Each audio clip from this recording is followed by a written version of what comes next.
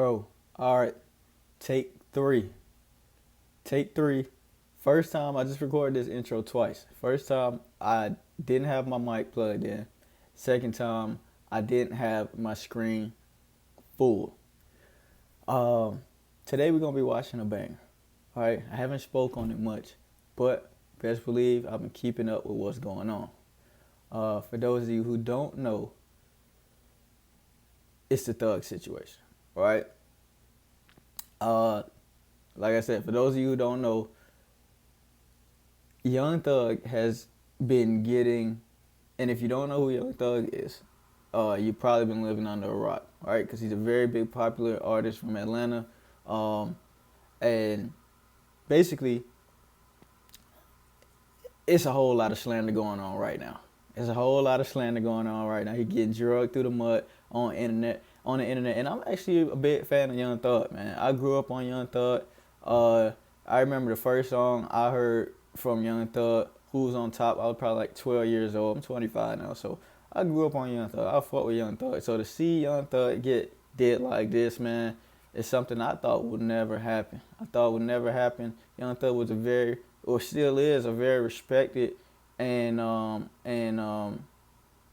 admired artist in the game. So, quick backstory of what's going on and what we're gonna be doing today. Young Thug is a very popular artist from Atlanta, and Gunna is also a very popular artist from Atlanta. They did a lot of songs together, and they're very close friends. A couple years ago, they got arrested on racketeering charges, and Gunna wound up taking a plea that Thug claims jeopardized his case.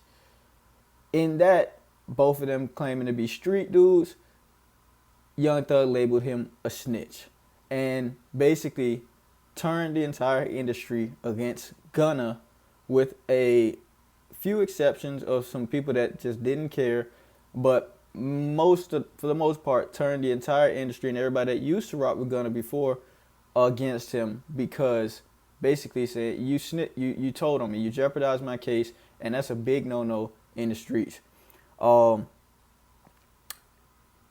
Fast forward to a couple weeks ago,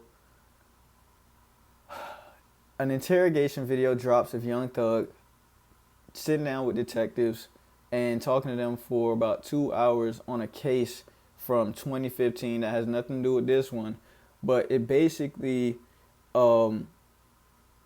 gives Thug a bad look, right? Because you're talking all this stuff about Gunna, saying he's a rat, he's all this, he's all that, and then you're go ahead and you're sitting down with detectives for 2 hours and you're talking to them and you're giving them some type of information and basically cooperating with them. So the big controversy is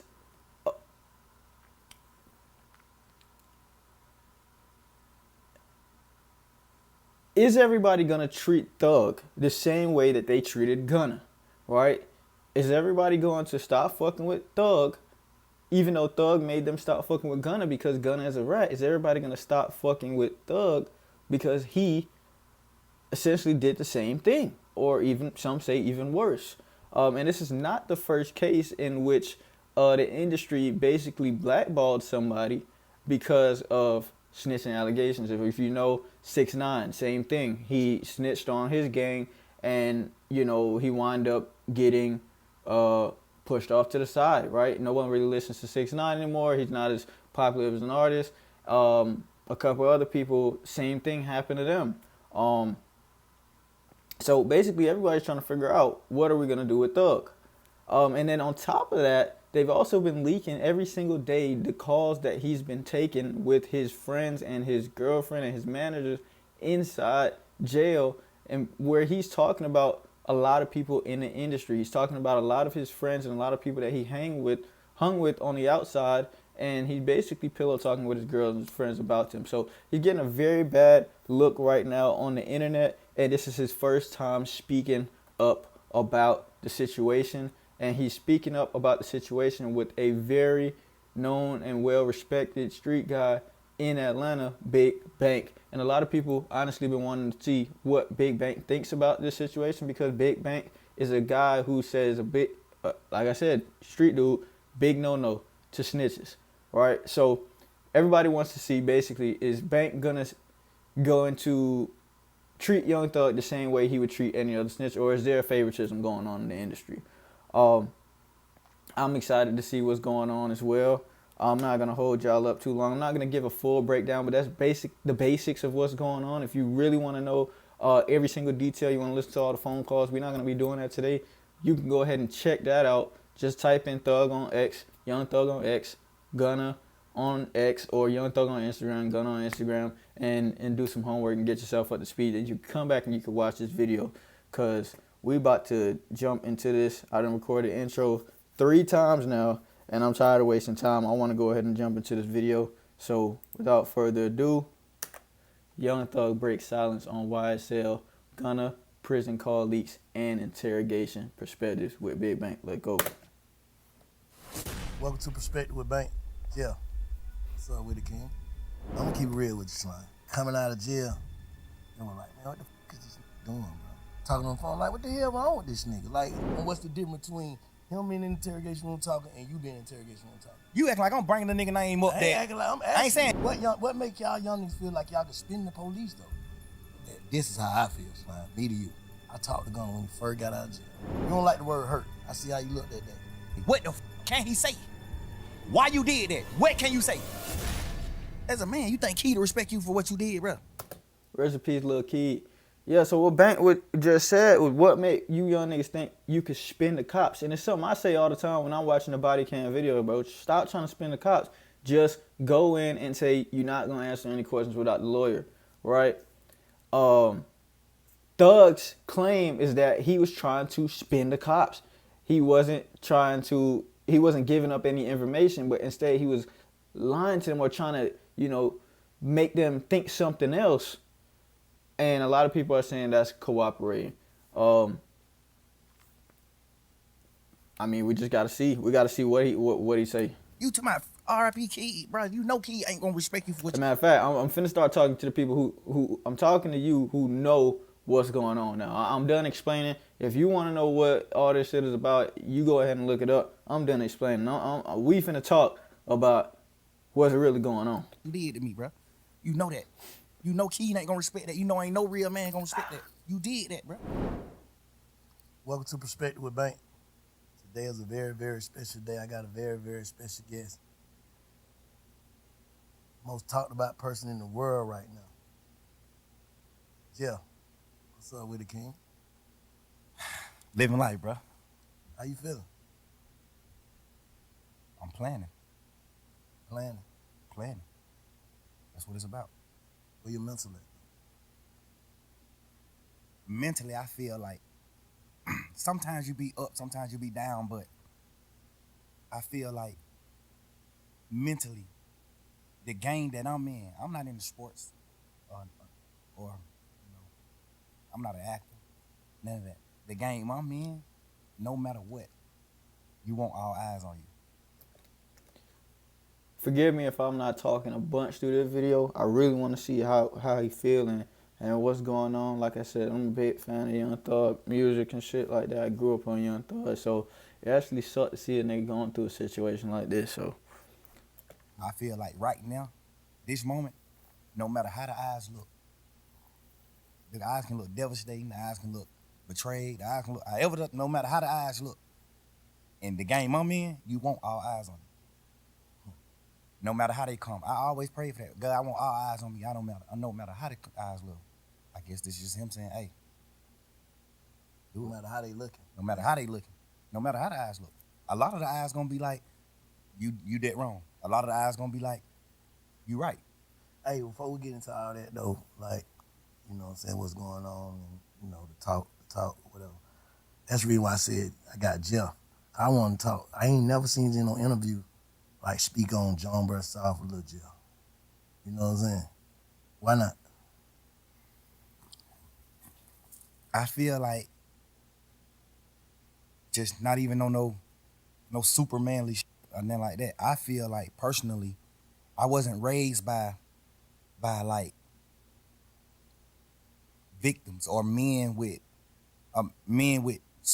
like really, really touching feelings or like You know what I'm saying? I wasn't raised by those type of men. I wasn't raised by the Wellers. I was raised by men that always said, keep going, no matter what, go forward. Cause you gotta understand, my mom got 11 kids. My daddy, he couldn't sit and be in his feelings about certain things because he still got 11 people to feed, plus my mom, plus him, plus his other kids.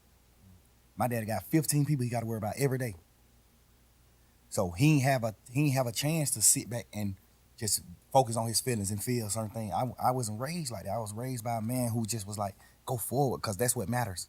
What matters is not sitting and just being stuck in the moment and dwelling on certain things. Like, I feel like his daddy right. Like as a man, you know, a lot of people think, you know, both ways. It goes both ways, man. You should be in touch with your emotions. You should talk about your feelings and stuff like that.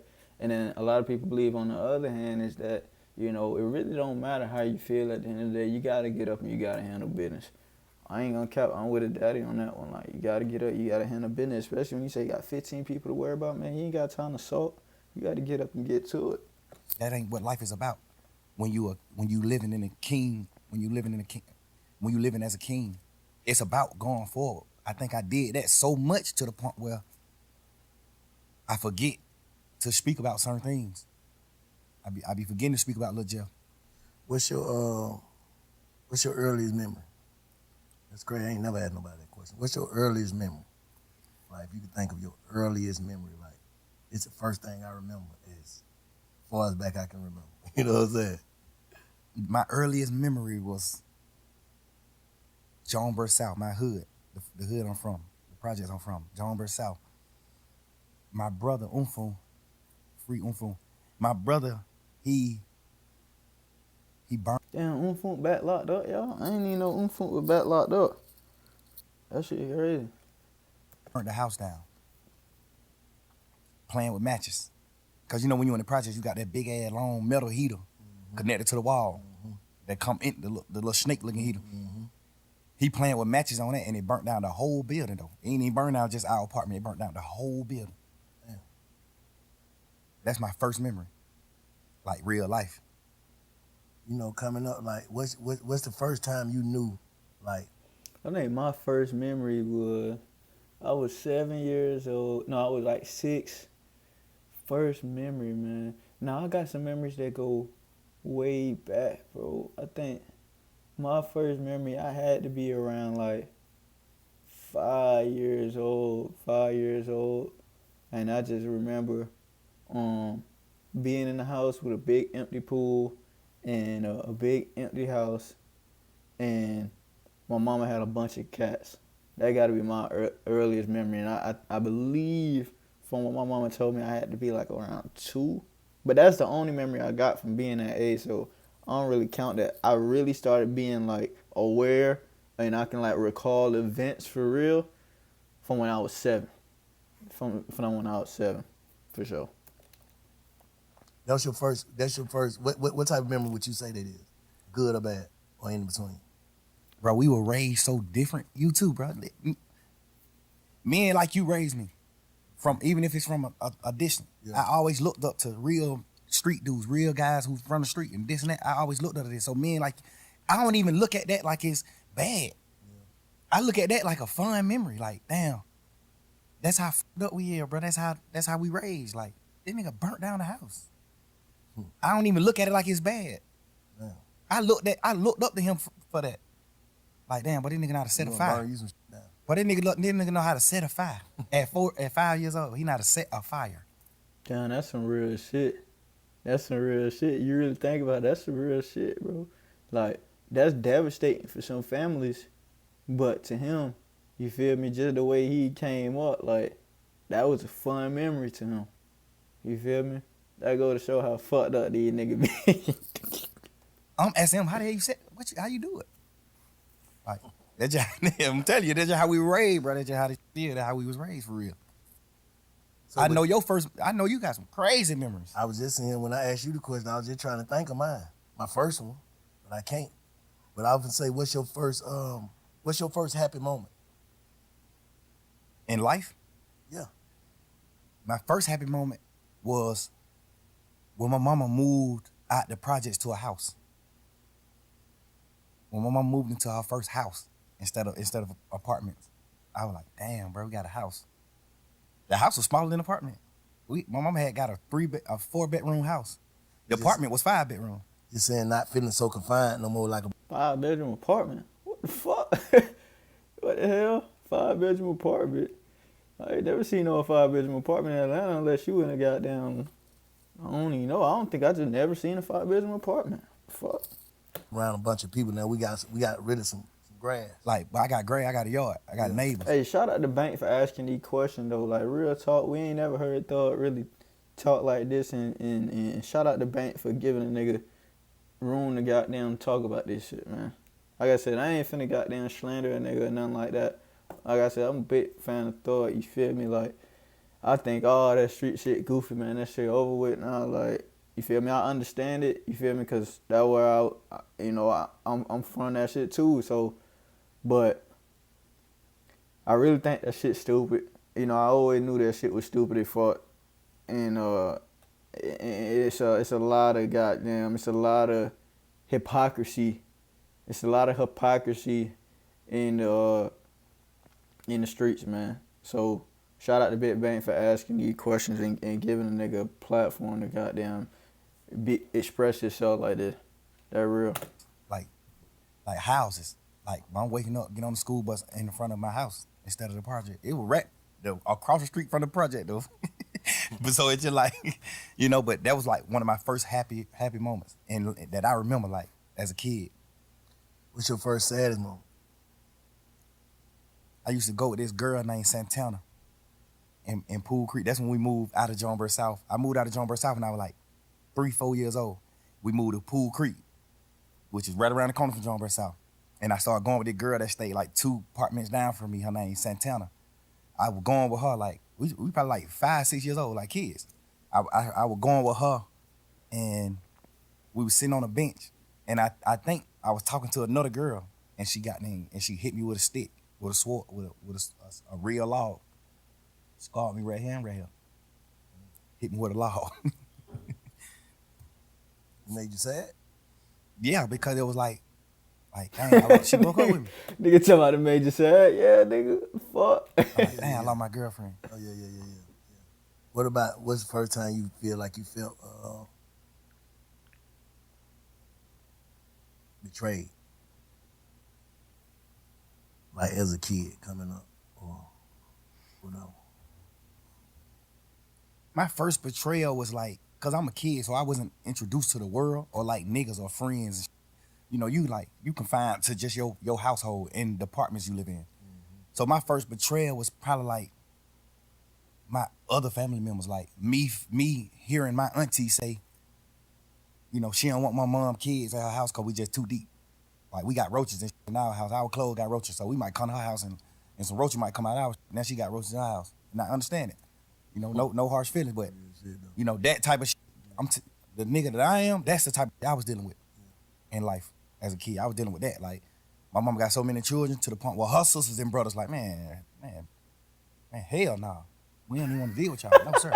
Hey, I ain't laughing at a nigga situation, bro, but this nigga got down mannerism, bro. That shit funny as hell. Nigga, so hell no, what? Many of y'all at? They wasn't even on no bullshit. Just like, she like, man, I got a 3-bedroom apartment. I'm goddamn raising my kids a certain way. Y'all over here, y'all grown as hell. Y'all doing what y'all want to do. And like, hell nah, we don't want that shit over here. I want my kids to grow up, you know, a different way. So I get it, you know what I'm saying? But I get that too. You gotta respect that. That's the type of shit I was dealing with. Like, that was my first, like, betrayal, just like hearing my auntie say she didn't want us at our house. We carry roaches. Damn. Hey, shit, we had roaches like. Of course. But hey, my auntie them did too, but they was so small, so she was able to exterminate them. She was able to get rid of the certain. She just got a little bit. Yeah, she had roaches just because she lived in the project. She was clean as a motherfucker. She ain't had them with 3 kids. All them were respectful, cool people, cool kids, all that. So she can contain like what's going on in her house. We just so deep. It's just like y'all finna come over here. We broke ahead. We got this smaller amount of food stamps than your mama. My mama got a lot of food stamps because she got a lot of kids. Her mama like, man, we got $300 a month worth of food stamps. Y'all come on here, y'all eat all the goddamn food because y'all just deep. Y'all ain't even trying to do no shit. Y'all eat all the food. Now my family don't, just like that type. I ain't gonna count. When I was growing up, like, my mama used to get on my ass about that shit all the time, man. Mama, you get on it. I used to have my friends come over to the crib. It was a little bit different. I used to have my friends come over to the crib. You know, I had my friends come over to the crib and goddamn, we'll just eat up all the food. We'll eat up all the food. You feel me? We'll just, you know, my mama had the food stamps and we'll have snacks and we'll do not only just our crib, but we'll do that at they mama crib too. And we'll just eat up all they snacks and shit like that. But I'm telling you, growing up and you ain't, you know, rich middle class or nothing like that, but that food serious, man. That food serious. Eating up all that food in the house. And then, you know, you ain't getting your next food stamp till next month. We ain't gonna have nothing to eat. You feel me? That shit serious. You know, until recently, like, and a lot of people who watching, they probably been watching me, they see like, Bank different. I feel like I'm different. I know I'm different now. Like at first I was trying to trick myself into being different and it ended up working.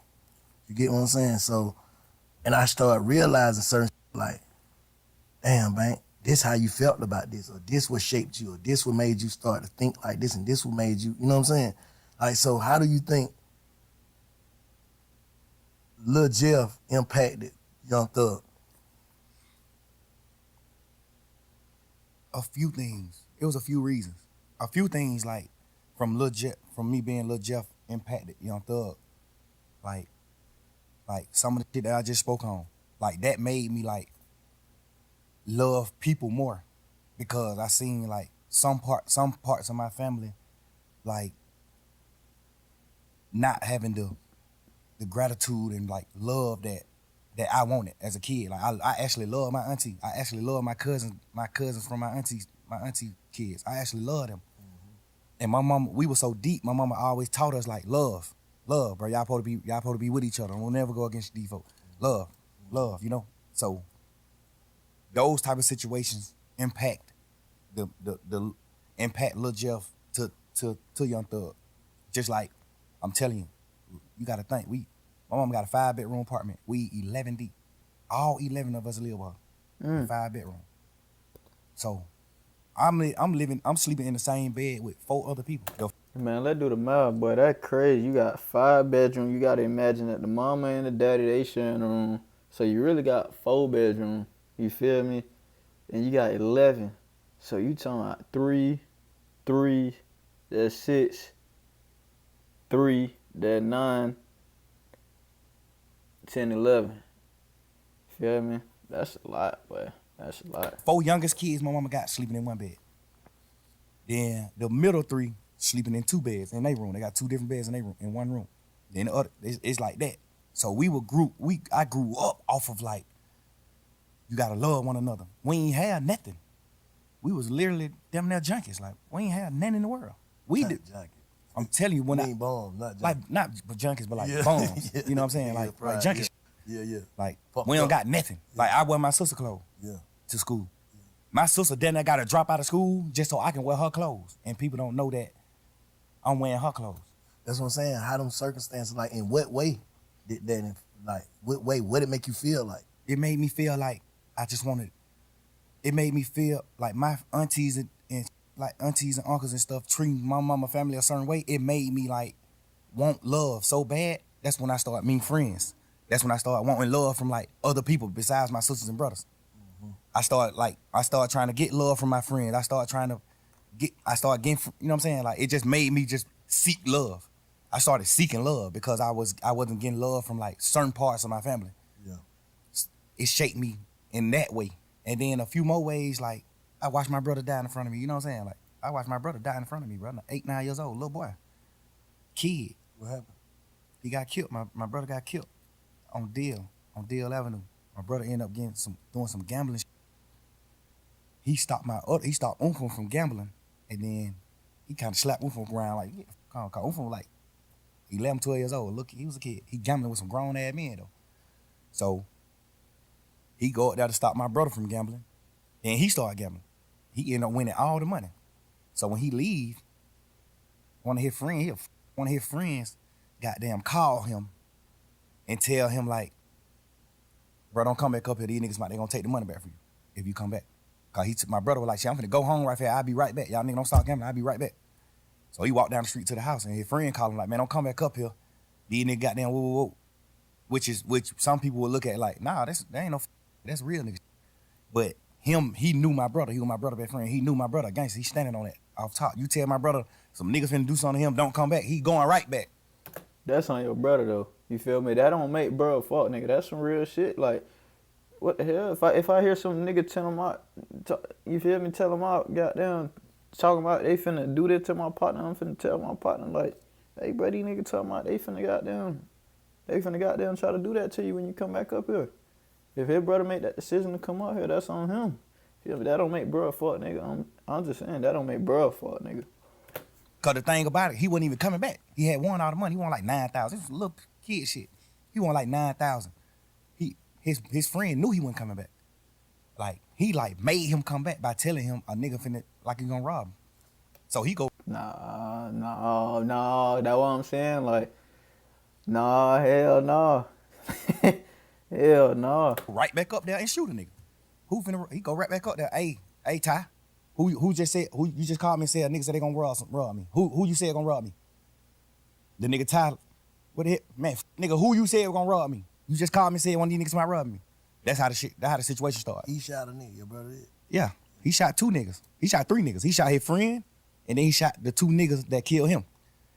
Cause his friend was acting like a hoe, like not want to tell him who said he was gonna rob him. Yeah. His friend like, man, bro, you tripping. Boom, shoot him. Bitch ass nigga. Boom. Then when he shoot him, he started saying like, man, didn't nigga say him, bro? These 2 niggas. So he started shooting at these niggas. Doom. Then he take off running. He had a police siren. He take off running. Them niggas got them started back shooting back. Shot him in the back while he was running. Ran down the street a little bit and fell on the ground and just like, he just on the ground gasping like, man, hurry up, get me in the car, take me to the hospital. He just was telling us like, I feel like I'm dying. Like, I'm telling you, I feel like I'm dying, bro. I feel everything's slowing down. My heart rate, everything's slowing down. I feel like I'm dying. Y'all gotta, you know what I'm saying? I'm right here, bro. Little boy. I'm looking at my mama holding nigga hand like, he going in shock. My mama like, Beanie, like, son, you hear me? You hear me? And he just like choking up blood, but he like, you can see he trying to say something, like he let her know, like, I hear you. He trying to say something, but he can't talk. So my mama like, you hear me? Squeeze my hand. I'm holding one of his hand, my mama holding the other hand. She like, if you hear me, squeeze my hand, son. Squeeze my hand, don't go, son. You squeezing our hand. I'm like, he still, you know what I'm saying? Like, I'm looking at this shit as a kid, bro. Like, so from that day forward, I always said, I'm gonna do something to the nigga that killed my brother. That just shaped my life. That made me cause I played football. I looked up to Michael Vick. I played football. I wanted to rap. I looked up to Lil Wayne. I looked up to Michael Vick. I looked up to Hot Boys. That just shaped me from all that. From that point on, I looked up to like Damn. steppers. I looked up I ain't gonna count down. They fucked up. to niggas from my hood, from Jonesboro South, that handle their business. That shit just made me a whole different person. That one situation. I was never like 9 years old. I was a kid. So from that point on, like looking back on like, what changed? Like what changed in you? Me, from that day, what changed in me was the way I viewed like niggas that wasn't from where I'm from. Cause that's what it boiled down to. Like a Jonesboro South nigga got killed by a Deal Avenue nigga. So that just started making me be like, man, you ain't from Jonesboro South, nigga. You know what's happening. Now we living that type of life. So that's what I'm saying. Like the situations I was in shaped me in so many ways. It ain't shaped me one way. Cause it was so many different situations, different scenarios to the point where it shaped me so many different ways. Like me not getting the proper love from my entire family made me seek love from niggas and women. Me seeing my brother get killed shaped me to how I view niggas in the street, how I view niggas. Like, you know what I'm saying? It's me playing foot, my dad and like moving me away. Like I ain't never rode the school bus, but my dad took me to school every day. I had a real father. I never rode the school bus. That shaped me to being a man. Like, well, I'm gonna be a man. My dad is deaf. This nigga doing what he doing. He used to do what he do back in the day to hustle to get his money, whatever. Like, I looked at all that type of shit like, damn, he a real man because he's still trying to do whatever he can do to feed all these kids, and he's still taking time out to like take me to school every day and come get me from school every day because he just wanted me to be that far away from the streets. You know what I'm saying? Like that shaped me in a different way to being the dad that I am to my kids. That shaped me in a different way. You know, just so many different scenarios just shaped me. Like I look at my mama cry every year on my brother's birthday, bro. That nigga died 3 days before my birthday. His funeral was on my birthday. Like, nigga, I remember my 10th birthday. Funeral on your birthday. It's crazy. A funeral. I'm going to a funeral on my 10th birthday, bro. My brother, who just told me before he left out the house and died, I'm gonna give you $100 for your birthday. I'm looking at that. Like, nigga, I still wake up right now today. I still want my $100 from my brother. Can't get it. It just certain shit just shake me certain ways, bro. Just, you know what I'm saying? So when you look at yourself, like when you reflect and just look at yourself, how you see yourself right now as a person. Like if you had to judge you, how you see yourself. The crazy part is, bro, I thought I was whole. I thought I was wholesome. I thought I was like the perfect man until this situation.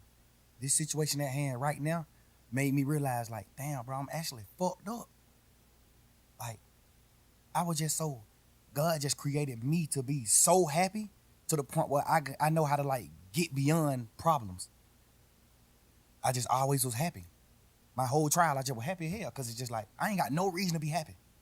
But it's just like, I'm just a happy person. I'm just a natural happy person. I could have got a life sentence and went to prison for the rest of my life. And y'all would have been seeing me in prison on photos just happy. Because I think God just created me like that. I be mad at God sometimes for that. Like, dang, bro, why you created me just like so happy to the point where I can't be in touch with my real feelings? But do you think that type shit goddamn make it to where a nigga, cause I'm gonna keep. I ain't gonna cap, but he just said some real shit. I ain't gonna cap, he said some real shit, bro. I be feeling like that too. Like, I'm naturally a happy person, bro. Bro, it take a real lot to make me mad. Like, I gotta be having a worst day to really get mad. Like, most shit don't make me mad. Like, I'm generally just happy, like, you feel me? And a lot of people may look at that like, man, what the hell, you just heartless. You don't really care about shit. You don't really care about what's going on, or you don't have no thought, you know what I'm saying? But that really not the case. Like, I just don't, like, I don't know, a lot of the shit just, you don't, like, I don't get, like, that feeling. You see what I'm saying? Like, I'm just generally just feel good, like, all the time. Most of the time. Nah, I really got to say all the time. You know what I mean? So I feel on that shit, yeah. Be real with you, Slime. Like, coming out of jail, they were like, man, what the fuck is this nigga doing, bro? Like, it's like you ain't learn your lesson. And all this shit going on, hearing these calls, talking on the phone, like, what the hell wrong with this nigga? Like, you know, a nigga, I know you was in there praying, right? Absolutely. Like, it's like, do you not understand your prayers got answered?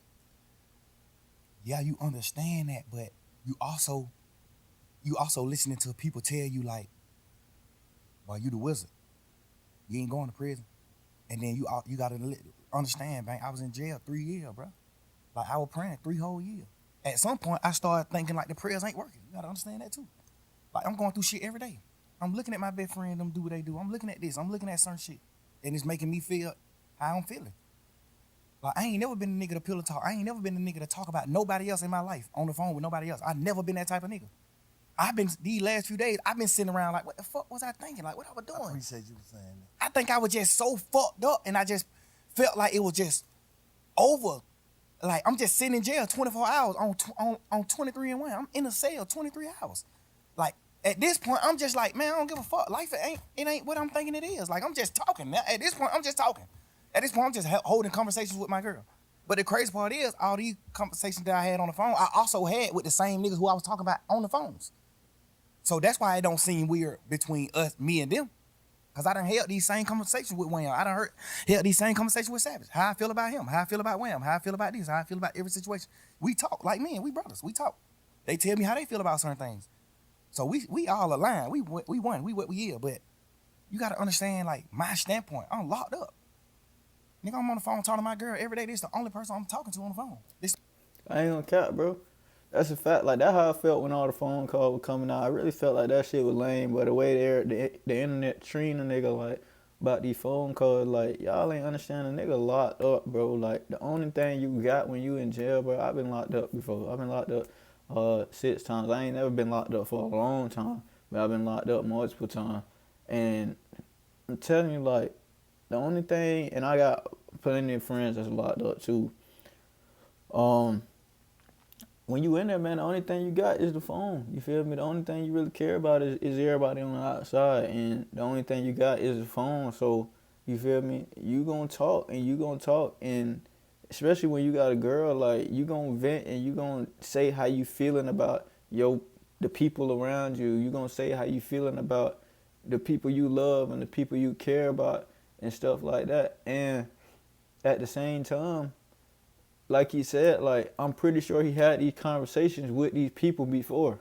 You see what I'm saying? Like I ain't finna sit here like I don't talk to my girl about like what's going on with the way I feel about what's going on with some of my friends, or the way I feel about what's going on with some of my family. Like everybody do that. I like to believe that everybody does that. The only thing is like I'm pretty sure like you also got to have these conversations with the people that you talking about. It's not like he over here throwing dirt on their name and he ain't talking to them. Like he probably talking to them and he had these conversations already, but he still feel like how he feel, and he just want to express how he feel with the people the person that he closest to at the moment, which is his girl. You feel me? So all that shit that he was, on the phone talking, man, I know it looked bad, it looked crazy, but in all honesty, like, he not wrong. That don't make him a bad friend for like just expressing like how he feel in a moment to a person that, you feel me, is listening to him while he's in that situation. And I know everybody gonna be like, well, you should know, like, that ain't private conversation. That ain't private conversation to say the call recorded. But who else had they done this with? You feel me? They said the call recorded. So when I've been on a jail phone before. You feel me? When they say call recorded, okay, you don't talk about no crimes on the jail phone. You feel me? You don't want to talk about no crimes on the jail phone. But nigga ain't thinking, okay, my personal conversations that I'm having, the DA or the police and shit gonna care about that. They not worried about that. They looking to listen into crimes. So when he just saying like his feelings on like situations with his friends and his family, he not thinking these finna come out. This is the first time I seen some shit like that where they just releasing a nigga phone call just cause. So like if he knew they were gonna do that, I'm pretty sure he probably would have said things different. But that shit not, you know what I mean? Like, niggas ain't thinking that calls finna go out. He ain't talking about no crime. Nigga ain't thinking like, okay, the whole world finna hear these calls and then formulate an opinion based off what I'm saying and shit like that. These are his personal feelings between him and his girl. So they is private conversations. He not expecting that shit to just be for everybody to hear and formulate opinions on. So that shit just unfortunate. The only person that I can talk to. Like, I can't even talk to my family because they just like, how they is, it ain't good for my case. They can be on the phone, they don't understand certain things. So if I be on the phone with them, they might say the wrong thing on the phone. So now I can't talk to them. Now I can't talk to Bank. I don't want the police to get on Bank. Now I can't talk to Wham. I don't want the police to get on him. I don't want the police to get on Savage. I don't want the police to get on Pluto. It's just so much shit in my mind to the point where I'm just like, I'm confining myself. I mean, not confined. I'm like trapping myself to just communicate with one person. And then I might go to court and just get body slammed by the motherfucking judge, bro. And then I just gotta come back to the jail. Now I'm on the phone with somebody that I love, whoever it is I'm on the phone with, and they like, man, goddamn, or goddamn, they say this nigga right here been up pulling up on bro. This nigga pull up. Of course, I'm just like, bro, I just got body slammed by the jail. I'm just feeling how I'm feeling, bro. I'm just saying what I'm saying. Like, I ain't even tripping on that. I'm just saying what I'm saying. And I done told all these niggas these same things. But looking back on it, how you feel? You just said, goddamn, like, damn, you feel like you was tripping. I feel like I was tripping, but I feel like, cause I ain't never did shit like that. I ain't never pillow talk with no girl ever in life. I ain't never in my life held no conversation with no girl about no another nigga ever until jail. And I've been trying to figure out like, why the hell was I even doing that? And then I just had to like think back to when I was in jail, cause I did a long time in jail, so I know how to think right back to when I was in jail right now. So you've been reflecting. Hell yeah, and that's another thing I don't even want to do. That's why I don't even respect the phone call shit coming out, cause all it do is make me think about when I was in jail, going through fighting for my life. All it do is make my girl think about those long ass conversations on the phone. We praying and we doing shit and hoping that I can get away from this shit and come out of it. Like, that's the weird part about this shit that's happening. Like, this shit, this shit just like a fun moment in the memes on the internet and trying to just like tarnish my existence and just my real nigga shit. Oh, bro, that nigga talking about these niggas just trying to tarnish my existence and my real nigga shit. Oh god. Oh shit. My real nigga life to like just to have fun with it. But not knowing, like, but this shit traumatizing the hell. This shit goddamn make me remember when I was in jail. This shit make me remember those dark ass days and moments I had, bro. This shit make my girl cry. She ain't even tripping about what we saying on the phone. Nigga, we said, whatever I say, I can say twice. I'm a grown man. I'm a man, nigga. Whatever I say twice. And I done said it to every nigga. They know that. So I ain't tripping on that part. I'm tripping on just like the world not knowing that. I'm tripping on the world just, oh, but look at this. Oh, hey, y'all, here go another phone call. Here go. It's just like, bro, y'all ain't understanding what's going on. Let me say this. If you knowing that you told these people and you was on the side, how would you look at it? If you was from the sideline, just listening to Slime on the phone, on the jail phone, talking to Savage, talking to your girl, just about like everything, how would you look at that? If you didn't know, like you said, you done told the same people this, how would you look at it? It depends. If I was on the sideline and I never been in that situation, like no jail shit or fight for my life, I probably would look at it how people looking at it that ain't never been through shit. Okay. They probably looking at it like, man, you some bullshit. Why the hell you talking about? But if I was a nigga that had experienced certain shit, I would look at it another way. Mm-hmm. But, and me personally, I'm a smart man. I know how to think. So if I see somebody else going through this, I'm the type of person to be like, man, I want to know what he think. Like, I want to hear what he was feeling. Like, why you do this? Why you said this shit on these phone calls? Why you was saying this shit on these phone calls? Because everything on the phone call came from questions being asked. Or they just putting out your part. Who you think putting that shit out? I don't know. I be looking at it like some of the niggas that's like mad that I'm pushing grown man business. I'm pushing. We ain't telling on nobody. We ain't no rats. We ain't doing it. It might be people that's like, it might be stemming from that. Cause do you think you inviting that energy though? Yeah, 100%. Overly. Yeah.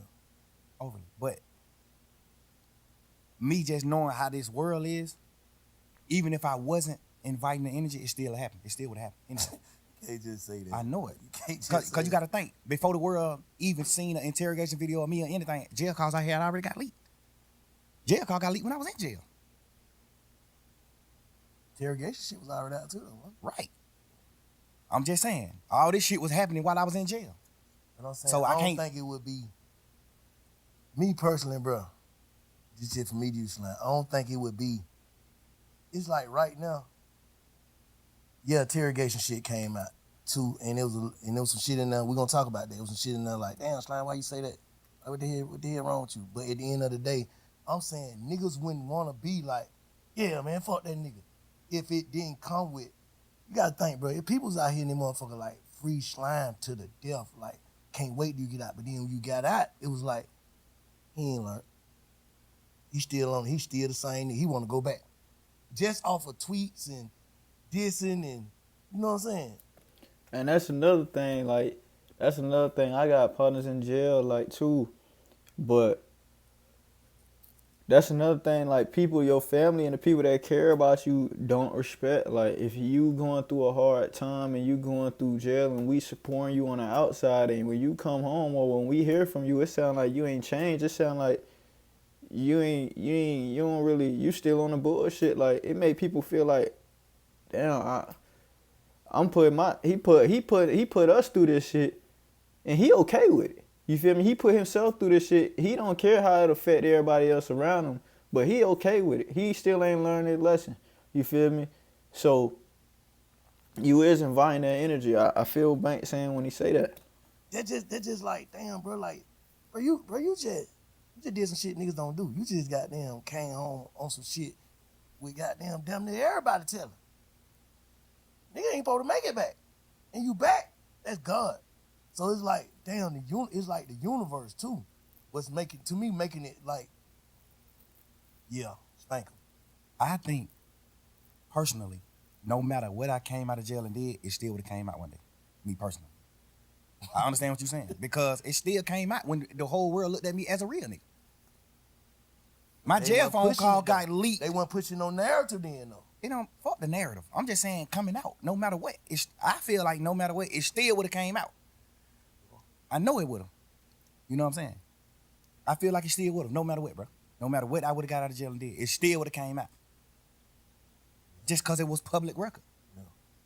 Because at the end of the day, when the first shit came out, when the first few jail calls came out, or me and my girl just talking this shit, when those first few jail call came out, nigga, my team got in touch with the Cobb County people and stopped all of it. Like, shut down the whole system. Now you can't go get none of that shit. Okay. So what they tell you? Somebody been had it. They got it back then, and they just waiting to release it. Strategic. No matter what I would have came out doing, it still would have got released. What about, like... Because you can't go on the internet and get it right now. You can't go on Cobb County website and get it. It's been shut down for a year and a half. What about, like, contradicting shit? Like, they say, you tweeted that you told Shaw to take the take the plea. Yeah. But on the call, you told Savage. I ain't told that nigga that. Like, so that's like credibility. Like, damn, Slime, you said this, but this, you tweeted this, and well, goddamn, what one is it? Yeah, I understand that. And the thing is, when just say I'm in jail fighting for my life, this just for people that don't know the law. Okay. I got co-defendants. I got 28 co-defendants. I got 28 niggas on the case with me. We can't have contact. We can't talk to each other. We can't be around each other. When I go to court, they got me on a whole nother motherfucking side of the courthouse. They got these niggas on different sides of the courthouse. Nobody is around each other because we co-defendants. We get another charge if we talk to each other. We can't talk to each other. So when I'm on the phone, a nigga like Savage, he know what he know about the law, but it's some things that he don't know about the law. So that's what slowed me down from calling niggas from jail, because he on the phone just having a normal conversation with his brother, and he just want to know what's going on. Like, shit, I just want to know what's going on, bro. Like, you seen your brother plea? You seen this? You know, he don't know the law. He don't know the side of the law where I got a co-defendant and I can't talk to him.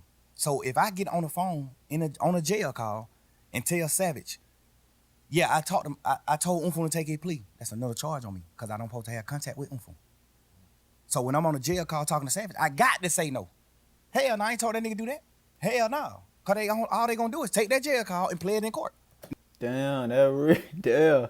So he was on point when Savage asked that question. When Savage asked him, he said, Umfum took that plea, you told him to do that. He was on point. He reacted quick when he told him hell no, because he know he's not supposed to. All right, I understand that. That's a good way to clear that up.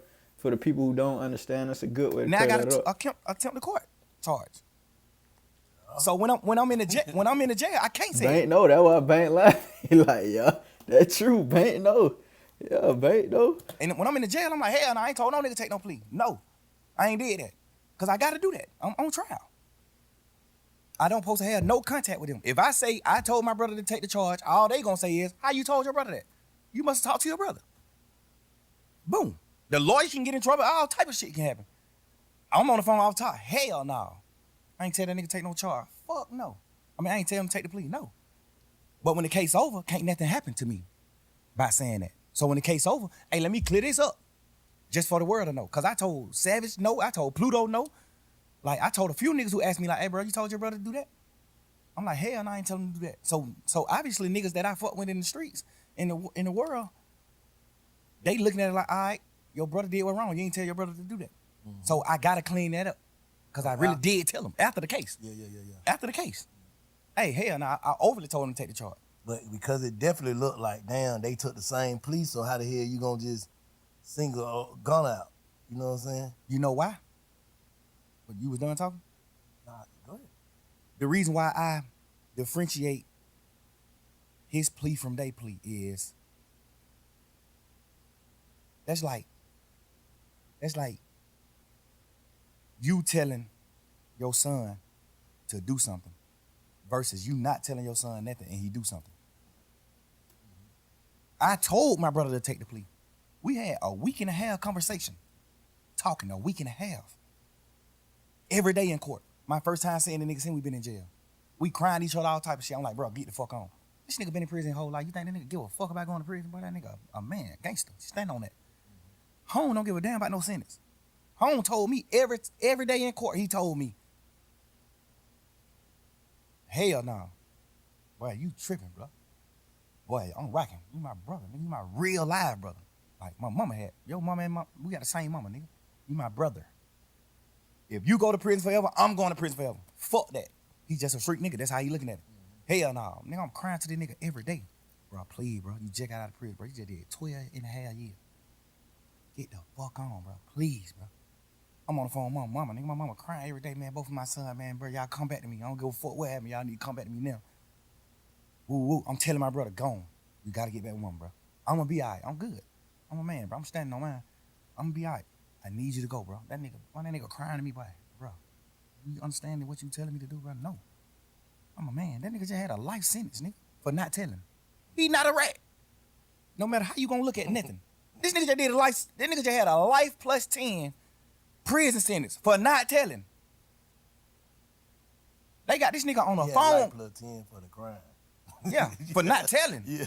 Nah, they know he didn't do it. They know he didn't do it? They know he ain't do it. He got a life sentence. You know how that that motherfucking yeah, judicial system is, bro. Yeah, they know. They got the nigga who did the murder on the phone 2 days after he did the murder, talking to somebody on the phone like, man, y'all niggas stop playing with my money. I just had to step on the nigga a few days ago for playing with my money. They got him on a wired phone call saying this. They know who did the murder. They know who committed the murder. When we had cameras at the house, when the murder got committed, my brother was in the house. Unfun was in the house sleep when the shit happened. They got cameras from like other people's houses and shit of my brother leaving out the house after the murder. His best friends them was convicted of doing the murder. And they was in my mama car. Nigga, my brother still in court every day of his motherfucking life, still to this day. Told the judge, I don't know them. The judge like, dumbass nigga, we got phone calls with you and them on the phone. We got a phone call with you and them the night of the murder. They just talking about other shit, just talking about going to the club, fucking with hoes, all that. And the nigga just like, shit, I'm gonna pull up. I'm gonna come get you. The nigga dodging coming to my house because he know my mama gonna ask for her car. So he like, man, you gotta walk around the corner, get in the car. Like, they on real phone calls on each other. My brother still in this motherfucker fighting every day, saying, I don't know them. They lying on me. The judge just sought it to him just because of that. Like, oh, you playing game. They offer that nigga immunity. They know he ain't do it. They offer him immunity. Hey, man, you tell exactly what him, because they saying, one of the niggas saying, you brought the gun to them.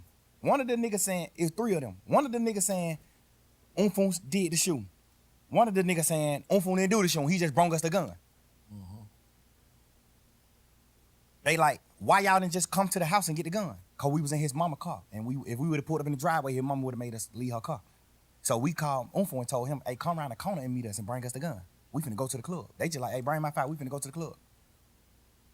Bro got them, suppose, I don't know if he did it or not, because he still ain't told me to this day. I don't know if he did or not, take them the gun. But when he take them the gun, they ride off and go, and, like they finna go to the club and do what they doing, but they end up, well, that's what the court say. I don't know the case. The court said that they robbed some Mexicans, and one of the Mexican bucked, and they shot him, and the Mexican died. I don't know if that's true or not. I'm not saying it's true, but this is what the case was. They saying my brother took the gun to them, and then one of them killed the Mexican, which we don't know if that's true or not. Mm-hmm. Cool. Goddamn, they got one of the Mexicans that didn't get shot. One of them got killed, and one of them they let run away. The one that ran away said, my brother is that nigga probably about 5'7", 5'8", red as a motherfucker, real Mexican, Chinese nigga.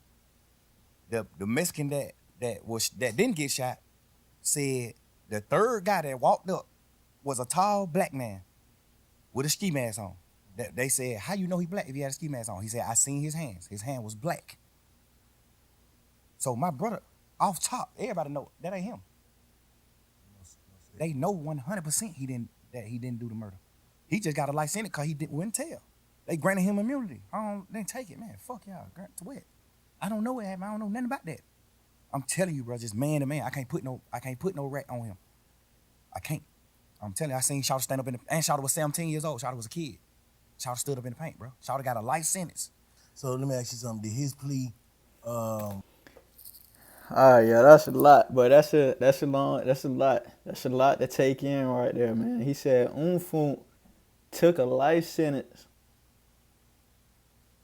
for his partners. He ain't tell. And that's real. See, here's the thing with that, man. Unfunk 100% real nigga for that. Solid. No question asked. He a real nigga. You ain't throw us under the bus. You solid. That's real. On the other hand, no question on Unfunk's side. He did what's right. He solid. He did what's right. You feel me? Him being a street nigga, he did what's right. Unfunk. On the other hand, the niggas who did it, dead ass wrong. And that's the problem with this street shit. Right? It's like so much hypocrisy in this shit that it just don't make sense no matter which way you put it. So, Unfunk real nigga cause he ain't throw nobody under the bus. And he know he didn't do it. He took a life sentence. He threw his life away. The one thing you don't get it back. He threw his life away for these niggas. And on the other hand, these niggas, whoever they was, didn't feel it was right or the real thing to do to step up and somebody claim this because we didn't get away with it. You feel me? You feel me? We didn't get away with it. That's the problem. These niggas in the street think, okay, because I didn't get caught, I got away with it. That ain't the case. You feel me? You let your partner go down when you know he ain't had nothing to do with it. You let your partner go down for it. So yeah, he real for not telling on you, but you not real for letting this nigga go down for some shit you know you did. You know you did. You feel me? You didn't get away with it, shawty. Y'all got caught. You just letting another nigga go down for some shit that you did. So, Unfunk solid. You, whoever did the shit, you not solid. So that's why it's so much hypocrisy in it because, yeah, Unfunk a real nigga, but guess what? Y'all gonna treat this nigga like he the real nigga because he caught the body. But in reality, he's not a real nigga. He a fuck nigga because he didn't take responsibility for the shit that he did as a man. He didn't take responsibility for it. He let a 17-year-old kid or somebody else go down for it. You see what I'm saying? Say the same shit Gunna Police said? Like, is it the same? Like, did he have to agree to the same shit? Guess what you wouldn't believe, man? I ain't never seen you plea. I ain't never seen bro plea. I swear to God. Just handle your business. Just go home. I told him, cause he had did 12 years on a murder. And then his lawyer got him a new trial. Like, they fucked up in trial, the lawyer got him a new trial. So now he out of jail waiting to get tried for the murder again. They ain't gonna never try him for the murder again, cause they know it ain't nothing he doing. He ain't do that. So he wasn't gonna never get tried for it again. They were gonna just like goddamn keep resetting the trial date for the rest of his life. He would never go to court again. That's what the lawyers say. Like, they ain't finna do nothing with that, okay? They can't beat him. So I told him, well, if you do take the plea, make sure they add your murder case in the plea. Make sure they dismiss your murder case in the plea, because you still got to do a new trial. I'm saying they did that? I don't think they did it. I think when they went to them with the plea, I think they were like, the plea is out of the murder shit. We can't do nothing about the murder shit. If they could, they would have. But the state was like, we can't do nothing about the murder shit. Like, it's a new trial. Like, it ain't nothing, we can't get involved in that. That's up to the court. So I guess that's what they like. We can't add that shit in there. So that's when he like, shit, I'm definitely ain't doing a plea then. Now we having a week and a half conversation every day, bro, in court every day. I'm sitting in the cell crying like, bro, please, gotta go, bro. My dude, These folk out of their mind. These folk can't function. Gone. One of us need to go. Right now. I don't need you right here with me. You just did 12 and a half. I don't need you right here with me, bro. This shit finna be 3-4 years process. I don't need you doing that, bro. So who did what's right on that case? Everybody who on the case did what's right, except the niggas who took the pleas in the beginning of the case. Except them. The niggas who took the pleas in the case, that's who did what's wrong. They took the plea and agreed that YSL was a gang. They saying that we got a RICO. And YSL is a criminal street gang. All of us on this trial, all 28 of us saying YSL is not a criminal street gang. Because by the book of gangs, the law that solidify you as a gang, we don't come to terms with none of that. So it ain't a gang. In real life, it's really not a gang. When it comes to the gang book. Done did some shit separate, on their own. Yeah, it's just a lot of crimes that happen, and they just saying, oh, YSL a gang? Off of all these crimes that happen. But the law that makes an organization a gang, the law that makes an organization a gang, we don't meet none of the criteria. So we not a gang. No matter how y'all try to twist it, we not a gang. You see what I'm saying? Yeah. We got every lawyer in this motherfucker saying we not a gang. So who you look at in that shit that took the plea that you be like, oh, I can see how he took the plea? Nobody? Dude. Okay, nobody? On phone. All right. Because, and I ain't like saying, oh, he didn't goddamn do us wrong or he didn't do this. One thing I know is he ain't taking the plea. If I don't make him take the plea, he ain't studying that plea. So why Duke ain't wrong? I just want to know. Like, why? Because Duke plea was from Duke. All Duke said in his plea, he didn't say YSL was a gang or none of that. All Duke plea did was said that Yak was right about telling on him, about what they talked about. Duke plea was just what Yak already had told the police about him. You see what I'm saying? Hold on. You said Duke just agreed to what Yak said. Yes. So Yak, you saying Yak threw Duke up on the bus, and he just said the nigga telling the truth on me. Yeah, because if he say that he not, then Yak got to take the stand on him. Because Yak plea agreement said he got to take the stand if Duke go to trial. That was a part of his plea. What I'm saying? On that case. Hold. So Yak say ain't nobody, he was on Big Fat. He said nobody ain't go to jail for what? He said he just was in there running his mouth in the what's the name? Interrogation room. So what you mean testify? What the hell you talking about? When him and Duke caught their case, Duke was going to trial. What kind of case it was? Goddamn, they got caught in a car. They ain't had no license and they had 2 guns on them. Okay. And they went on a high-speed chase. They took Georgia State Patrol on a high-speed chase. So when they get locked up, this is what their charges is. Theft by receiving stolen property, which is the guns, and well, I think it was one of the guns. Oh, I don't know. I know they had theft by receiving and then no license because they were driving. They was in the car, but they had a license. Stop playing. That's what. You told on a gun and some license. Stop playing. That was the original charge. Oh, what the other? When the police came, when the police came and talked to Yak, Yak told him what actually was happening. What was happening? Like, he told them Duke got jumped on at Magic City by some ops, by the opposite, and he came to Magic City to get Duke, and they were going to retaliate, go commit murder, go possibly commit murder. They were going to retaliate against the people that just jumped on Duke. That's what Yak told him. Why the fuck would Yak say that, man? What the fuck?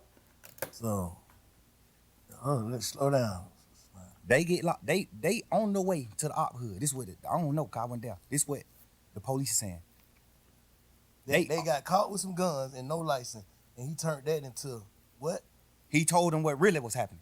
Cause the police just like, why? These 2, they ride past the state patrol. It's 2 young niggas with hoodies and ski masks and all that old shit ride past state patrol. State patrol get behind them. They go on a high speed chase. They go on a high speed chase. They wreck the car. They get out the car, run. Well, one of them get out the car and run. One of them stay in the car. That automatically make it fishy to me. Who stayed in the car? I think Yak stayed in the car. He but 2 people it's who ran Duke and him stayed in the car. Yak stayed in the car. That's what I heard. Okay. Yak stayed in the car. Duke, when they crash, Duke get out and run. Okay. And toss one of the guns. Got away. Nah, he got caught. He ended up getting caught. Okay. Yak goddamn. Some people told me that Yak ran too. But some people told me that Yak didn't run. Yak stayed in the car. So if me and you go on a high-speed chase, right, and we both know what we doing, we know what we going to do. If the state is right, we know what we going to do. The police get behind us, we go on a high-speed chase, crash the car. We get out the car and we running, man. If I get out this car and run and Bank stay in this car, the only thing on my mind is Bank finna tell on me. Or Bank finna, even if you ain't finna tell on me, I'm finna think in my mind, Bank finna tell the police it's him. Like, cause what you stand in the car for? He must got out, basically. Like, he must got out. He must know something I don't know. If we supposed to run, basically what you saying. Like, if you don't run when the police is chasing you, you the one driving. You take them on a high-speed chase. If you don't get out and run and you get out and let Duke run, you got something you finna tell the police. Not even if you finna tell the police, hey, I don't know, officer, I'm an Uber. We were just riding, this nigga, I don't know what the hell he got going on. He just hopped out and ran. You finna say something? Like, I don't understand why you got to run.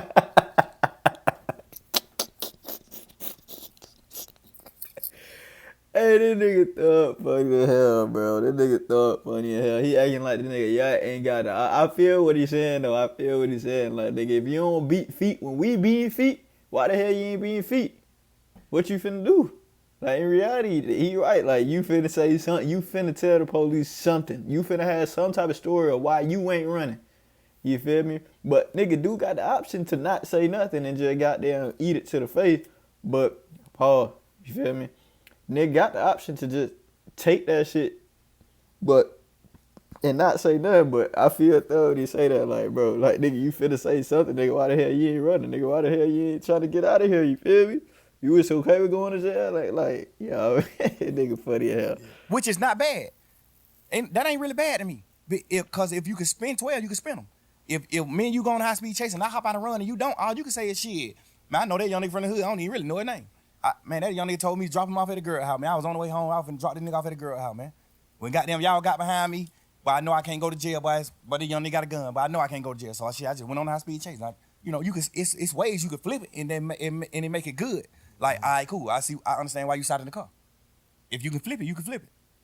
So I ain't gonna say he sat in the car cause he was gonna tell, but I'm gonna say it's weird that you sat in the car. Like, so what? All right, fast forward. If you sat in the car. All right, fast forward to what the facts. You say he Duke got jumped on at Magic City. Okay. Call yet. This supposedly. I don't know. Allegedly. Yeah. Duke got jumped on at Magic by some opposites. He called Yak. Yak come get him from Magic. Him and Yak get in the car and on the way to the ops hood. They on the way to the ops hood to retaliate, to go handle their business. Like, niggas just jumped on him, he finna go handle their business. They ride past the police next to the ops hood. They on the ops street when they ride past the police. The police get behind them and turn the lights on. They go on a high speed chase. They crash. They get out and run. They get caught. They in jail for driving no license and firearm in the car. This the charges. Mm-hmm. The police come question Duke. Duke don't tell Duke, like, man, suck my dick. No. The police go question Yak. Cause I think Yak was in some more trouble too. So the police go question Yak. So I guess that's his way of being like, shit, but I gotta try to get myself out of trouble. I'm in deep trouble. Like, even though Duke got this little bit ass case, I got this same little bit ass case, but I got more shit. I'm on probation. I just got out of jail. Yak got a deeper rap sheet. So but I thought he said he took the charge though. I thought Yak took the charge. He said goddamn, ain't nobody go to jail but him. Like, he don't want this time and Duke Duke went to jail, bro. No, I'm saying, like, convicted. Basically, like, Duke got some probation. Duke got convicted. He got probation. 6-month probation. I think he got a year probation. So Shawty went to the Fed though, so he had to take the gun charge. No, he went to the Fed because that was like his 5th, 6th time getting caught with guns. So your 5th, 6th time getting caught with guns. Now the Fed's involved. Now the Fed like, hey man, they keep getting caught with guns. Now the Fed snatch you. Now the Feds give you the gun charge. So you can't take the gun charge. The Fed gave you the charge. The Feds gave you the charge. You didn't take. You running around saying. So what he's saying is basically Yak was in some more shit, some way more shit. Duke just got caught up with this. So they gave Duke the year probation, but since Yak, this ain't his first go around, you feel me? Yak getting some more shit that he went down for his repetitive violation of probation or the law or whatever. He went down for that, and that's why he went to the feds. And Duke didn't have to do no confinement time for that. You took the gun charges for Duke. Now you didn't.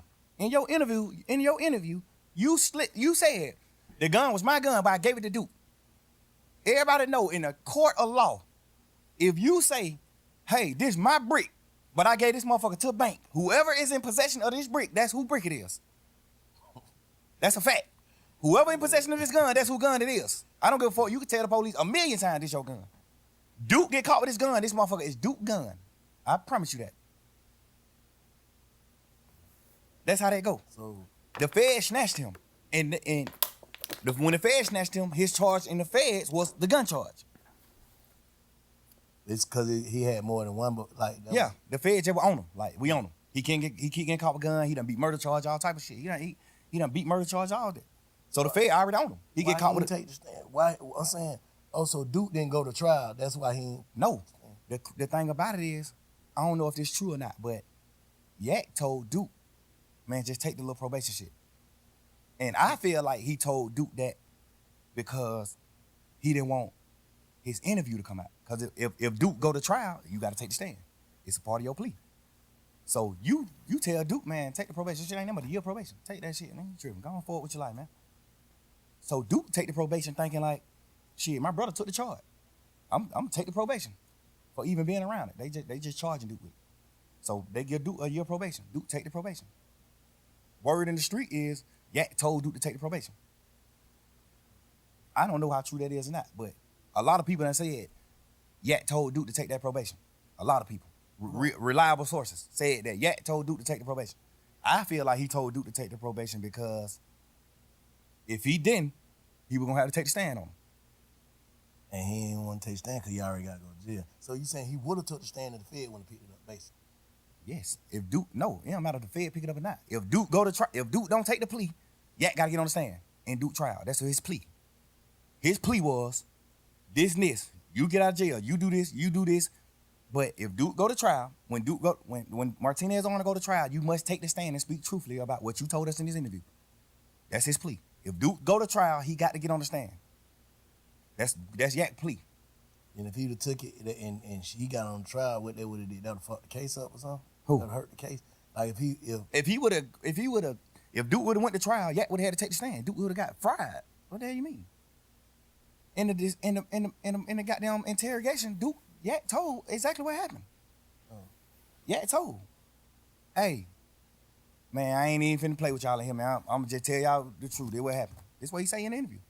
In the interrogation, man, I ain't even come to play with y'all for. I don't even, man. Whatever I can do to goddamn try to make this shit light on me, bro. Like, they like, man, what going on? Goddamn, woo. Obviously, the DA's already wondering, like, why the hell y'all nigga on the high-speed chase right here next to the ops hood? They don't know that Duke got jumped on at the club, though. This on the wraps. It's low. We keeping it low. Just street shit, keep that low, going on. Goddamn. So, when Yak tell them, Duke got jumped on that magic. We was on the way to goddamn go straight up hood. That's why in the interrogation room, he was saying shit like, they were like, oh, so you and Duke finna go kill? He like, I ain't gonna shoot. I was driving. How I'm gonna drive and shoot? Duke gonna shoot. He say all this shit in the interrogation. You know what I'm saying? Like, this the interrogation room. He's saying this shit, and he took a plea, and his plea was when Duke go to trial, you got to take the stand. So what's the difference between Duke in the interrogation room and that interrogation room, you in the interrogation room? What's the difference? Duke never was in the interrogation room. I mean, not Duke. Yeah. The difference with me and Yak's situation is Yak in the interrogation room telling that Duke did the crime. Yeah. Not no bullshit, no funny shit in that. Hey, that nigga back funny as hell. That nigga just snickered. Oh man, what the fuck? Thug had to come out the shades for this one, man. This the meat. This the meat right here. Yeah. Ain't even no harsh feeling. I ain't mad at nobody or none of that. Like, I live and learn. I want to know what the difference is. I want to know your perspective on what's the difference between him being in the interrogation room talking and you being in the interrogation room talking.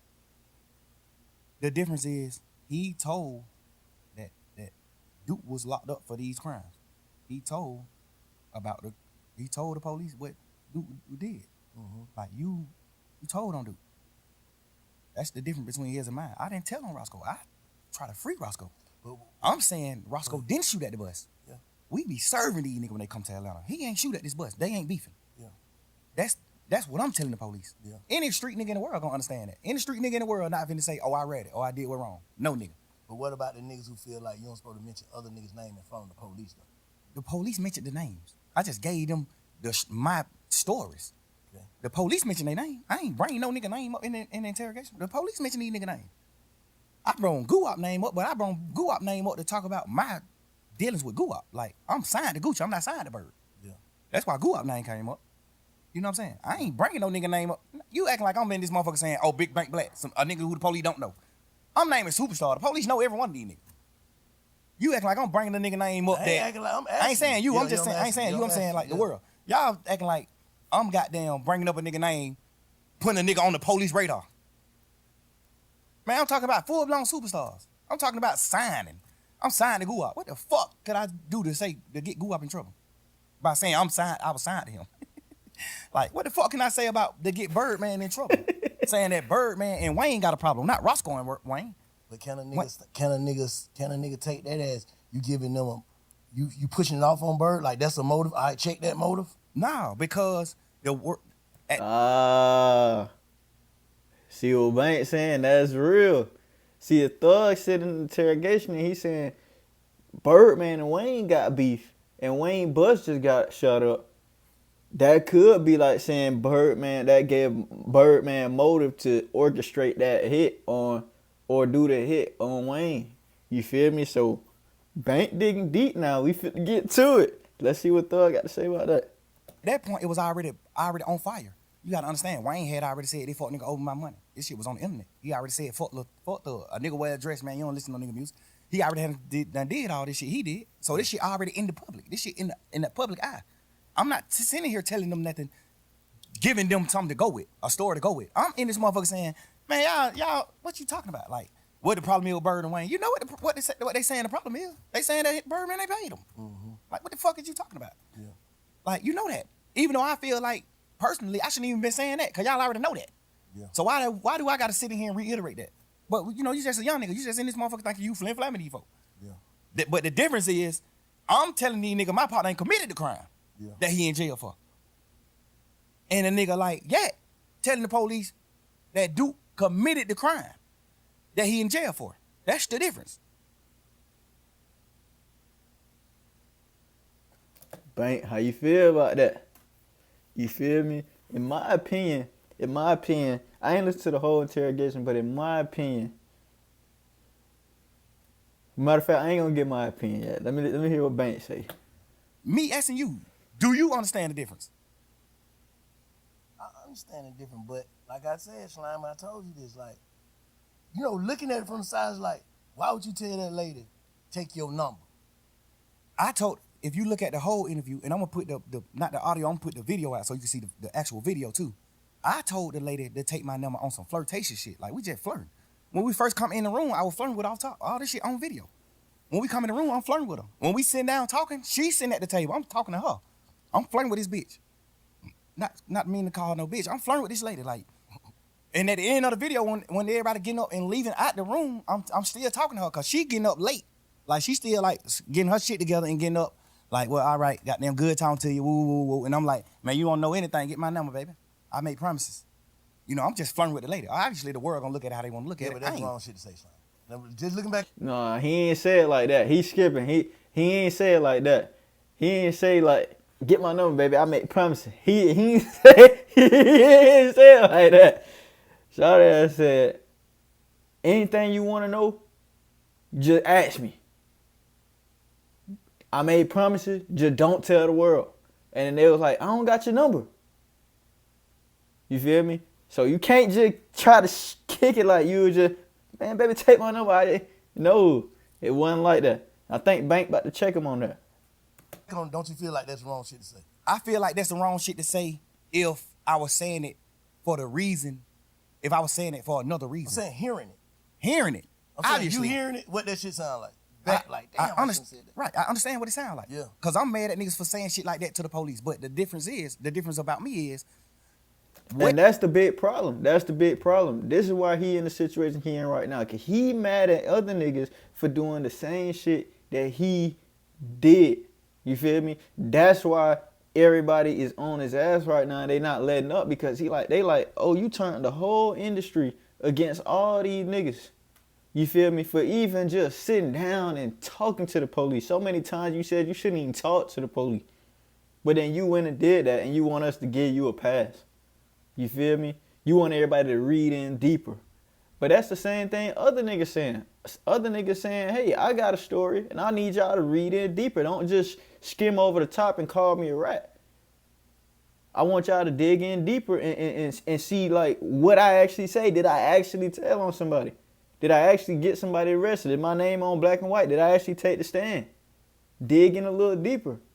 And that's basically the same thing Thug going through right now. He like, okay, I want y'all to dig deeper, but the difference is he not doing that to other niggas. He basically saying, oh, you did? Oh, you're right.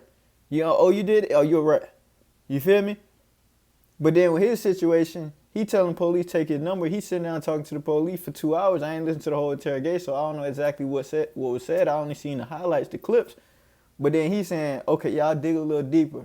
I didn't do it for these reasons. I did it because X, Y, Z. You see what I'm saying? Hypocrisy again.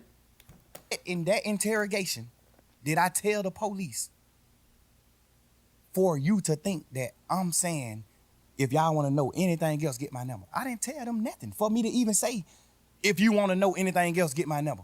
And don't tell nobody. What the fuck did I tell them in the interview for them to even, for a fan or a nigga who looking at the interview, what did I say in the interview for you to even look at this interview and say, and not say he playing game? Man, nigga just playing game. He talking shit. He ain't even tell them shit. Like, yet, you told. They said who killed Nut? You said Shannon and Woody. You did? Yes. So at the end of your shit, when you say, when the police say, well, all right, man, you got anything else you want to say? He say, hell no, I'm locked up. Y'all got me locked up. Y'all gotta let me get out so I can goddamn get around and then I can have something else to tell y'all. That's a difference than me saying it because I didn't tell them shit in my interrogation video. I'm in this motherfucker talking shit with him. Y'all blood? Hell nah, man, we fake bloods. We just say that shit in music, crazy. Nobody ain't no real blood. Wayne and us ain't real bloods. We just talking shit in music. I didn't tell them nothing to get nobody in trouble. So why would you look at the end of that interview when I said, take my number, I make promises, baby, don't tell nobody. Why would you look at that part of the interview and say, damn, boy, he was finna get him his number so he can get him information? What information did I get him anyway? The first, you get what I'm saying? I get exactly what you're saying. If I'm spinning the police, and at the end of my conversation, I say, get my number if y'all want to know something. What make young the smartest nigga gonna be like, bitch bitch ass nigga, you ain't telling them that. What make y'all young niggas feel like y'all can spin the police though? I don't understand that though. I don't understand that. Man. But them bitches is smart, bro. Bro, it's just like movies, just coming up in the game. When you a real nigga, bro, I feel like I'm a real man. I feel like I honor and I love every nigga who I love. Yeah. So I'm willing to do anything to help a nigga that I love. And sometimes you can make the wrong thing. You can do the wrong thing trying to help a nigga that you love. Yeah. And when I say do the wrong thing, I ain't doing that wrong in the interview. The only thing I did, well, I feel like I did wrong was even talking to them. Doing the interview, fact. Right. No, but yeah. I'm doing the interview out of I'm purely trying to save my mans. When I first seen the shit on the internet, I was like, oh man. But I was like, man. Cause they mixing it. Cause I ain't even watch it. I just seen 2-hour interrogation video Young Thug. I didn't even watch it. Slime like, man, little man like, man, you gotta listen to it, man. Right. Please just listen to it for me. Before you jump out there, please just listen to it for me. Please, please, please. I listened to it, I say, if all I'm listening, I'm like, yeah, you're not playing game, but why the fuck is you in there, Slime? Because we just young nigga and I'm thinking, my man's Roscoe already locked up for shooting at Lil Wayne tour bus. I know that. I know Roscoe got a trial coming up. I know that too. So basically you saying ain't no way you would tell him because you ain't even in trouble. I'm not even in trouble. Soon as they come in, they say, you ain't in trouble. We ain't talking about nothing that's dealing with you, none of that. We just got some conversations that we want to have with you. What click in my mind, this my turn to help my mans. This my chance. We just young niggas, bro. We high hell, we on drugs. I'm just thinking in my mind, boy, this my opportunity to help my mans. You ain't supposed to be in there. Eat no hot one. Who, me? I ain't blown the sandwich. Oh, for real? They get niggas who tell that type of food. They get niggas like me who I ain't finna tell them nothing. They give me the bologna sandwich. I ain't give them nothing. They gave you bologna sandwich? But them folks try to give me bologna sandwich. I ain't even eat it. I'm like, man, I ain't eat that shit, man. I think I opened that shit up and ate the cookies or something out of it. I ain't even eat this. I probably did eat the sandwich. I was so burnt down on what I'm saying. Like, I was burnt. But I didn't get the luxuries because I ain't get them then. They would have felt like ain't giving me something to eat. Cause I asked them in there like, man, y'all ain't gonna give me that better. Like, God damn, this thug, bro. Like, I'm a motherfucking millionaire, bro. I'm doing what I'm doing. Like, y'all gonna try me like they would have blown that motherfucker. Like, give a nigga something. Hell nah, bro. Hell nah. Y'all gave this nigga chili wing, hot pepper, whatever. You know what I'm saying? God damn, give me what y'all gave this nigga. I know why y'all ain't gonna give me what y'all gave him. Cause I ain't getting you nothing. You don't get nothing in return. You don't get me doing nothing but denying my partner involvement with that tour bus shooting, denying me being in a blood, being in a gang, denying Birdman having something to do with the shoot, with Lil Wayne tour bus shooting, denying me being signed to Birdman. You don't get nothing but denial from me. You don't get nothing but denial from me. Everything I did in the interview was on purpose, nigga. Man, that's crazy. So let me ask you something though. Now let me tell you something, matter of fact. Cause I've been hearing all this shit. And you know what I'm saying? A lot of this shit valid. You know what I'm saying? You did do whatever, however. But fuck that. This is how I feel, Slime. Me to you. I know you said this shit probably would have came out or whatever. This would have happened, that would have happened, this would have happened. But what I'm saying is, even in there, I don't feel like you realized what you was going through. And then when you got out, I don't feel like you was focused, bro, the way you should have been. Like, I feel like you taking your blessing for granted. That's just how I feel. Like, I ain't here to condemn or goddamn protect. I ain't here to do nothing but get your perspective and feel your energy, bro. So what I'm telling you, and I'm hoping you feel mine, I'm saying, I feel like you probably got out of jail and truly went with the narrative y'all went with. What was it? Truly humble on the gut. Yes, sir. I don't feel like you came home humble, bro. Enough. And I don't know. I'm just saying, I'm from the sideline. I talked to you when you first got out, first day you got out, you gonna live and call me on through. I was like, what'd I say? Bro, fuck all that, get home and get to it. Nothing else. I don't feel like you did. I feel like you came home playing again.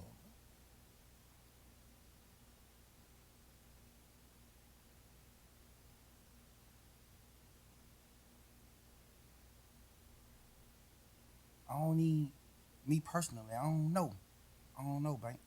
To be honest, bro, I don't know. I think the crazy part is, I thought I came home on fire. I thought I came home just like popping that shit and just living life and getting back to life and enjoying life. But you still gotta understand this too, Bank. My whole life, I poured into people. I built niggas' foundations. I built niggas up my whole life. Any nigga you can name, I play a major part in their success. I witnessed that. And I feel like you got to look at it you got to step in my shoe, Bank. I got to get out of jail and rebuild. I got to get out of jail and rebuild this shit. I can't get out of jail and just hit the ground running. That's what dumb niggas do. That's what a fuck nigga do. They go past what the fuck they did wrong and they just keep going. Rebuilding doesn't mean what? Like rebuilding your mental? Rebuilding my mental, rebuilding my financial stability, rebuilding my organization, rebuilding like the way the world looked at me, the way the world perceived me. Cause you gotta think, I get out of jail. Yeah, I spent my last 10 years every day with my friends. And we building, we showing the world, this how you supposed to be, this how brothers is, this hood is, this how we supposed to do it, this what we doing.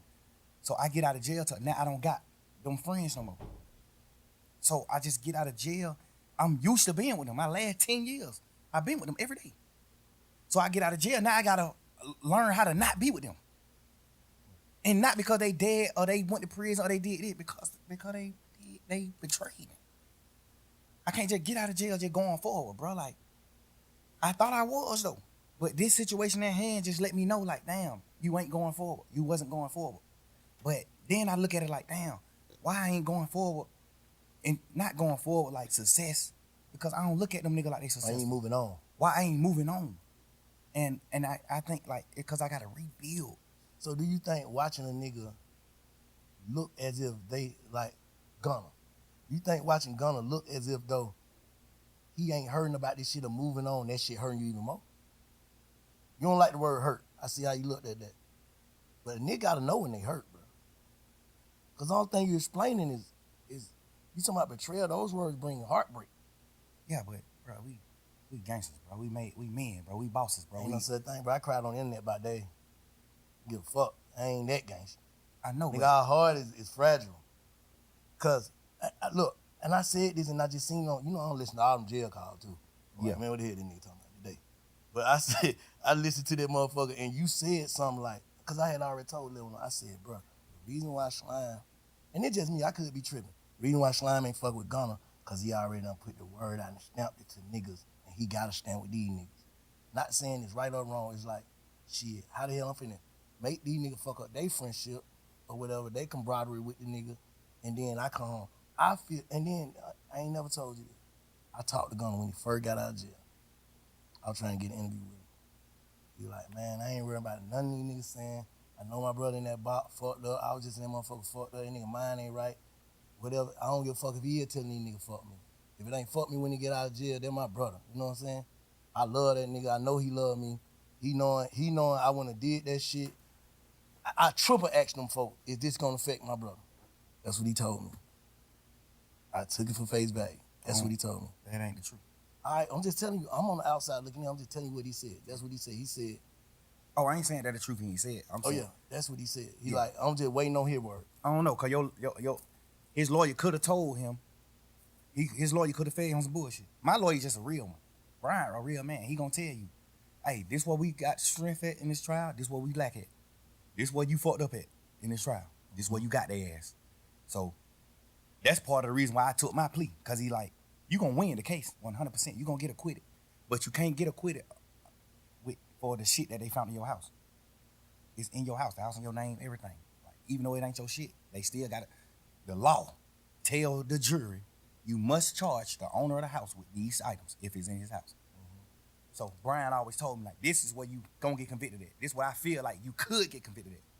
He said you still can win it for sure. I think you gonna win it, but I can't tell you.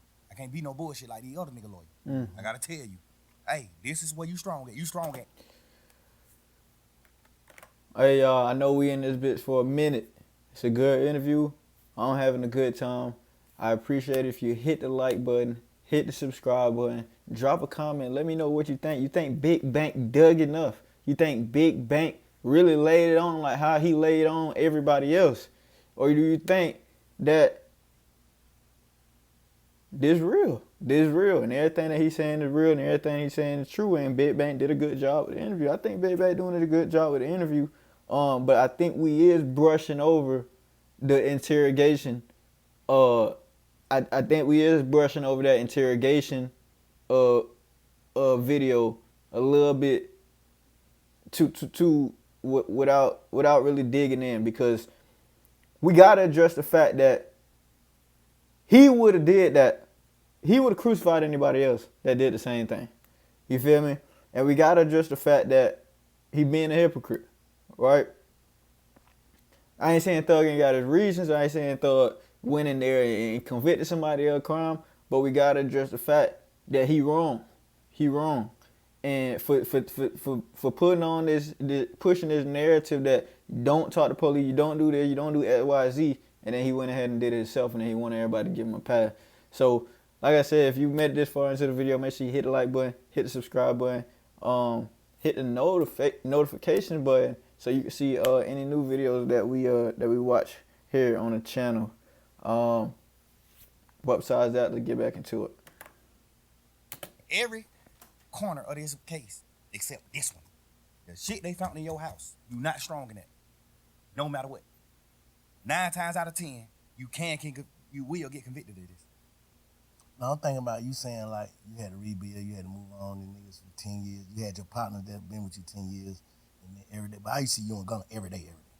Like, every day, like, to the max. Like, you and Duke day every day, but it was a different every day with you and Gunna. What I'm saying is that shit like a marriage. You dig what I'm saying? So, it's like you having your wife, bro. And this ain't even just your wife. She came in with you. She came into the relationship bossed up, millionaire. doing this shit. She came a bum. She came with nothing. You made her a millionaire. You foundated her. You built her with all honesty. Like you built her just on some honest shit. Not even on no, I'm finna build this project. It's just like, damn, boy, I look at this little nigga like my little brother. I love that nigga. I'm finna try my best to help this nigga do something. I ain't even know this nigga rap when he first came around me. I just was just like on some shit like, man, everybody with me, I'm taking them with me. We going with, I'm finna figure it out. If he don't rap, I'm finna, whatever we put on this internet and the fans say, what the fans commit him, the fans put on him, that's what I'm finna make him go with. If we get on the internet, he don't even gotta be a rapper. If the fans say, but then nigga got this shit, this nigga drippy as a motherfucker. But I'm finna make sure you fresh as a motherfucker every time they see you. Like I'm just don't do whatever I can do to help my niggas. Yeah. Or my girl, like whatever. I'm doing whatever it takes. You know what I'm saying? So have you ever I gotta respect that about Thug though. Like in reality, like he do that. Like whenever he put niggas on, he put them in position, and he support them, and he look out for niggas. And I feel like he genuinely care about the people that he hang with and he surround himself with. And the way he talk, the way he explained, like the way he just want to look out for niggas, that's the same way I feel. I always try to look out for my friends. I always want to see my friends do better, and anything that I could do, any way I could put them in a position to get right, I try to do the same. I'm not on the level that Thug is on, but on the level that I'm on, and I know that I got some some people around me that's not on the level I'm on, that may be below the level I'm on. I try to at least try to bring them up, or try to find a direction that they can go and be successful in, and help them any way I can. I love looking out for people. I love looking out for the people I love. It just truly brings me joy. So I gotta respect that about Thug. actually sat down and thought to yourself, how do I really feel about this? Not how. Well, I take it back to this. How do Jeff feel about this before I saw my brother get killed? How would he feel about this? About what? About Ghana. Period. Just all the way. Like, how do you like? If I'm trying to get you to tap into like, how do you really, really feel? I know how you know how we know how we supposed to feel about shit. Fuck that nigga crawl me. That's how we supposed to feel. But how you really feel? Yeah, how you really feel about this shit. Like, I really, really feel. I feel like Truth word. King Truth. That's where King Spider come from. King Truth is the big homie. What you might. King Truth, our big homie. Yeah. I honor Truth words to the T, no matter what. I'm with him to the T. He not a bad man. He a real man to me. What I identify as a man. I honor his words. He told me before he died. He didn't tell me on his dying bed. He just told me before he died. Gunner is my son. Take him with you, Thug. Get him out of the hood. Get him out of Shady Park. Take that boy with you. That's my son. And then just so happened, he just ended up dying. And I honor his word. I honor his word, bro. I took that nigga with me everywhere, bro. This my man's, bro. Whatever you will, all the bullshit that I knew about you, all the shit you did, the shit that sitting on the porch talking about your cousin, them there telling on the goddamn to the Crime Stopper people, all this shit. I knew all this shit later on, but I knew this shit, and I just found a way to love you. You know what I'm saying? I knew it, and I just love you, cause I just honor Truth word. Again, he giving himself a pass for the shit that he wouldn't give other niggas a pass for. That's the big problem. That's the problem niggas having with you, Thug. It's not that a nigga sat down in the interview. It's not that a nigga told or whatever they want to say. That's not the problem nigga have with you. The problem niggas have with you is you want everybody to give you a pass for doing shit that you do. You feel me? I mean, you want niggas to give you a pass for doing shit that you wouldn't give other niggas a pass for doing. You feel me? That's the problem nigga have with you. You feel me? Not all this other shit. So you need to admit what niggas is looking for is for you to admit I'm dead ass wrong for blackballing niggas. I'm dead ass wrong for treating niggas and telling niggas to cut niggas off. I'm dead ass wrong for making everybody in the industry confined to what I define as a real nigga or what I want to see as true. I'm dead at wrong for doing that. And now that I realize that I could be just as, I could be just as, I could make the same mistakes anybody else can make. It took me to realize that I can make the same mistakes anybody else can make to fully understand that what I was doing was dead at wrong. And then you need to apologize to the people that you feel me, that you made the industry turn against, because just like you made a mistake, you went inside the courtroom and you didn't convict nobody. You right, you didn't say anybody did a certain crime. Besides the weed shit, which is a crime.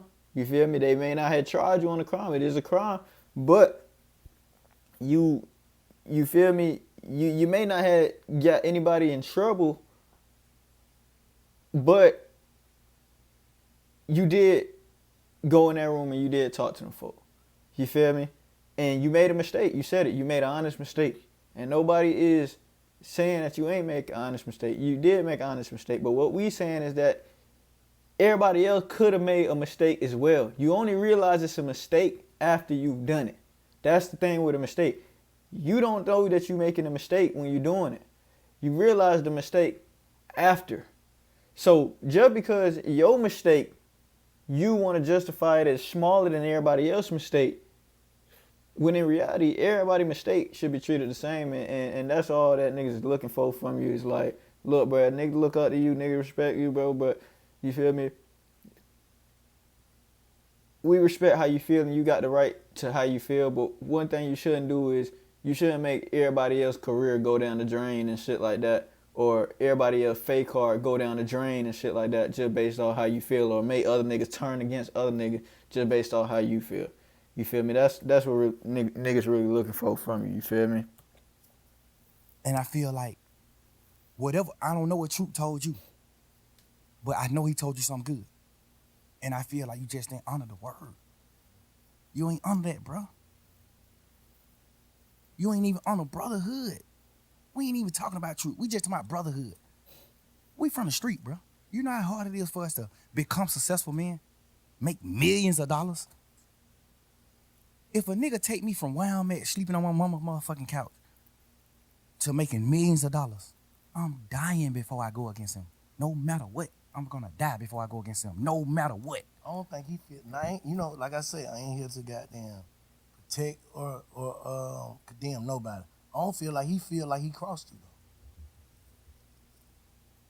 Me personally, as a man, me knowing him, he's smarter than he look. Gosh, a smart man. He let his silence make you think other things about him. He's a smart man. He's strategic. I taught him how to be. The thing about it is, when it come down to being real, the strategicness go away from me. When it come to being a man, like standing on man business, a man. I know how to be strategic, but I forget to be strategic when it come to that. I'm gonna say the truth. I'm gonna pour it out what it's supposed to be. Life to him is just all about being strategic. It ain't about nothing about being a real man or like coming to grips with what's going on or just like knowing like I did that. You know what I'm saying? It's gonna always be some strategic shit behind it. I fully understand what this nigga saying right now. I fully understand what he's saying right now.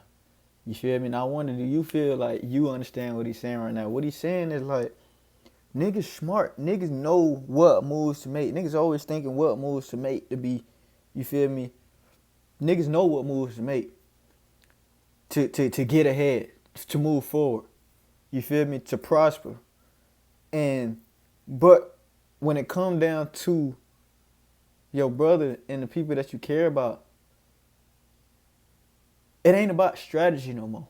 It's about doing what's right, doing what you know is right. And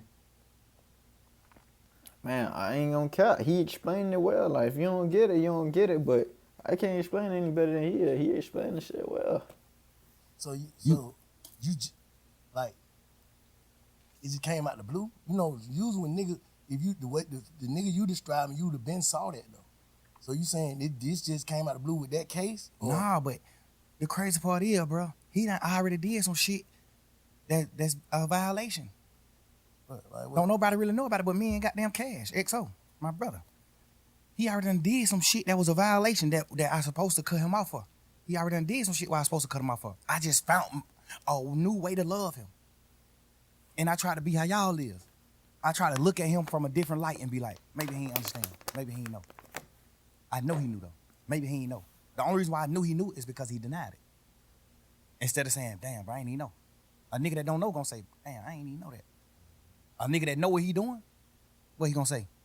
Hell no. I denied it. Like, hell no, right? Hell no. Like, that's just how the circle of life. That's how I go. You gotta understand, bro. I had that man with me every day since late 2015. I had that man with me every day, bro. I made that man I made him a millionaire. Like, I bought his first apartment that he lived in. I bought it with my money. I made him put his money up. Keep your money. I bought it with my money because I had a little extras. I bought that shit. I went half and half with you to buy your mama house. Your mama first house, get her out of the hood. I did that. Me. I told you to go down there to the country town and get your daddy, no matter what your differences is with your daddy. I told you that. I know for a fact, me personally, I know your dad don't look at you like a real nigga. I know that. This my man's. Your dad is my OG. He don't look at you like that. I made you go get your dad. I made you reunite with your family and do the right thing. I just poured my all into him, bro. I gave this nigga more time than my children, bro. I gave him more time than my kids. I gave him more time than my old lady. Like, I poured my life into these people, bro. Like, every second. I went half on your mama house and bought your mama house, bro, because you didn't have the money. I went half with you. I bought your brother his first truck and let you present it to him like you bought it. Your brother on the internet, man, yeah, fuck that nigga, throw it. Like, nigga, you don't even know what's going on. Like, you don't even know, bro. Relax. This shit that nobody don't know, but we men, so I don't be can to speak on that type of shit. We men, I ain't do it for that reason. I did it because I just honor my brothers, my friendships. And brotherhood, I honor that shit. I love you, bro. So, man, that's cold. So you still love him? Bro, I poured so much into this nigga, I can't even hate him, bro. In jail, I thought I hated him when he took the pleas and shit, when they did that. I thought I hated these niggas. Nigga, my girl made me realize, like, boy, you don't hate him. You just mad at him. Yeah. You don't hate him, bro. You hate him motherfucker, you stop talking about him. Why you hate a nigga, you on a whole nother type of time. Yeah. You stop talking about him. Like, well, I don't wish no ill will on him. No ill feelings at all. Stop the man album though. That shit hit the way. That fucked up. Like, because I was just angry. Okay. But it seemed like nobody understanding why I'm angry. Like, bro, all the shit I did for this nigga, bro. Like, what are you talking about, bro? I put my whole label, my whole shit behind this boy, man. Like, nigga, you think Key dead? You think Key will respect you, nigga? As a man, you think Key to respect you for what you did, bro? You to my R.I.P. Key, bro. You know Key ain't gonna respect you for what you did to me, bro. You know that. You know Key ain't gonna respect that. You know ain't no real man gonna respect that. You did that, bro. Stand on it. You did that. Everybody talking about why he ain't say it and why he quiet. What can you say? What can you say? If you was gonna, what can you say? If you was him, knowing everything you know about this shit, what can you say, Bank? If you was him, just think of something you think you can say. If you was in Gunna's shoes, what happened? I can't really put myself in his shoes because I'm just saying. But sometimes, guess what, bro? Feelings. That's the fucked up. What I think he should say. If everything you saying is valid, I think he should call you and have a conversation. But would you take a conversation? Because niggas don't. You gotta think. I don't think I'll take the conversation. All right, so what can I say? I know that. I ain't even talking about what can you say to me or nothing. He might want to say something, but he know. So I don't want no conversation. So what can I say? I feel like you portrayed a certain image as soon as you got out of jail. Because nobody know you did what you did in the courtroom. So as soon as you got out of jail, you portrayed. As soon as you get out of jail. Well, like a couple hours. Yeah. Like you got out portraying a certain thing, a certain image. Woo. You saying these words. You saying goddamn this and that. You saying this when you first get out of jail. You saying all this shit. Then the video come out. Then it's just like, but this what the world got to start doing, Bank, including you.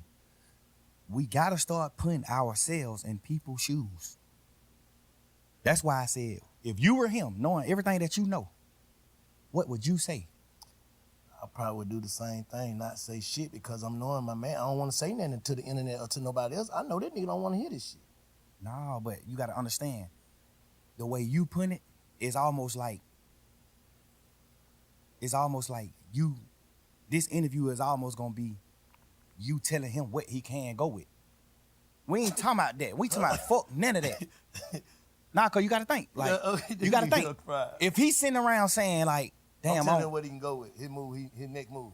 We ain't talking about that. It's cool. I tell him his next move, cause I'm just a nigga like that. Like I don't want to see no nigga down. I tell a nigga move, bro. Do this. You fucked up, but you can do this right here. You can do this. Okay, all right. We just saying man to man. Let me say this. When you just sat there and said you wouldn't take the conversation, that would make me say that. But all right, if you'd said you took the conversation, then I would have said what I say. I ain't talking about what you'll say to me.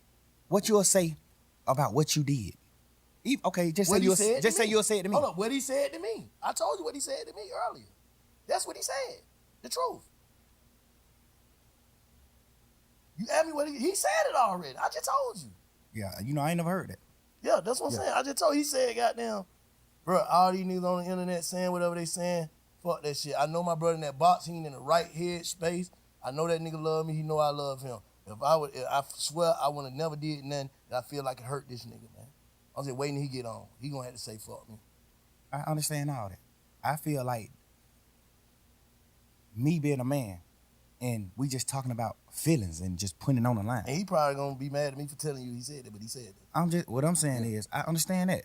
I would think that he would say something like that. Obviously, if you did some bullshit to your big brother, that's one of the things you can say.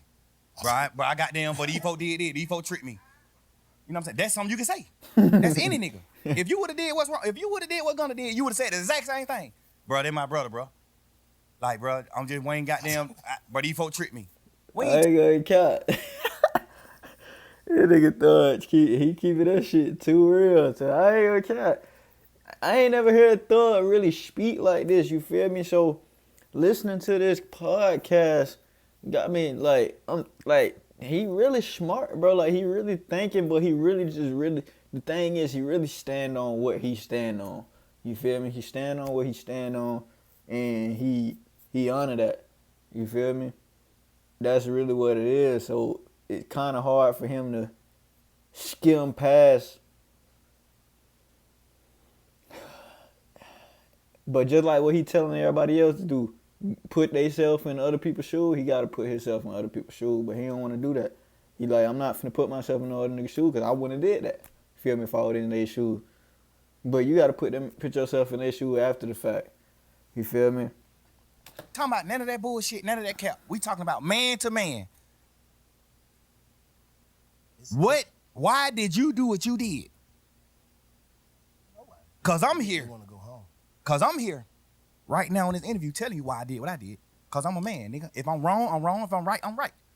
I'm standing on business as a man, nigga. I'm speaking what I did. You saying this why I did it. Why he did it, basically. He can't. That's what I'm trying to make you say. What the fuck can he say? Why you did that? What can you say?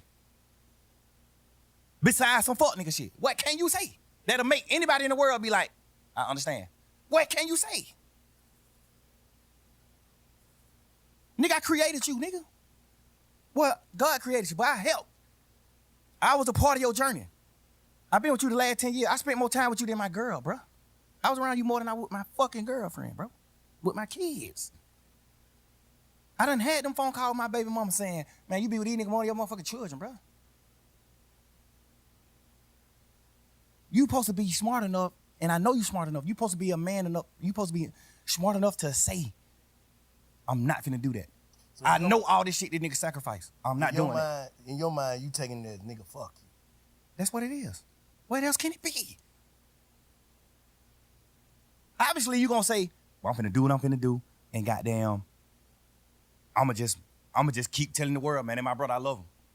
So you saying his... I think what it is what he's not acknowledging is the fact that Gunna believed that the plea could not be used against him. That's like if they came and they brought a plea to Thug, and they said, listen, Thug, you take this plea, it ain't gonna harm anybody on the case. You ain't gonna have to take the stand. You ain't gonna have to testify. You ain't gotta harm nobody on the case.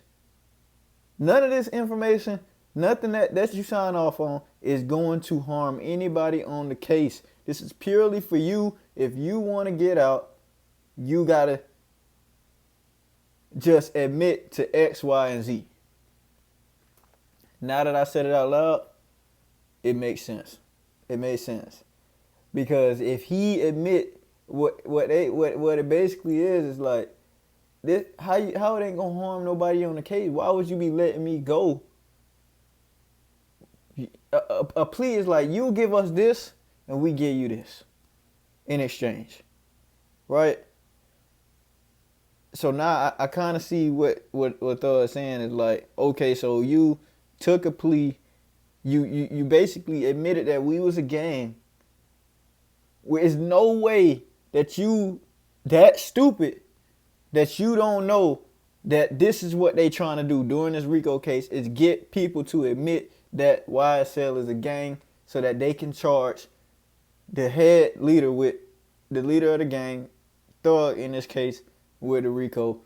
There's no way that you think admitting that YSL is a gang and that you know that the crimes was committed to further the gang is not gonna harm anybody. That's what Thug is saying. I guess now that I said it out loud, I understand what he's saying now. So Thug is saying basically there's no way you that stupid that you ain't know this agreeing to this is not gonna harm anybody on the case. And by agreeing to it, he basically said, fuck me, because you know better. I understand now. I had to say it out loud to realize it. The whole campaign is a PR stunt. Not even to like bash him and then, bro. Cause I'm really.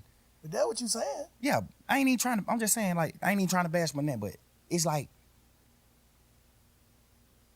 you can't say nothing to make a man or what we identify as a real nigga that stand on morals and principles. It ain't nothing you can say, but the victim, like, bro, these folk tricked me. Well, I got down. They're my brother, no matter what. They're my brother, no matter what. How you gonna say that to a nigga? What are you talking about? We all in this motherfucking trial pushing YSL is not a gang. This is the narrative. What's the worst betrayal you can do in a trial where we saying YSL is not a gang? What's the worst you can do? Say it's a fucking gang. Yeah. Nigga, them folk called you second in charge. Them folk called you CEO, second man in charge. Hold up, let me say this though. What about the niggas who actually started YSL too? Didn't they take their plea before Gunna? No, he the first plea. For real? Gunna took the first. He know that. You know that. I didn't know that. Gunna took the first plea. I thought them niggas already telling them. No, Gunna took the. They had already told back in the day on crimes and shit that they was involved in and all that. On the RICO? Nah. No, see, look. The RICO came in 2022. I'm thinking. The RICO came March 9th, 2022, man. What's the little dude's name? I mean, May 9th. From your hood that's DK. Started, and who is another one too? Slug? Yeah. Yeah. I'm thinking that them two already saying like, just say Vincent, if me, Shy, and Cuz start a gang, right? Yes. And we all identify as the three founders. Right. And we signed Thug. And the two founders saying, yeah, it's a gang. But Bank saying it's not. How is Thug wrong for just being an artist by saying it is too? That's what I'm thinking happened. No, that ain't what happened. That ain't what happened, man. The first plea took was Gunna plea. Ever. The first plea took was Gunna. Slug, all them took pleas after Gunna. Everybody took the plea after Gunna. I can't even be as mad at them as I can be as him. I should, because y'all still grown men. No matter what these niggas say, y'all grown men, just like me. When he said YSL was a gang, the smartest thing for me to do is say, yeah, it is a gang, fuck it. One of the niggas who they saying is a founder of it, he not even a founder. One of the niggas who they saying is a founder of it, that came on out and took a plea and said it's a gang. You'll be a motherfucking idiot to sit in here saying that it's not a gang. When you got a nigga who these folk done labeled as the second man in charge. That's what I thought happened, but the other way around. No, he took the plea first. Gunna took the plea first. Damn. Then them niggas started taking the plea when we started going to court. Gunna didn't never make it in the courtroom, remember? The first day of court was November 17th or December 17th. One of them days were the first time we wasn't on Zoom. The first time we went into an actual courtroom, all 28 of us. But watching that shit from the street, but that shit was like some another one. Every day, another one. But the crazy part is, another one. Get what, Bank? Even if them niggas some bullshit anyway, but some bullshit too. But even if them niggas just look at it from their point of view, niggas like DK Slug, all them niggas, I still don't respect them niggas because you just not men. Y'all niggas just not men. So no nigga make you do nothing that you don't supposed to do. But just look at them. Okay, gonna take a plea. He the head nigga in charge, according to the DA. Yeah. Thug is boss man. Thug John got it, what they saying. Thug John got it. I'm not no John got it now. I'm a real man. Solid nigga. I build foundations. I help niggas. I'm not portraying no gangster, no none of that. It just so happened we just street niggas and we done stood on our business. So they label us gangsters. I don't push none of that. I push real man. They saying that I'm the founder of this shit, and this nigga is the head man in charge. He the second boss. When this trial started, they not saying DK is one of the owners, Mundo one of the owners, Slug one of the owners. They not saying none of that. They saying Thug is the owner, and Gunna is the second man in charge. I thought they said they ain't had Thug and not Thug, my bad. I thought they said they ain't had Gunna in nothing against him. Gunna didn't have no case. Well, we had 9 terabytes. You know how much paper that is, bro? 9 terabytes of discovery. That's over 300 million pieces of paper. Front and back. 300 million pieces of paper. That's how much evidence they had. Damn. 300 million pieces of paper. Damn. I think it was 9 terabytes, 2 terabytes, whatever it is. Whatever that is, it was terabytes. That shit equaled up to 300 million pieces of paper. I just remember the lawyers arguing it in court. I remember the lawyers saying, like, Yana, they gotta take some of this shit, the evidence that we not gonna use, and just get this shit out of the way. Cause y'all just packing us with evidence and we just got a little time to like go through the evidence. It's so much paperwork. Y'all might be coming to court trying to convict him on these 5 pictures. But you got 16 million pictures. I remember just going to court arguing about that type of shit with the lawyers. Like, judge, we trying to dumb this shit down. Some of the shit they know they not using. So we need to know what they really using so we can focus on it. So it can be a fair trial. It need to be fair. Mm-hmm. So I'm saying that to say, out of all that paperwork, bro, Gunna's name went on one piece of paper out of 300 million pieces of paper. You know that? Yes. Hold up. Let me. I get you, slide. Let me play devil advocate right now, okay? And I ain't trying to protect or defend or offend nobody. I'm just gonna keep saying that. What I'm saying is, all right, y'all ain't talking, right? Y'all ain't talking. Yeah. So me and Gunna? Yeah. While we locked up? Yeah. Nah. Okay. I called a few times trying to talk to him, but they were just giving me the runaround. That's when I started figuring out then, like, yeah. all right, I don't get it. Your girl, his mama, you know what I'm saying? The women in your ear, like, they done got you in some, basically.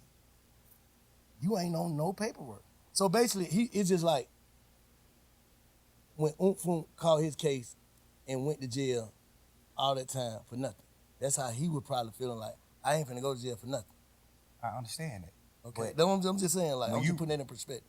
I overly. Cause you got people that's watching this don't give a fuck, know nothing about no street code, no nothing. I know, but we talking about street niggas. Okay, yeah. We're not talking about none of that. So you we ain't consider talking Gunna about no as a street motherfucking nigga? white boys who went to college. We talking about street niggas. You consider Gunna as a street nigga? Yes. And not an artist? You are portraying a street nigga. Okay. You talking about no telling in your song. You talking about street nigga. You talking about stepping on shit. You talking about all type of shit in your music. You standing on street nigga business. You do everything street niggas do. That's a fact.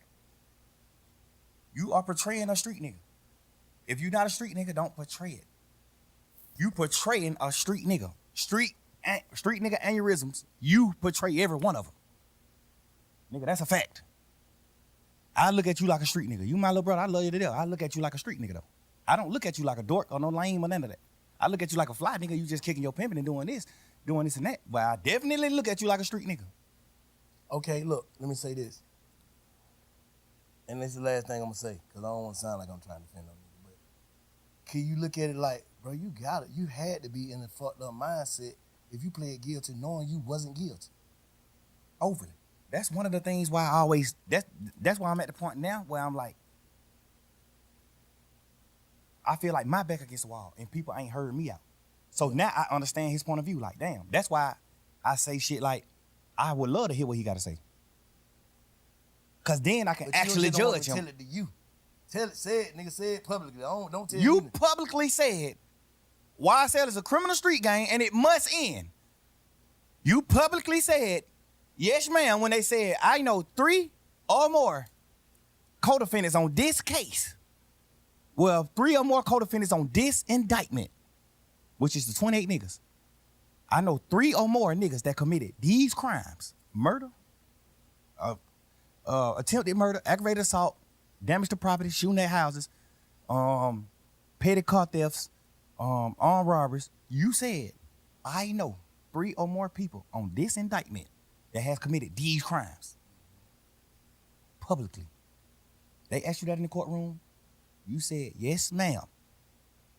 First of all, you don't know nobody on this case. All 28 niggas, they from John Burr South, Cleveland Avenue, and other places like that. He from the South Side. He don't know nobody on this case. Guess what's so weird?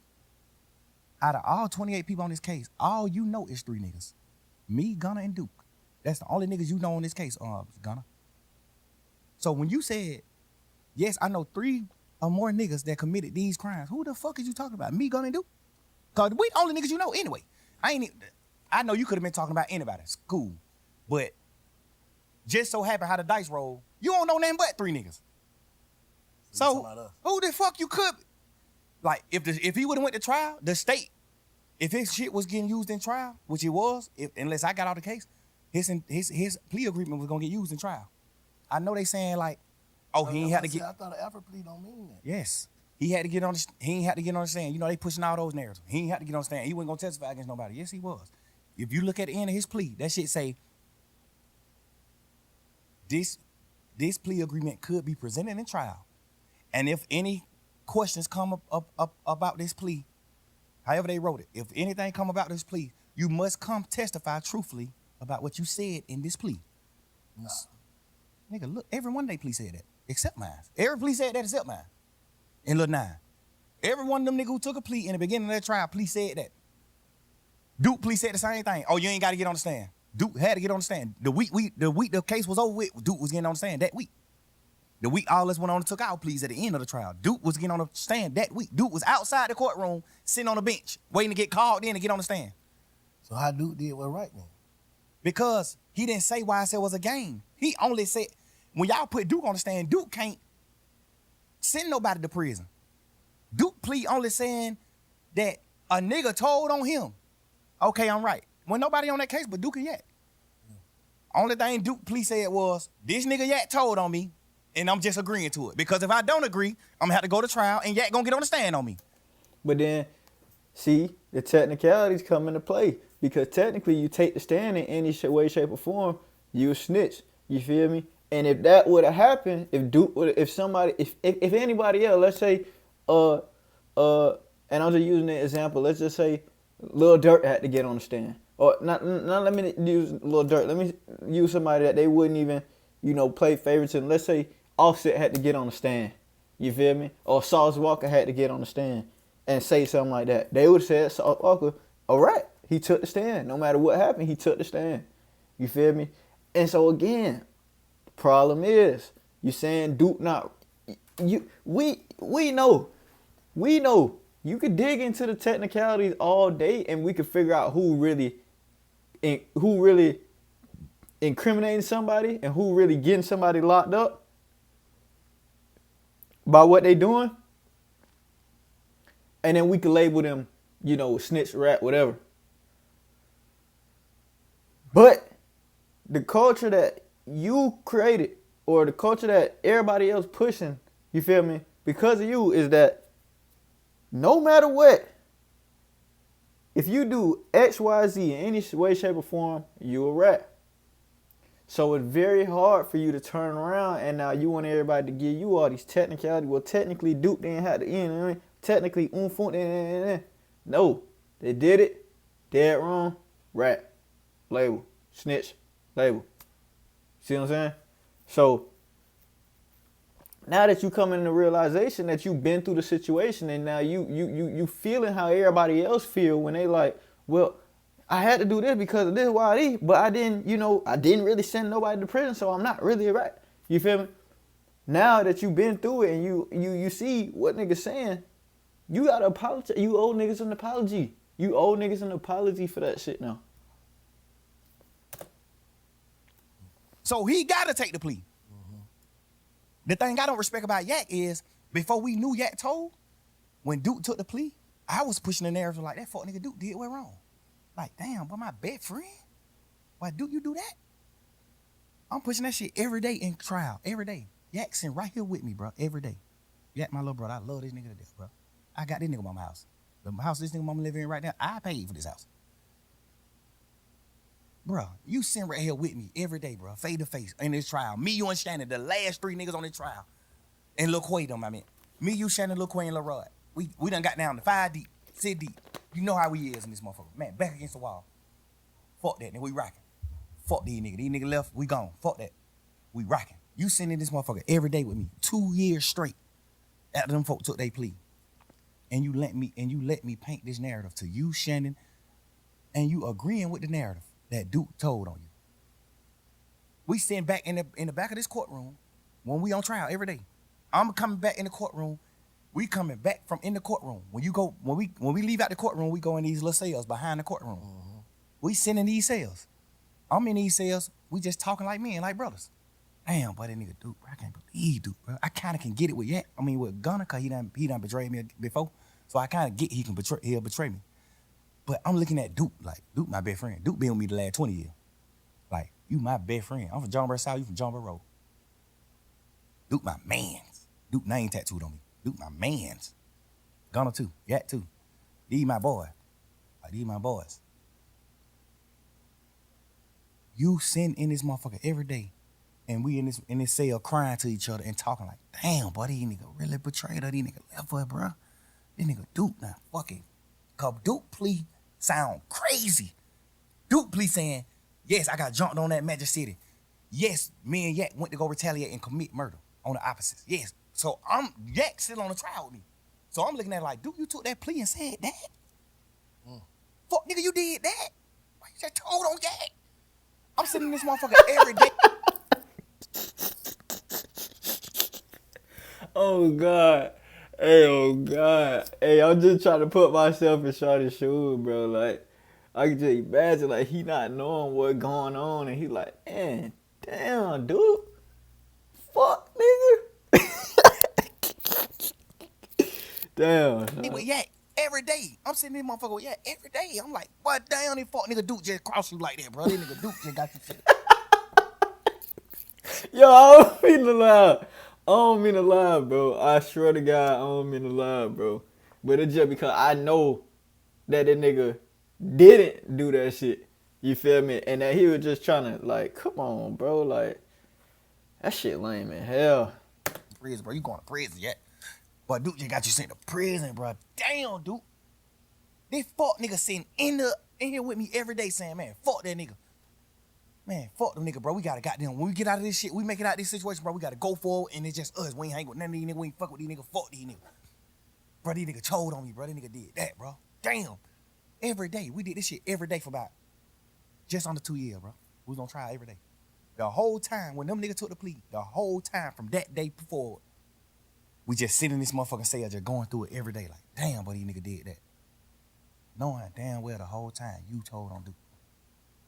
Duke took the plea because you told on him. And if Duke didn't take the plea, you would have had to get on the stand on Duke because that was your plea agreement. Your plea agreement was if Duke go to trial, you got to get on the stand and testify that you and Duke was going to go kill these niggas because they jumped on Duke. You got to get on the stand and say that because you said that in your plea, sir.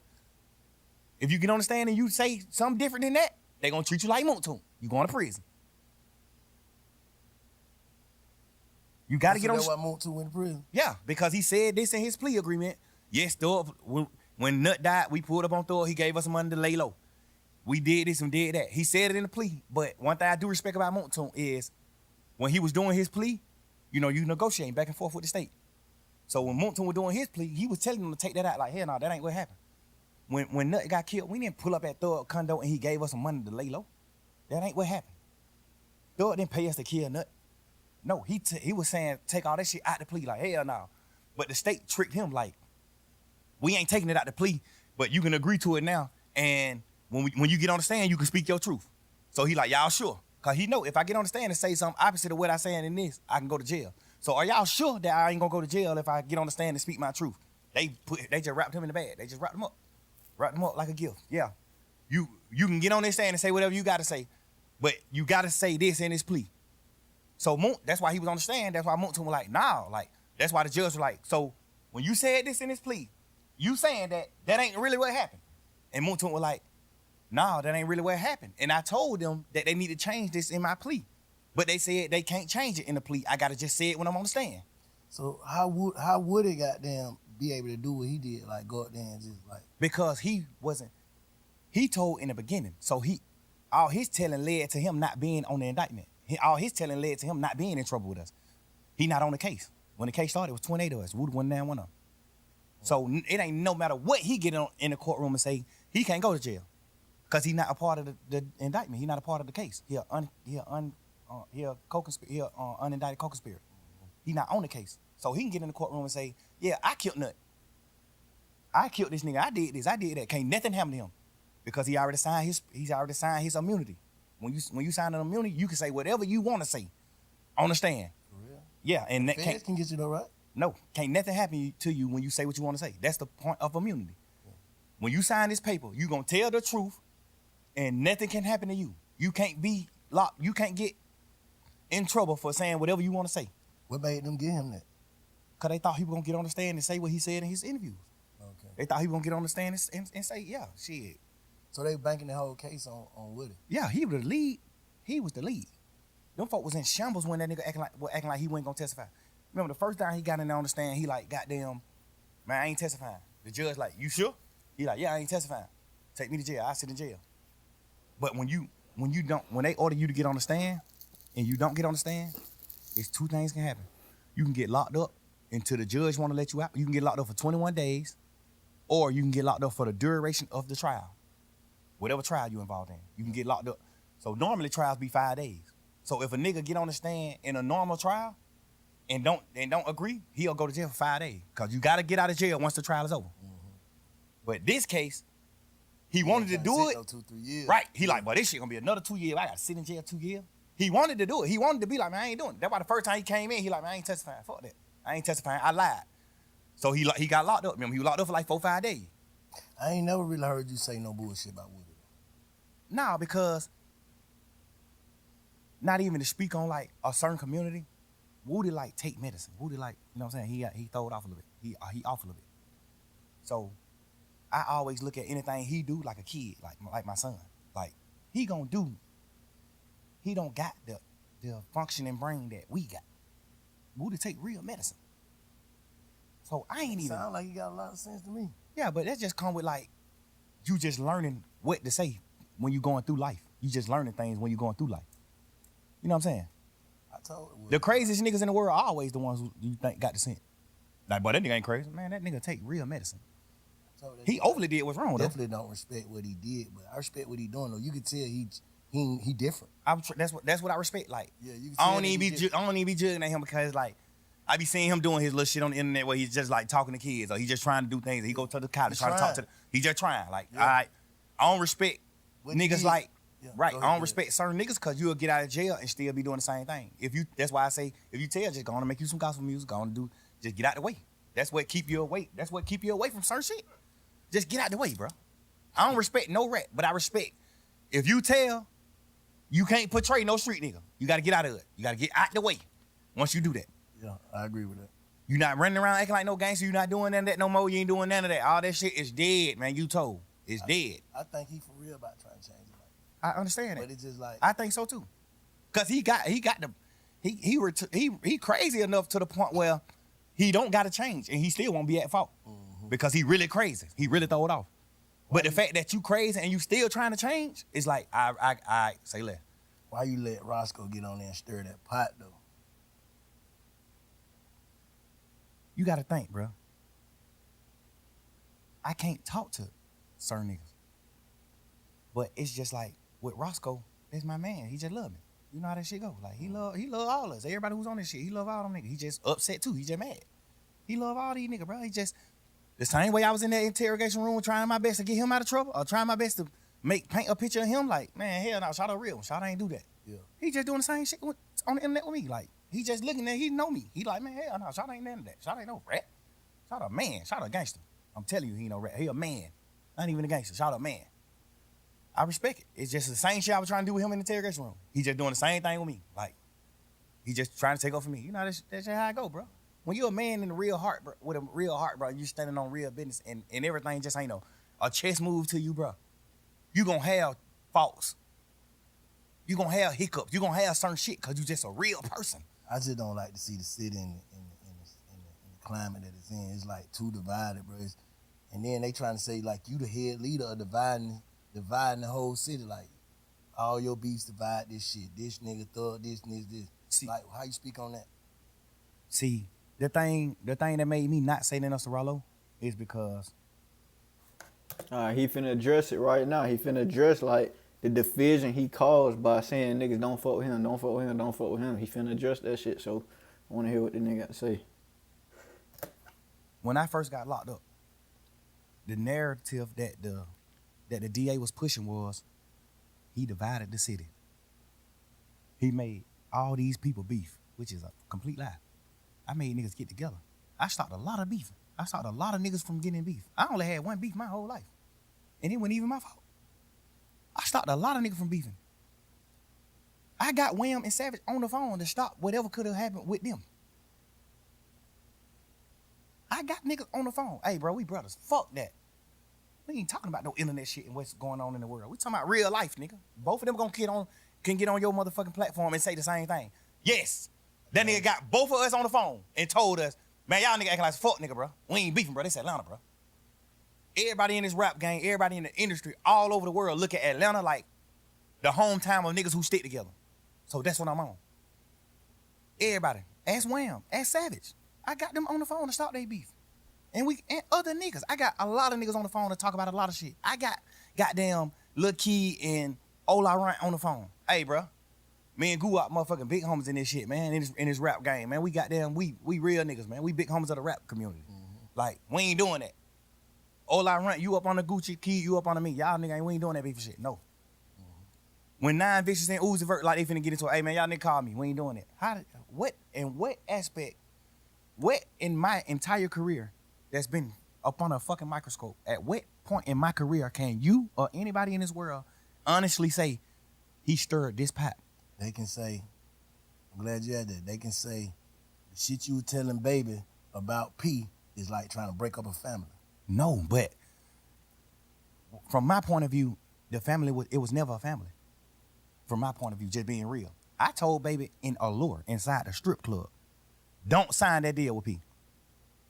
After I told P to sign them, because I thought people just gonna do the right thing. When I told P to sign Lil Baby, I ended up finding out all the shit about the Migos. What he did with the Migos and shit, like the ownership and all that shit. I found out all that. Then I tell Wham, like, hell no, don't sign with P. Hell no. Hell no, don't sign with him. Inside the club, nigga, in the strip club, where we in this motherfucker supposed to be throwing ones and looking at females. I'm in this motherfucker having a heart-to-heart with Wham, my little brother. Hey, hell no, don't sign with him. Hell no. Not even saying P no bad nigga or none of that, but it's just like, he ain't my type of man. What I view as a man, he got some aspects that I view as a man. You know what I'm saying? He take care of his family. He do what he need to do for as far as his close family, his real family. He take care of his real family. He take care of his kid. He a father to his sons and his daughter. He a dad. I respect that part. But like, I respect his business part too because I'm a businessman. But I just do business different. So I wouldn't do business like him. Like, I went sign Wham, and cause we knew P before he signed Wham. So we all was family. Like I know your son, like they're my little brother. You think I would ever in my life consider Lil Wayne my little brother if I signed him and take 100% of his masters? No. 100% of certain shit. Like any percent. You think I would do that? It's my little brother. Me personally. It's business though. This shit business though. I know, but. You supposed to get some. I understand that, but a lot of shit is fair. Cause P a mastermind in his music game. He know rappers don't get rich off of music. Rappers get rich off of their shows, their endorsement. They don't get rich off streams. We get rich off shows, endorsements, and masters. Mm-hmm. Rappers get the last money. Rappers will be okay with The master money. Nigga like Swiss Beat, Missy Elliott, Timbaland, they got rich at an older age. They got rich off of their masters. They was able to sell their masters. You see what I'm saying? And get a bankroll. We know that. Eric P know that. But we watched P pouring the baby like a motherfucker. No, he didn't. Because you got to understand, Wham took off as soon as he started. He ain't even get a chance to spend no real money on baby. Wham took off top his first song. The first song he put out was tripping. Like the third song. Then we had that, cause me and Wham went on tour. That nigga left them on. We was on a little tour, a little run. Yeah, but he was already doing freestyle. Yeah, he did that. What the name of that song was? For my dog. Freestyle. And money is an option. Money is an option. Shit. Yeah. And then that shit with Marlo. And then that goddamn what's the name? But freestyle was out. When all that was out, freestyle was out too. Freestyle was just his biggest song at that point. It was? Yeah, all that shit came out around the same time. All that shit probably came out the same year. I'm saying that to say he didn't have to spend money on Wham. He spent money on Wham just so he can have leverage to take a certain part of the cake and say, I spent money. He didn't have, I'm my business, man. I'm telling you, bro. Man to man. I tell P to his face, just man to man. No problem with you, no ill feeling, no nothing. I just tell you man to man, face to face. You didn't have to spend no money on Wham. I spent a lot of money on Gunna because it took Gunna a few years to blow. I put that nigga on song. Me, Travis Scott, and Gucci, all type of shit. Gucci them on the phone like, who the hell is brother? I'm like, they Gunna, they my new artist. I'm goddamn. Travis Scott, these folk don't know who this nigga is. They don't know him. Like, I put a lot of push behind it. It took him 4-5 years to blow. Wham blew first year rapping. How did you spend any money? I know the real business. I ain't going about for what, because you got to understand, most of us just regular street niggas. So we looking at it like, damn, but these niggas going back-to-back road rest, but these niggas doing it, these niggas, man, that shit $3,500 a day, man. That's it, $3,500. You done made $50 million off of Migos and Wham. Of course you supposed to buy Wham a Rolls Royce truck. It's his money. Of course. I bought Gunna a Rolls Royce truck off of my money. Not no money I made off him. I ain't never make $1 off Gunna. Ask him. Never. This my little brother. And I spent millions on that nigga. We just was still getting money. I'm still getting money, so I ain't never tripping. I ain't never get to the point where I was like, damn, I need the money. I was just still getting money. God was just still blessing me with money. So I ain't even never have a chance to be fucked up and try to get some money from Gunna. I never did that. I always helped him. He always fucked his money up and had to come to me to get money. I ain't on count though, like, again, like, he being real, that's like he being a good friend. He being a good friend, but he being a poor businessman. That's a poor business move. And like Bank said, like, this business, that's a poor business move. Like, even if you want to give Gunna majority of his money, if you pouring investment into somebody, it ain't an investment unless you getting something in return. You feel me? And you ain't getting nothing in return by dumping your money in the Gunna and you not getting no, you feel me? When he make money, you ain't making no money. You see what I'm saying? So that's a poor business move, but you feel me? A good friend. You feel me? A good friend. I ain't saying you're a bad friend, but like, as far as business goes, that ain't a good business move. Money. Always. I never made $1 off of this nigga, bro. And in my defense, in P defense, I guess P just a better businessman. You feel me? And like Bank said, it's business. You feel me? Like, his business. And I ain't saying like he got to take 100% of the pie. I don't know how they structure their deal. But what I'm saying is like he got to get at least something. You feel me? If he gonna back him, he gonna put him cute. You feel me? He got to get at least something. Paperwork, I don't even remember my deal with him. I think my deal say something like 50% master, 50% of all money that come in, all revenue. My deal with Gunna. I probably got 50% of everything that ever came out. Cause I had a bullshit manager at the time. I had a fucked up manager at the time when I created my label. So my manager was one of them type of niggas like P, like money hungry motherfucker, like the nigga Manny, the nigga from New York. He was one of them niggas that was just like a money hungry nigga, which not bad. I respect him. He made me a lot of money too. But he the one who structured my deals. Like my paperwork.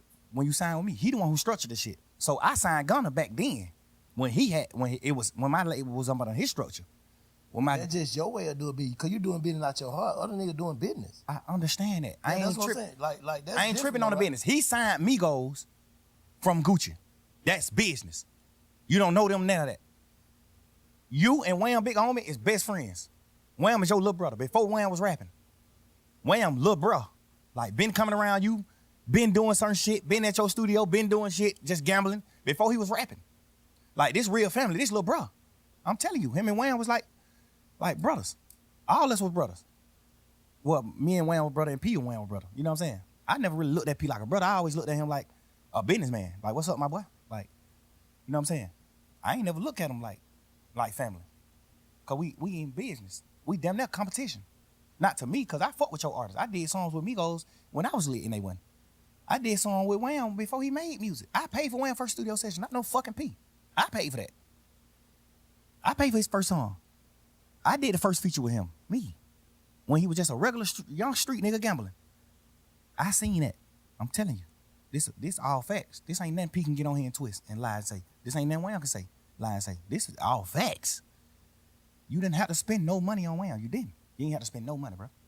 Just me knowing the business. Me being a boss man, a CEO in this business. You ain't have to spend no money on him. He blew too fast. If anything, you probably spent goddamn $500,000. And that was just because you wanted to.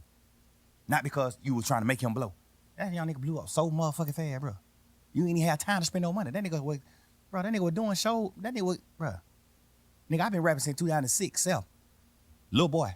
I blew up 2015. We spent a lot of this shit trying to blow. Wham blew up first year rapping. At what point could you spend money? How? I don't know their business. So I'm just saying. Telling it to me. I ain't even saying they business. I'm just saying I don't know that business. I don't know. The musical business. I know it. Yeah. I'm a CEO. He ain't had to spend no money on Wham. He spent money on Wham, but I feel like he did it strategically. I feel like he did it so niggas like you and niggas like us, that's regular niggas, that's street niggas, can feel like, shout it, help young niggas blow. Yeah, because he already had a label, already had a machine, so it's like, damn, they just put shout the machine, he blew up. But he really, we can say he blew up fast because he had the machine too off the rip. I think he had the street machine before that. I think most definitely he did have that. I'm telling you, that nigga been getting 10,000, 15,000 likes on his picture when he was a regular person. Yeah, no, I agree with that. Yeah, I be wanting to give P the cookie because I respect some of the business he do, some of the shit he did. I respect it. I be wanting to give him the cookie, but I'm just a man, bro. I'm a real nigga. Think P love Wham. No, I ain't saying he don't. Yeah. No, I ain't saying that he don't. I'm just putting that out there because I know like this shit crazy. I just fuck all that. How do we get the city back to? I feel like the best time I say y'all nigga had, man, when goddamn, cause by the time y'all nigga really hit that summer, it was goddamn you, Rudy, Prom, goddamn Baby, goddamn who else with y'all? It was just like it was looking like Atlanta. Remember what that video was? ATL. They sent me the song to get on the song. ATL song with Marlo and goddamn Wham. That shit was looking like, yeah, these young niggas got it. They got the city. They got it. Like cause that was right after who had it? Future. We'll say Future. And your era, Future, you, Rich Homie, all that. But it was like you were bringing, cause you was right there with them young niggas. Like I'm bringing a new era. That's the Baby, the goddamn Marlo, the Rollo, just all that Problem Child. Everybody like, fuck that. We united. Like how we even get back for the city to be that? That's what I want to know. What I want you to think about is who united all them niggas together. Slime did. Oh, it did. So how we do it then, Slime? How we do that now? Like how we do that? I think at least to the point the way it don't be no bullshit. Because all this shit is going on, all this talking ain't gonna do nothing but build egos. Niggas will bump into each other and hey man, you gotta stand on that ego. That's why you ain't gonna never see me condemn a nigga on these podcasts, bro, because I already know how this shit go. Niggas ready to go out bad behind their ego and their name. So nigga, when I first came to shit, fuck these niggas. These niggas don't wanna do nothing. You know what I'm saying? But now it's like, I ain't on that, bro. I'm trying to, cause I already know, bro. It's like, how the hell y'all nigga beat these folk and think these folk happy y'all beat them? I know they ain't, bro. That's what I'm saying. Whoever, the energy, whatever, nobody, like, you can't bring that energy back, bro. Niggas can't do that shit. Niggas ass gon', like when that boy fell out that motorcycle, they put the the young nigga Woody. When he fell out of the motorcycle, they just put out the what's name at first, him laying on the ground. I prayed for that young nigga, like, man, I hope he ain't got shot. I hope he all right. Hope ain't nobody shot this boy. Cause it finna be some, man, niggas going to jail for good. Facts. For good. Like, fuck all that. Ain't finna be no more of that maybe shit. And they gonna be them other people. Federales. Yeah, so what the fuck? I know niggas, man, I don't know, man. I don't know if niggas, I'm too old, bro. I'm 47. I can't go sit in that motherfucker. So I be trying to tell these niggas God like, damn, you 47? yeah. Damn. You know, I'm just saying, bro. I ain't trying. Now, I listen. learned my lesson. Bro, I was at the thing I don't like about what Rollo said is, why is you painting that picture knowing that I'm the reason a lot of niggas cool with each other? And the DA just painted this same picture. That's police shit to me, bro. You can't get on the internet and say, fuck nigga, you really divided the city. How? How the hell did I divide the city? I brought the city together. I was at odds with Lucha. Ask Niggas Lucha had this. to pick sides, though. No. Yeah, for sure. Niggas Of had course. to pick sides, so that's dividing, though. No. Because if a nigga don't fuck with you, niggas ain't fuck with you. No, that's not divine, bro, because you gotta know you gotta know the background. You gotta know what's happening behind the media. You gotta have when me and Lucha was at odds and in the hype hype of the beef. Ask Lucha what I did with him. At the hype of it. Bro, this shit ain't got nothing to do with me or you. Let's make a song. I don't want no smoke with you, bro. I tweeted it. Go on Twitter. It's on my Twitter still. But they Back consider then. this trolling. No, it's not. Nigga. I say it could be considered as trolling. Man, if a nigga get on the internet and say, you're a sissy, you're a punk, nigga, I fucked your hoe, woo, woo, woo, woo. If a nigga get on the internet and say all that, and I get on the internet and go up on his, if I reply to him on the internet and say, my nigga, I don't want no beef with you, no none of that. Let's do a song, bro. That's not trolling. I'm saying, And I ain't saying it was trolling. I'm saying it can be considered that. It can be considered as Yeah, trolling. but ask Lucci yourself, and I bet you he gonna say it wasn't trolling. Oh, you saying because you know he knew he can't take it. I'm talking about the people perception. For sure, I ain't Can fuck say- the people. We talking about us, real You life. saying he know like you already had them reached out to him before you even put that up. And- You said to him and in public. I said in public, at the hype of it. I'm not known for that. Thug known for standing his ground. A nigga say something about, man, nigga, fuck you, what? I'm on that. You know I'm on that. What? I'm not known for that. Nigga, I stopped from doing that and said, bro, let's do a song. I did him on Instagram too. We did him on Instagram. I'm like, lame man, nigga, let's do a song. I don't want no beef with you, bro. It's gonna doing a song. It's gonna be bigger than beefing. I'm telling you. I could bring you up to my level. I'm telling you. I DM him this. But you know, we in the hype of the beef. But don't nobody know that. I know that, but I don't care to express it neither, cause I'm a real man and I don't do shit for certain reasons. I do it cause what I feel. Like this me. You know what I'm saying? Know what I'm saying? Now we get to the point where I'm doing the interview with you. Now I'm telling the world like, That's what I'm saying. I'm making a point when you said how could Rollo do that. I'm showing you how he could feel. no, like because I done had conversation with him too. Oh. I done had conversation with Rollo too many times before he read it. I done had too many conversations with this boy. I wasn't even tripping on him writing because it don't got nothing to do with me. I'm mad that you did what wrong, cause I looked at you like a real nigga. But it don't got nothing to do with me, so I ain't tripping. I ain't gonna fuck with you, but that don't got nothing to do with me, so I ain't tripping. You see what I'm saying? But a nigga came out, the same nigga who said that, like how what's your name did. He said that, man, such ain't tell on me. That's what Roscoe said, right? Yeah. Clean and Listerine. Yeah. That Roscoe said. The nigga Sean, who nigga saying told on Rollo, came and said the same shit. Like, bro, they must trying to put some shit together, bro. But basically, you ain't tell on me. So, But how no, that that ain't basically you ain't telling me. what he saying? He didn't tell Rollo. If I say- why would he be on the phone with this nigga? This nigga got a dog food cake. Why would he be on the phone with Rollo? I'm just asking. I'm playing double. Why would he be on the phone with Rollo acting like, nigga, you ain't telling me? Nigga, you can't call me if you told on me. This the difference. You got a man who ain't really got nothing going on in the world. So he damn near gotta go for certain shit. He damn near, cause shit, Rollo is the nigga in they hood. He the nigga who getting the money he getting in they hood.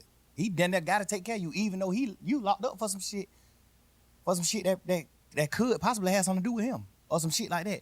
He the nigga in, like you damn near got to just go with him. You don't got no other help. That's number one. But You- that ain't facts though. That could be. I'm just saying that could be. Could be, okay. When it comes to certain niggas. Okay, yeah. Like, and then we gonna speak on the real facts. We ain't gonna speak on what some could be. The real facts is You have paperwork where you're saying, yes, he said this. Yes, he said this. Yes, he do this. Yes, you got paperwork Where on that you. paperwork at though? He got a big ass book that ain't in that book. Hey, yo, bro, like, this nigga Rollo, he walking around with paperwork, you feel me?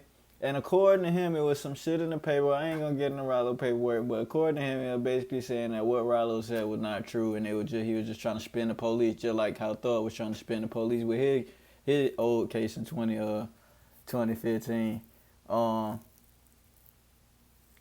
So I wonder what the hell he talking about. What he talking about? Let's hear what Thug talking about. Bro, this nigga done got so much shit sealed. And listen, bro, I don't even care to do all this type of shit in the interview. We All just right, well, we can fast forward then. man to man. Yeah. Rollo, I don't even give a fuck about who he told on. I know 100% he was gonna take the stand on me and Lucci. I know, nigga, that's a fact. On my freedom. On my freedom. That's a fact. Right here. On my freedom. Fact. He agreed to get on the stand on my case. Whatever he knew about me and Lucci beef, if he knew something. He ain't know that. He was in jail during that whole time we beefing. You just squealing, bro. You just in there bitch, you just trying to get out of jail. You locked up for some punk ass, pet ass weed. Nigga, sit down. Sit down. Like, you did all this extra shit, all this extra talk, bruh. I know for a fact you are gonna take the stand on my case and Lucci case. All right, we finna fast forward this shit. So, how do we stop giving a fuck about what goes on in the real street? Niggas is millionaires. Like, how do we stop giving a fuck about this street shit? That's all I'm saying. Like, I think This what I want to get to, man. I personally don't give a fuck about this street shit. Like I said from the beginning, this shit all full of hypocrisy. It's goofy, and it's division. It's causing division between the community. It's causing division between the youth. And we got to stop this shit, man. We got to stop pushing this street narrative, this cool narrative. We got to stop having to walk around with pistols and shit like that to hunt. Like, bro, I've been to other countries, you feel me? I've been to other countries. I've been to countries like Sweden. I've been to countries like Germany. I've been to countries, you feel me? And the only place you seeing that, besides like those war countries or those third world countries where shit like wild, but the only place you seeing where these young niggas want to walk around and kill each other like is here in the black community, bro. And that shit's sad, bro. Like, why do we could be doing so much better, especially here in Atlanta. If y'all don't know, Atlanta has the most black millionaires in the United States. You feel me? Especially in a city like Atlanta, where we got this many black millionaires. Why are we not helping the youth in setting up foundations and programs for them to succeed? Instead, we rapping about gangster shit. You part of the problem, Thug. You feel me? Bank, you changed, but Bank, you part of the problem too. You feel me? I can't do much because I ain't got I ain't no millionaire, you know. I ain't got a lot of influence. I just a regular nigga, you feel me? But as far as a nigga with influence, bro, once you get up there and a millionaire, man, it's time to drop that street shit, man. Once you a millionaire and you not a millionaire off this street shit, man, you drop that street shit and tell these young niggas that is not the way to go. That is not the way to go. That's not the way to get ahead. Don't give a fuck about this snitching shit. Don't give a fuck about that rat shit. Don't give a fuck about none of this shit. This is what you need to do to get ahead, and what we need to do is we need to help each other. We need to help each other. You feel me? It sucks because that's the way these niggas got rich. These niggas got rich rapping that gangster shit. So it's hard for them to, I understand it's hard for them to turn around and turn that off. You feel me? They're not going to make no money turning that off. Right? But it's also up to them to, once you get into a position and you invest and you got a voice of your own now, where you don't need other people money. Thug don't need other people money. You feel me? He is CEO. He said it himself. He had multiple opportunities with millions of dollars to make investments, and he don't need nobody else's money. And once you're in a position where you don't need nobody else to tell you, hey, rap like this, keep doing this, keep doing that, keep doing this, there's no point to keep doing that. Tell you, look, bro, everything that I did was because I had to. That was the way that it allowed me to get up out of this situation. Rap about my situation, where I'm coming from. But listen, we ain't finna beef with each other. You feel me? And the first step, in my opinion, is by squashing that shit with whoever, man. Squashing that shit with whoever they got problems with, man, and stop rapping about their gangster shit, man. Stop rapping about their gangster shit and try to find another outlet. Try to rap about and I gotta give credit where it's due. They started to switch up and add like the drip rap, rapping about the money and rap about the sauce, and so I gotta give credit to them. The rap Atlanta when our people blow up, they started switching like let's rap about the clothes, let's rap about the drip, let's rap about the cars, let's rap about the money. So I respect that. You feel me? So let's keep it on that. Now that I think about it, let's keep it on that. You feel me? If we're gonna do this music shit, let's keep it on the money shit. Let's cut this drill shit out. But we got little ass kids, 13 years old, running around pistols trying to kill people, man. That shit sad, man. Let's cancel it all out. Let's remove it all from the music. The guns. Let's stop talking about it. We don't need to talk about it. We could talk about the girls. We could talk about the cars. We could talk about the clothes. We could talk about the houses. We could talk about the jewelry. We could talk about everything else. We could talk about everything else. But let's not talk about killing each other, man. What we need to kill each other for, man? We got It's better than a nigga. But how do we stop giving a fuck? Because to some people, the shit we talking about is ignorant. To some people, yeah. To some people, but not where we from. We try to uphold some shit though. Ain't even about upholding. It's about manhood, bro. We men, bro. We ain't gonna do that. No, I'm asking. No, we I'm men. just, but I'm still having a conversation with you though. Fuck. Like, I don't get that. We make $1 trillion. But still though, it's still. Would you look at Elon Musk like? But you ain't. If Elon Musk fuck a young girl, is you gonna look at it like, man, that nigga that nigga made billions of dollars, but that nigga he didn't mind the whole nother place? No, nigga. Right is right, wrong is wrong. I don't give a fuck what you made. Right is right, wrong is wrong. Bro, I'm trying to be rational, make some rational about this shit. Bro, I swear to God, bro. Like, I don't got no problem with Rollo. I'm one of the first niggas in the city that did any type of fucking with Rollo. Me and Rollo had real smoke. I got on the phone with Rollo when he was in jail, like, hey, what's up, nigga? You good? I'm praying you get out, bro. Woo. Nigga, you get out, push up on me. Like, I'm all for helping somebody, bro. I'm telling you, bro. This how I get. What make me happy.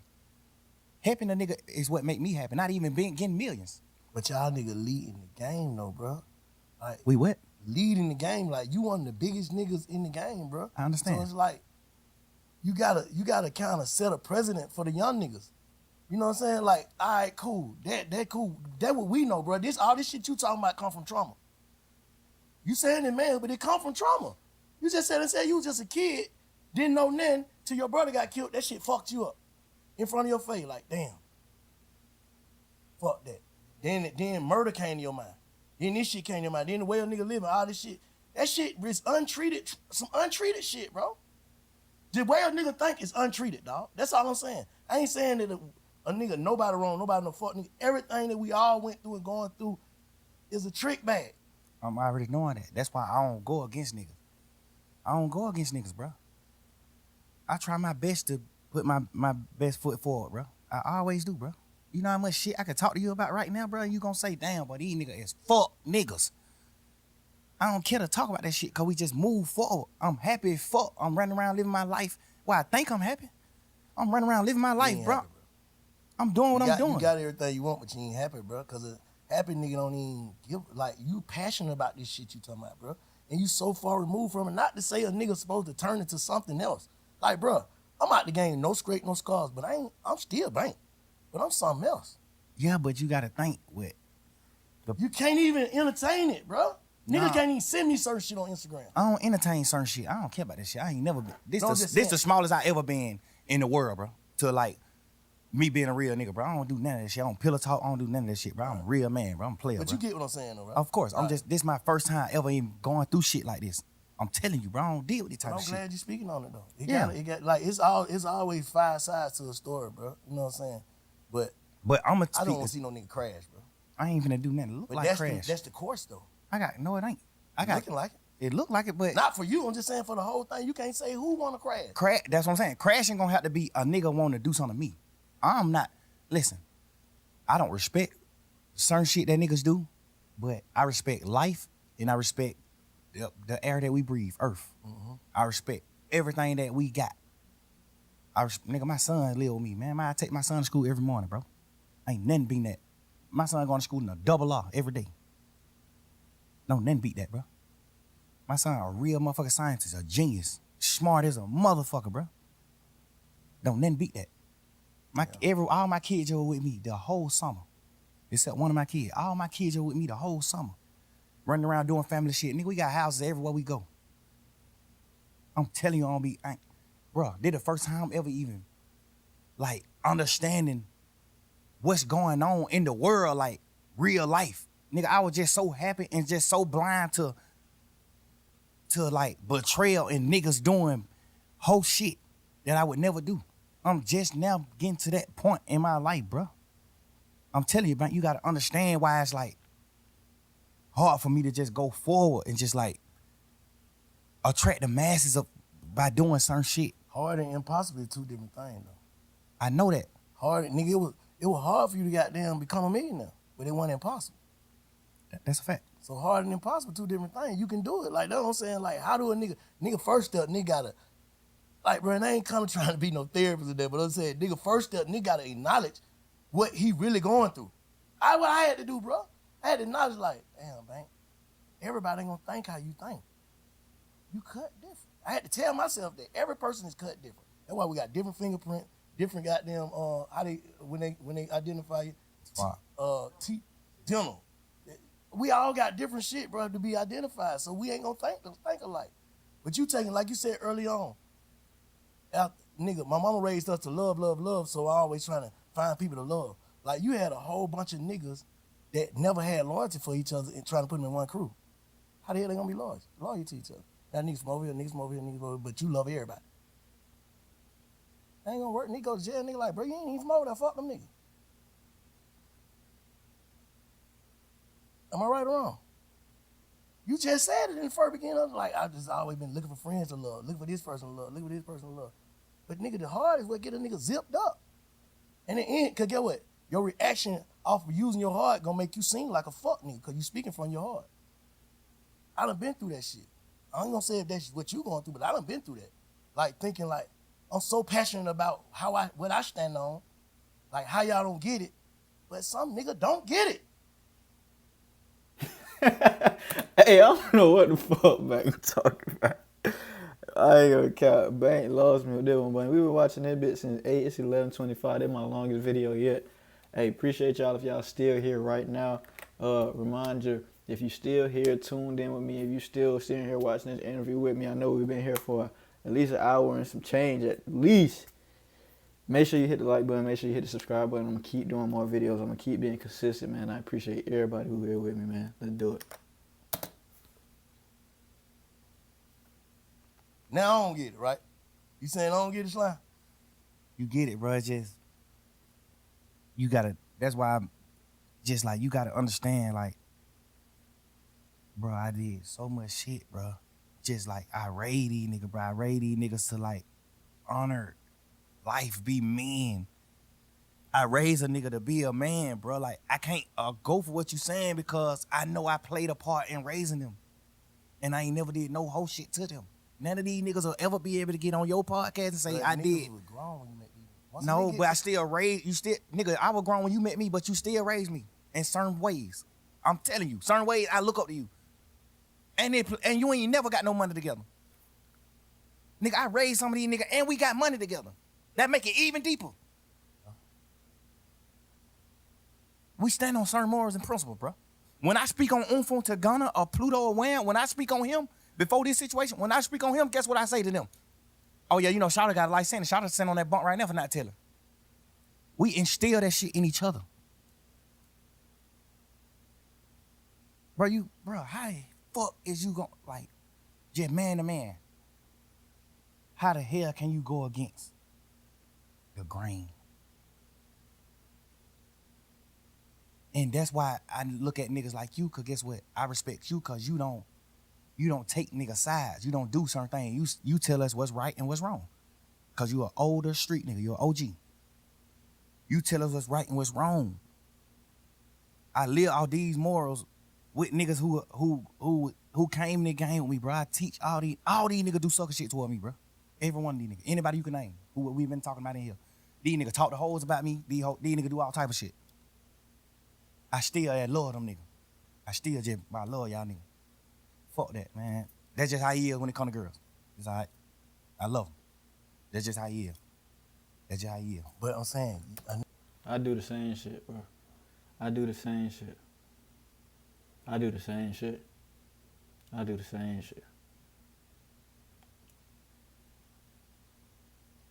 I don't think people understand Thug, man. I think people like they really look at him in a certain way, and I think this interview was good. This podcast was good for him because now people gonna really get to understand and like see where he coming from with all this shit. Like he not, and I may be getting tricked off the podcast and the Terry. I don't know what I may be getting tricked. I may be getting bamboozled or whatever. But to me, yeah, he came from the street.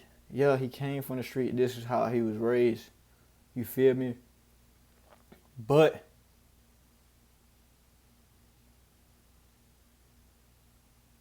he ain't a bad guy. He ain't a, you feel me? Matter of fact, I ain't gonna care. I ain't finna sit here and defend on nigga, bro. Y'all gonna have to make y'all own opinion, bro. Like, I be getting brainwashed by the interview. I've been sitting here for hours for change. God damn. But, yeah. Shit. All I'm gonna say is I be doing the same shit. nigga gonna carry that shit forever, a nigga gonna try to heal. Like, that's all I'm saying now. I get what you're saying. I get what you're saying, how you feel. That's your perspective. We on perspective. So you give me your perspective on how you feel and how you was raised, the shit you stand on. But how do a nigga move forward? Because a nigga can't, like, that shit, you can see that shit consuming a nigga. Where the music at, Slime? You just play me some hard ass shit now. Why that shit ain't that? The fuck is a nigga thinking about? Cause I just don't got my twin, bro. I don't got my friends, bro. I'm just fucked up, right? I'm fucked up, bro. The nigga who I be with every day, I don't got him no more, bro. I'm fucked up, bro. Damn. Fucked up, bro. I don't know what to do, bro. Like, and I ain't lose no nigga to a tragic or now. I lost a nigga to betrayal, bro. You signing that one piece of paper, signing your initials on this one piece of paper could get me a life sentence, my nigga. Like what? Come on, bro. I get a life sentence all this piece of paper you signed, bro. Just cause you trying to get home fast, or you just trying to get to a hole, or you just doing a certain thing, bro. And you already done betrayed a nigga before, bro. Damn. A piece of paper, nigga, you gonna let a piece of paper in all this shit? Nigga, we men, bro. We brothers, nigga. Ain't no nigga in the world making me go get Ghana. No nigga, bro. Damn. Nigga, what? Yeah, you been around me 10 years knowing you told on our other brother. You told on Duke. Bro, you told on Duke, bro.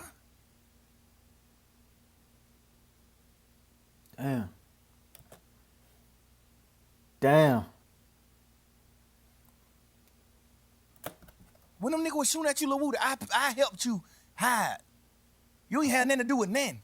He said I helped you hide. I gave you money to put your family and your baby mama and they mamas and sisters them in hotels and do this shit just to help you. I know you ain't had nothing to do with none of that shit. The police know you ain't had nothing to do with none of that shit. But the niggas in the street didn't know though. It don't matter. It's up. It's a war at this point. At this point, it's a war. Hide your kids, hide your wife, nigga, go to war. Cause you been standing on it. This whole beef started because of you. The whole shit started because of Lil Woody. Damn. Fuck, nigga, why? How the fuck you gonna tell, nigga? This shit started because of you. Damn. The whole case, bro. This shit because of you, my boy. The whole case because of Woody. Some sucker shit this nigga did to nut them. Some sucker shit. We just being real niggas and your brothers and standing behind you. Fuck that. You did some suck ass shit, but boy, these niggas better not fuck with you. Damn.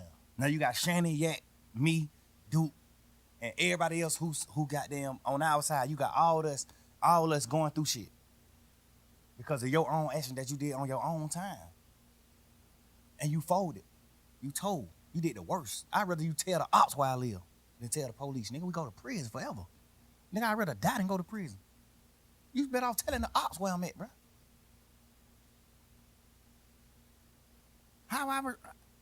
What the fuck you mean move forward, man? You want me to just get out of jail like these pussy ass niggas and just go forward and don't speak on shit?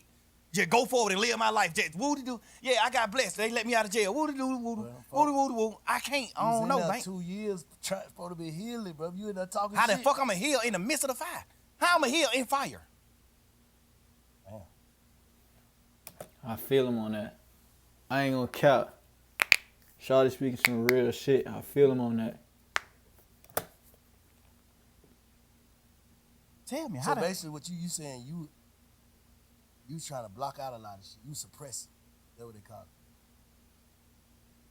they're trying to go And forward. still trying to be young thug at the same time, trying to hold up an image, basically. Being a real nigga, I ain't holding no image. No, I'm just saying image of... This shit ain't no image. This shit real life. I'm saying that you ain't hurt, though. Oh, the image of I'm not being hurt, yeah, for no, sure. I'm talking about I ain't even that's know. an image, because a nigga be hurt. Yeah, but I ain't never even woke up until right now talking to you and noticed that I was hurt. I ain't never even knew that. I Man. just thought I was just running around, just living life like, fuck this shit. God just made me a happy person. I'm just happy. I think I'm happy. That's why I just told you earlier when you said, why you ain't just doing what you supposed to do when you got out of jail? What I know you to do, bro. Why you ain't just being Michael Jackson? Nigga, I thought I was. I thought I was happy. Hell, I'm just chilling. I still just wake up some days and get in my feelings about certain shit.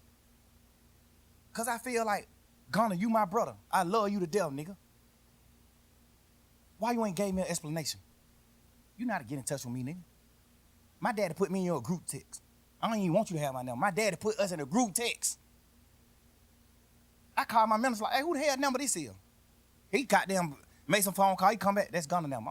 I tell my daddy, man, what the fuck would you put me on text with this nigga for, bro? What the fuck you got going on? Because he knowing, too. Like, nigga, hurt, bro. Nigga. I think, goddamn. But guess what? conversation Gunna need didn't to be take advantage of that. I wouldn't even probably care to hear the shit anyway, cause I feel like once you break a rule from your manhood, once you rat or once you turn, and I don't got nothing against people. It's people that work for me. But when I look at you a certain way, if I look at you, if I meet you and you, it's like, okay, if I meet you and you portraying that you a man and you not, I don't got nothing against people. Yeah, no, I get what You know what I'm saying? If you portraying a certain thing, you deceiving. right? Yeah. I can't look at you the same. Yeah. I ain't mad at you for being. So what? Everybody, whoever, so what, nigga? Mm-hmm. I don't got no problem with people. People work for me right now. Yeah. I'm damn near around people every day Mm-hmm. because they work for me. I don't got no problem with them. I don't hate that I even brung this shit. I don't want you to take it out, but I hate I even brung it up because I don't even want the LGTB. They get what you saying. I don't even want that community to even think that I'm against them. I'm overly with y'all You folks. saying DL, bro. That's what you speaking on. Like, if I look at you like a man Yeah. and we fucking bitches together, girls together, and we doing certain shit, and I look at you in a man like, boy, that nigga, and then I find out it ain't really nothing you can say to me. Yeah. I'ma just look at you like you broke a man code. You Mm-hmm. broke a code that men with backbone stand up to. Mm-hmm. You broke that code. You can talk, you can say whatever you want to say. You broke a man code. I don't look at you the same. But in real life, I don't even want to hear what you got to say, but you still supposed to be a real nigga to say, I'm finna say it. I don't give a fuck if he want to hear it or not. I'm finna say it to make sure he know. And that's why I'm doing this interview. He might not be one of want to. I'm just speaking, stir the pot. That ain't stirring the pot. Get on the internet and saying how you feel about betraying your brother. How the fuck is that stirring the pot? How? You ain't getting on the internet saying, oh, this nigga did this nigga did this, and bring the other. You ain't doing all that. You get on the internet and saying, even if you ain't on the internet, my daddy put us in text message. So you can't even do no interview in the future, in the near future. You can't do no interview and say, I ain't got his number. I ain't got in touch with him. You overly got my number. Overly. That just further my conspiracy. I ain't gonna care. I feel thug on that shit, bro. It's a couple partners that I fell out with, and they know they dead wrong, and they got my number. They know they could reach out to me, and they know they could say some shit, man. And they didn't. And they won't. And I ain't expecting them to, because I know they not. You know what I mean? Like, I ain't gonna care, bro. I'm just finish out. You saying even after all the shit, all the jails you been taking, you still supposed to submit. Because you know you're wrong. It ain't even about submitting. It's about speaking your piece. Did what it is, bro. Yeah. So basically, I don't like, bro, imagine nigga, bro, we fighting to say YSL is not a game. Me and Bank, best friend, they're my mans. We done made all the millions in the world together. I gave you the millions. We ain't make them together. I gave them to you. You get on and you take a plea and say, duct tape is a game and it must end. Just be a man. You don't think that you owe Thug an explanation? No matter what Thug saying. Thug can say bank a rat all day. Bank a rat. He a motherfucking rat. Nigga, I can say that all day. And you can't say nothing about that, because you did. But that's going to stop you from giving me an explanation? As a man. So maybe he need to get in touch with his feelings.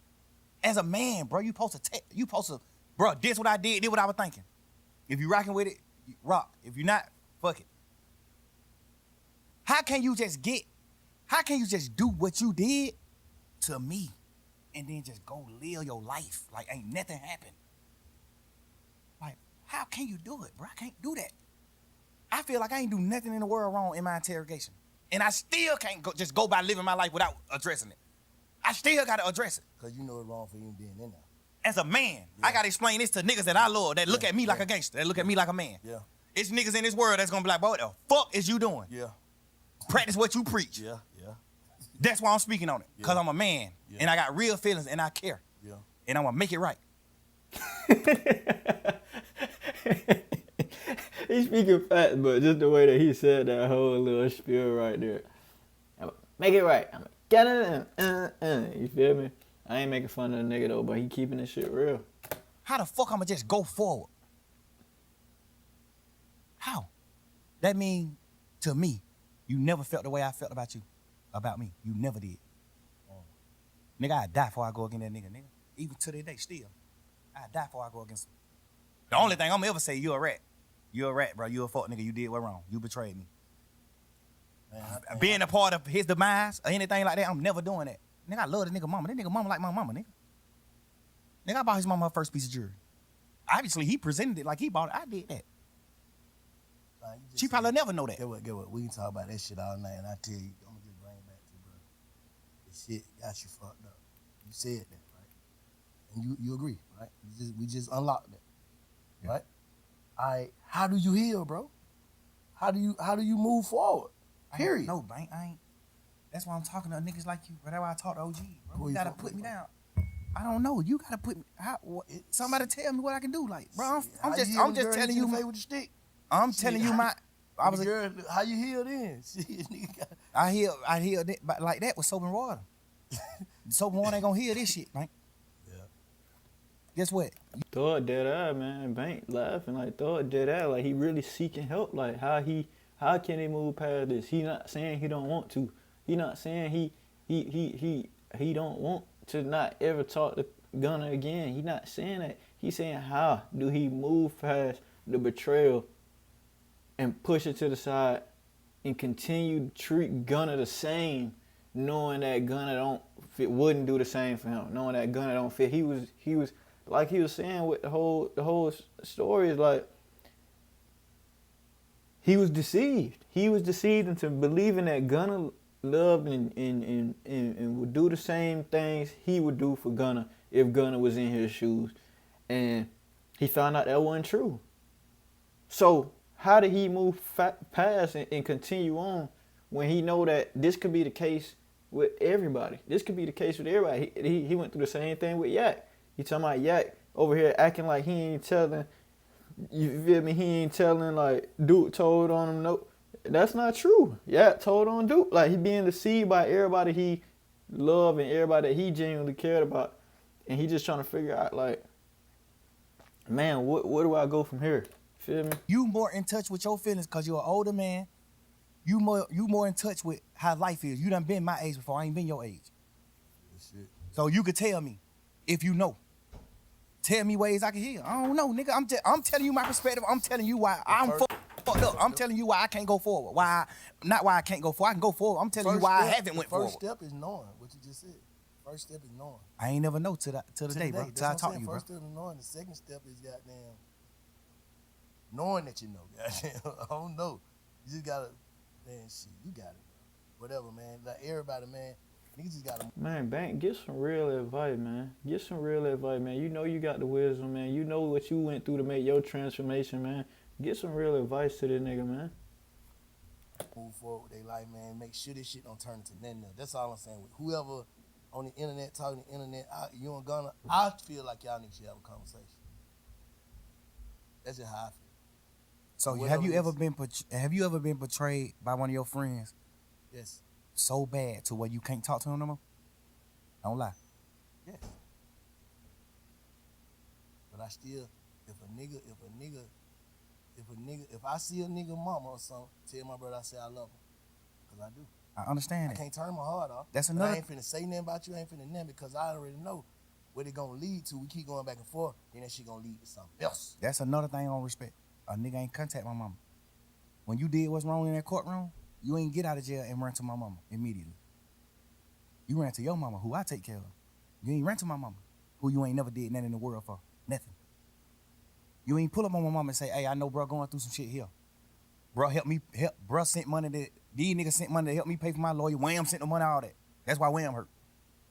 Like, these niggas, they talked to Wham. I ain't talked to them. These niggas held conversation with Wham. Wham told them, man, hell no, nigga, what? Never. Don't never do that. But if your ass get 100 years on that bunk, nigga, we gonna take care of your mama and your family forever. And nigga know Wham mean what he say. He stand on his business. Home, a real one. These niggas held conversations with Wham. And Wham told these niggas, what? No, sir. No, you can't do that. Nigga, what? That's the worst. No. Nigga ain't pull up on my mama, bro. Nigga, I done held conversation with my mama. And get what my mama said. Man, fuck these niggas ain't, cause she an old lady, so she don't even care about no nigga ratting and doing all that. She an old ass lady. My mama get on the phone and she say shit like, man, them niggas ain't pulled up on me. Ain't none of them niggas came to see me.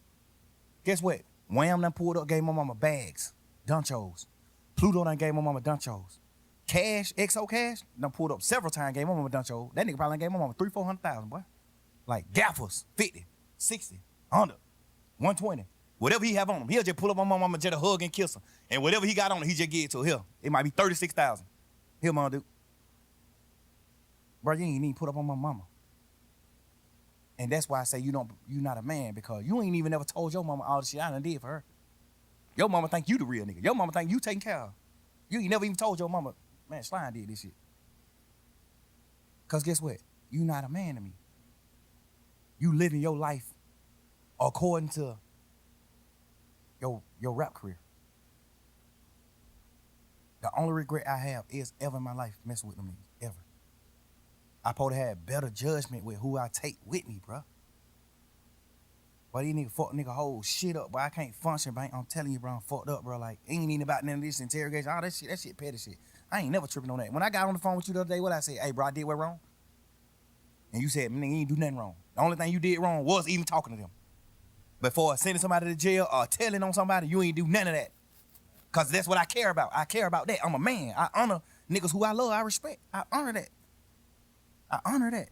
Nigga, you ain't even told your mama and your daddy and your brother them that I was the one who helped you do all the shit for them you did. Not saying you wouldn't have did it, but you wasn't able to do it at the moment you needed to be done. I did it. You ain't never tell them that. I fuck with Weekend. I look at that nigga like a big bro. To a certain extent. We ain't never just like hung out like that, but I fuck with Cash. Cash my brother. Twin, chill. I'm goddamn, you feel me? I'm in the middle of a goddamn video. I'm finna goddamn finish this shit off now. You late. Oh, I should have been up here. Yeah. What you got going on? Nigga, I was just eating ice cream, watching this shit. Nigga. So far from what I'm seeing. That nigga hurt. That nigga hurt, man. I ain't on cat. He shot that shit. I don't how far you is into the video? I'm only 12 minutes. Oh, you only 12 minutes. I'm at the end of the video. I'm like, I don't even think you want to sit down and watch this because you're down there done. Feel me? You gonna miss a lot, but. You basically saying, like, what are you saying? Why you feel like I wouldn't want to watch it, though? Because you ain't. I'm done. I'm down there done. I feel like this shit long as hell. Like, this shit like long as fuck, shot. I've been recording for about 2 hours. You feel me? Like, I don't even know if I got no space to finish it, hoe. You feel me? I've been recording for so goddamn long, but I'm just saying, like, you could jump in there a bit, but we down there at the end of it, you gonna miss all the real substance, Juice. all the real other conversation. I feel like I got the gist of this shit. It really just, this nigga came Alright, from so you can scoot in a bit. Tell me how you feeling so far, man. Yeah. So I feel like this nigga come from a type of background, a type of whoop-de-whoop, bam, that put him in a position to feel like from him doing certain things due to you know, his traumas or his emotional triggers, responses, so on and so forth. His pride ain't gonna allow him to do something. It's like he battling two different sides. He battling like the young thug versus the who he trying to be. You feel me? Like who he wanna be a nigga who forgive him and whoop de whoop. But the young thug persona is like, you know, no rats, no whoop de whoop, bam they bam they bam. But it's like he don't give a fuck about that shit. He don't give a fuck. This nigga want some love. This nigga hurt. You know what I'm saying? He just want his Yeah. thing See, back. I don't think it's a persona issue. I think it's genuine. Like he genuinely hurt. Like if you got really into like the nitty gritty, you would hear like, man, Gunna them really did some fuck shit. Like these niggas on trial. Like if you really think about it, like nigga, these niggas fighting for their life. Like these niggas finna get life in prison. Like this shit not no game. Mm-hmm. You feel me? And for you to goddamn, if everybody's sitting here saying this shit not a gang, this shit not a gang, this shit not a gang, and it's motherfuckers around here like deceiving, and then you go out there and you say this shit is a gang, as my brother, you feel me? That like me and you, we find a goddamn Rico, and all it's 8 of us, and we all saying it's not a gang, and then you go out there because you want to get out, you want to get back home to your girl, you go out there and you say this shit a gang. You feel me? And all they gotta say is like, this plea not gonna be used to harm anybody in trial. But you gotta be smart enough to know that why would they be offering me a way out for me saying X, Y, and Z? They have to be. This has to be harming the people on the case some way, and you have to know that. You feel me? So I don't think that he's just saying he don't give a fuck about this. I think he deeply give a fuck about this because I feel that type of way with some, you know, some niggas that, you feel me, that we had conversations about that some niggas shit that niggas do. You feel me? It's fuck nigga shit. I feel that type of way about that. So it's not like a persona nigga trying to keep up. Niggas genuinely hurt because niggas trusted you. Yeah. And you was my brother. You was my partner. We was supposed to do this shit together forever. You feel me? And you doing some fuck shit so that you can get out to your hoe or you can continue your career, and you forgetting all the conversations we had. You forgetting that nigga I thought we really loved each other. You feel me? Yeah. I thought we really was real brothers. You feel me? So I think that's what he going through right now. And he really hurt by a lot of this shit that's going on. The fans want music. Of course, when you on this scale, you dealing with all the public opinion, and he just trying to figure out, like, he's still trying to navigate, like, man, I lost all my friends about this shit. I damn near lost my life about this shit, but I made it past the life. I got out the situation. I'm thankful for that. But at the same time, I can't do this shit the same way I was doing it before. I lost all my friends. I lost all my partners behind this shit. You feel me? All my niggas that I grew up with, I seen their true colors. And how the hell I'm supposed to how the hell is this life that I imagined is gonna be the same without these niggas? Like I really love and I care for these niggas, but now I can't move forward the same way. I have to move forward a different way now. And I think that's what he's trying to figure out. Like, how did he move forward a different way? Okay. So yeah, that's what I got. You feel me? I resonate with a lot of the shit that he's saying. You feel me? Like, so I kind of understand where he's coming from, and as far as like, yeah, like, I mean, shit, you just gotta. I mean, I sat here for 2 hours listening to this shit like a goddamn. You feel me? So. Right, man. Anyway, we're gonna get back into the video, man. I just had to goddamn, y'all just watched it. I just had to give like my perspective, my genuine perspective on what's really going on, man. So I got my boy Jay here. We finna goddamn finish out the video and see what's going on. This nigga part of my ministry. Matter of fact, let me turn this up so you can hear this. Team, Sal a part of my management team.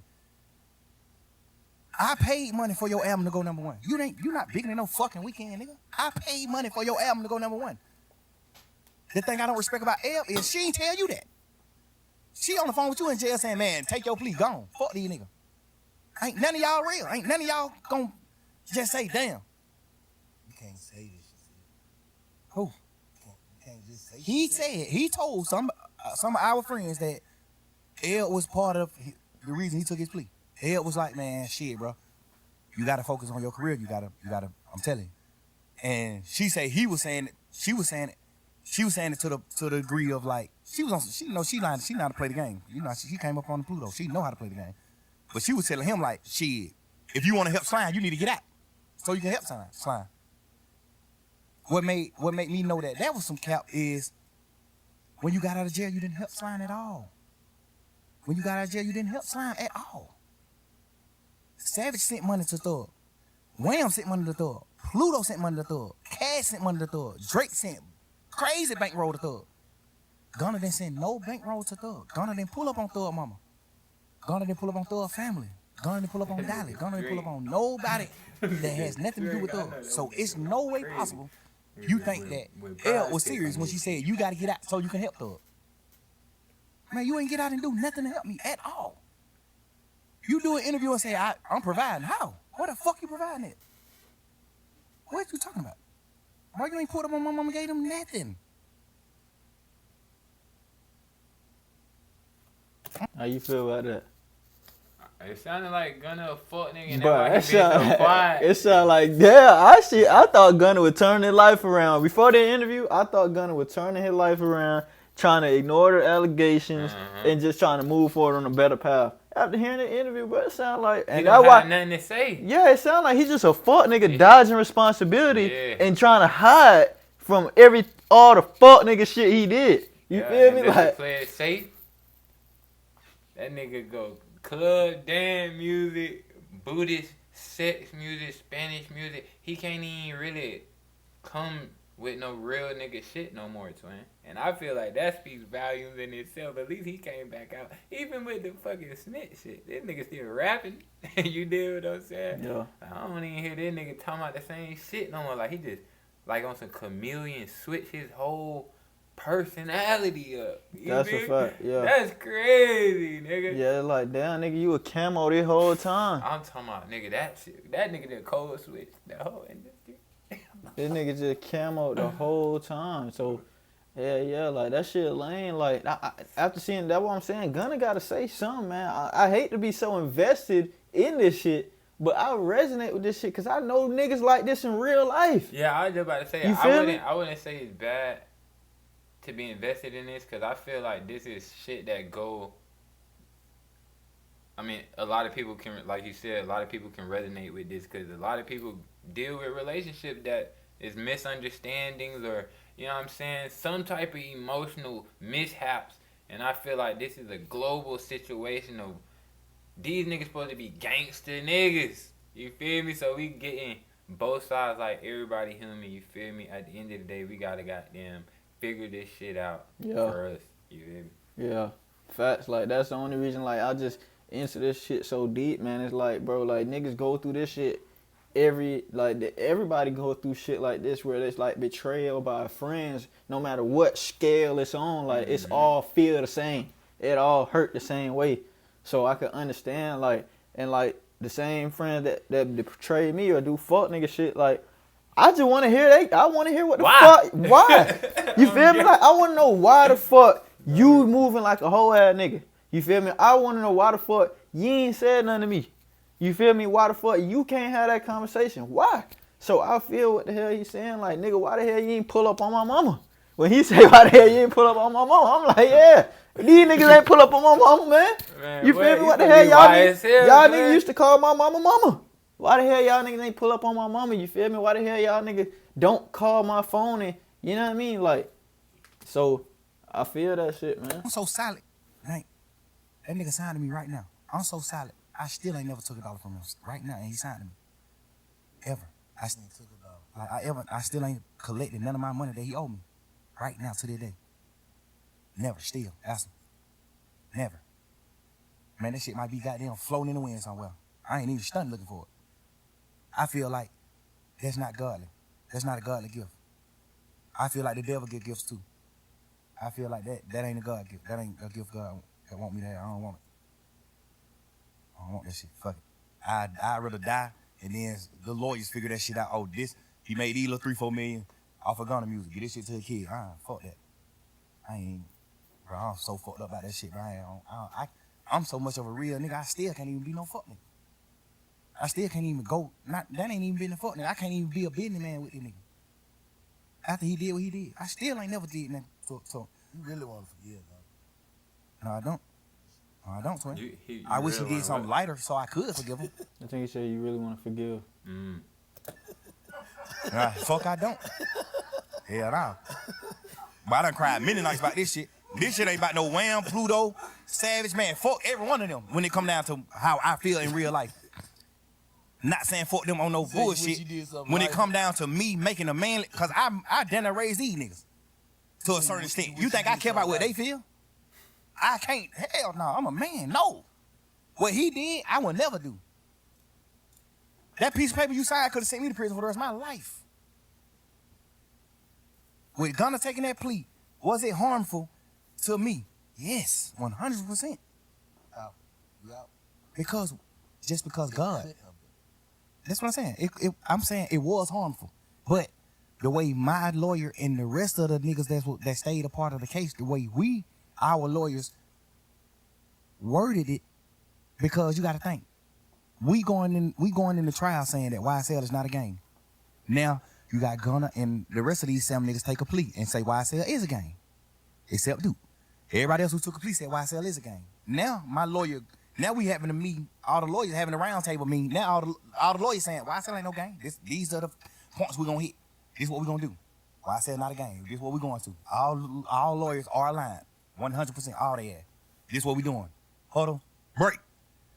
Now this nigga take a plea and say it is a game. Now these 7 niggas take a plea and say it is a game. Now they going back into the drawing board. Now the lawyer going to the drawing board like, well, now we talking to the jurors. First we telling the jurors YSL ain't a game. Now we going back to the jurors and say, well, some people might say it's a game, but we ain't a part of that part of it. We a part of it. Hold on. So let me ask you something. One more thing about it. So did y'all see Gunna plea before he took it? Before we knew? Y'all know? The lawyers did. They ain't tell y'all? My lawyer told me. I'm saying like My lawyer said, I think Sergio Kitchens is gonna take a plea today. I said, you think so? He said, yes. so he didn't get a chance to get Yeah, he into seen his it. lawyer and be like, hey man, no, man, let's stay on track. Of course, we did all that. His lawyer, my lawyer was the head honcho of the lawyers. He telling everything that happened in that trial came from Brian. Everything. He told every lawyer what to do, what to get up there and say. Max Sharp is top tier. Brian told that nigga everything to say. So he helped Shannon. Everything. Nigga, them niggas talk to each other every day. Obviously, Max Sharp, mastermind, and he know how to protect. Nigga, him and Brian in the same office. Brian gave that nigga rooms in his office. Brian owned his whole building, this office space. He got 10, 15 rooms. Man, Max Sharp, 5 of these rooms over here. Like, but these niggas in a huddle 3 years straight, nigga. Everybody on one accord. Until that happened. When he took the plea, the niggas who got off the case was out of the huddle. All the rest of the lawyers who still was on the case was still in the huddle. But we had to change the plan. Hey, we gonna run to the right. Now we gotta change the plan. Hey, we gonna run to the left and we gonna say shit. Some people did run to the right, but we ran to the left because it was open. You gotta think. Do it hurt the case, nigga? You got jurors sitting in your bit saying, What I we don't know nothing. understand, twin, from my knowledge, this case is not over. Why the fuck is he basically telling on himself? The case over with. The case over with? Yeah, nigga, he's free, nigga. These niggas all free. I thought that was like a probationary, like if you do this or this or. He's still on probation. Yes, he on probation, but that was his sentence. Okay. Case closed. Okay. He got sentenced to 15-year probation. What was his probation? Can he not fucking speak on no? Nah, his probation is, I guess he can't talk, like rap a certain way, talk about killing or something like that. He can't go back to Atlanta. He can't do certain stuff, you feel me? Can't be around no guns, can't be around dismembers and shit like that. That's his probation. Okay. But what they trying to do is they trying to fight to get it removed, cause 15 years, you feel me? That's ridiculous. Like 15 years, like that's crazy. Like that's not a win. You feel me? Yeah. So he trying to goddamn fix that shit, but the case closed. These niggas. We know Young Thug and Gunna. Every juror. We know these two people. These are superstars. The rest of these niggas is nothing. We know these niggas. These is the head honchos. This what the state's saying. The state don't even got to say it. We the two richest niggas on the case. The jurors gonna think that anyway. The state don't even got to say it. They would have been better off not even painting that narrative. Because the jurors already thinking that. They was painting the narrative so bad to the point where it made the jurors like, man, now you just talk. It might not be like that. It might not be like that. You better off not even speaking on that and just letting the jurors just come up with that themselves. Because they were going to come up with it themselves anyway. If I'm looking at 26 niggas in the room, 28 niggas in the room, and 2 of these niggas millionaires, okay, these the 2 bosses. That's what I'm thinking anyway. But when you take your plea, now it's like we go from YSL not being a gang to, well, my YSL is a gang to certain people. But not to Mr. Williams. Mr. Williams is all about music. What you mean did it hurt the case? I heard somebody do an interview and they asked one of the lawyers, Mr. Weinstein, goddamn, salute to him, I love him. They asked Mr. Weinstein, did Gunna hurt the case? And he was just speaking from what happened after the pleas. We was in this courtroom, tearing these motherfuckers, the state ass apart. They couldn't beat us in no way, shape, or form. No way. They wouldn't beat us. So that's why we say what them niggas taking the plea didn't harm the case. We saying that overall it ended up not harming the case. But right at that moment when you take the plea, yes, that harms the case. Nigga, we saying that it's not a game. You taking the plea as the second man in charge. You taking the plea as the second man in charge, and you said it did harm the case. I mean, and you saying that it is a game. That harms the case. Why would an interviewer, why would anybody doing the interview even ask that question? Did it harm the case? Nigga, of course. What the fuck you mean? Yes. I guess the question should be, did it harm the outcome? It ended up not harming the case because of the masterminding of the rest of the lawyers as the court case, as the trial went on. So basically, in your mind, you feel like this nigga got out of jail feeling like, man, this nigga, he gone. Hopefully. I feel like all of them took a plea in the beginning because they thought we were gone. They thought, nigga, what the hell? What the other reason is? I ain't gonna count. How you feel? I feel the same. I feel like them niggas was like, man, it's a Rico. And niggas hear Rico, they think it is over with. I don't know no nigga beating the Rico. So they like, oh, I'm getting out of this? You got a way for me to get out the Rico? Oh, I gotta take that. These niggas, I'm jumping ship. You feel me? These niggas gonna sink anyway. You feel me? These niggas gonna sink anyway. So if I got a life vest, it's better somebody use it than nobody use it. You feel me? Yeah, if somebody use the vest instead of nobody use the vest. So, yeah. You went from a real nigga, a stepper, a real live street nigga, respected street nigga, to a rat. Cause you thinking Somebody on the hey, little damn, man. All right, twin, I'm gonna hit you back. I love you, bro. I'm doing an interview. nigga bad. He just, and he ain't even know nothing about nothing. He just speaking like, we just talking man to man. That's why I ask you questions like, Bank, what, man to man. I understand the light and the political, I understand the political shit behind everything, but just man to man, brother to brother, big homie to little homie. If you go into jail and you plea out before the trial even start, what the fuck are you thinking? Boy, this shit over with. Man, you don't remember them Zoom calls that was all over the internet? The Zoom calls when we was going to court them first few times on Zoom. Before we made it to the courtroom, we was on Zoom. When we was going for buns and shit. Man, you don't remember me asking that nigga on the Zoom? We don't even supposed to talk. I broke the law. I'm on the Zoom. I said, Gunna, you look at me on the Zoom. I say, you good? Cheering up, nigga. You good? He say, yeah, that's some shit. I forgot what he said, but he just, the energy was just down. Not even on no bullshit, no funny shit in that. Like, the energy was that down. Yeah. So it just automatically made me start thinking like, little bro, you good? I'm not saying that you know rat. And then at that point, I'm just like, nigga, what you going through? You good?